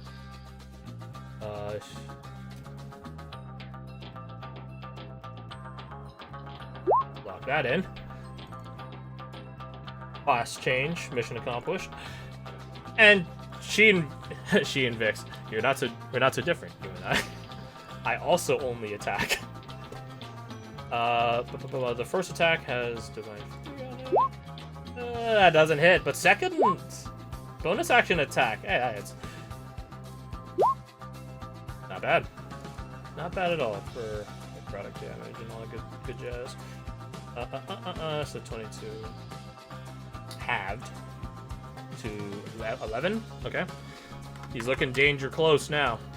Even more danger close now, but that is... Mina, come on, it's turn. What the Falk doing? What the Falk doing? Look at this disgusting, pathetic specimen and enemy of the Emperor in front of you. I think... Let's see, I got 60 feet to work with, so... What'd you do?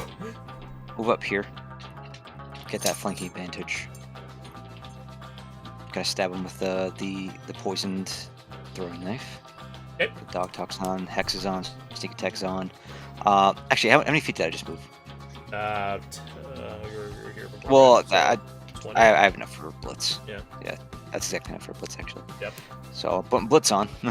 Blitz it. Fuck it. Advantage. Give me a crit. Oh, come on. You're one off.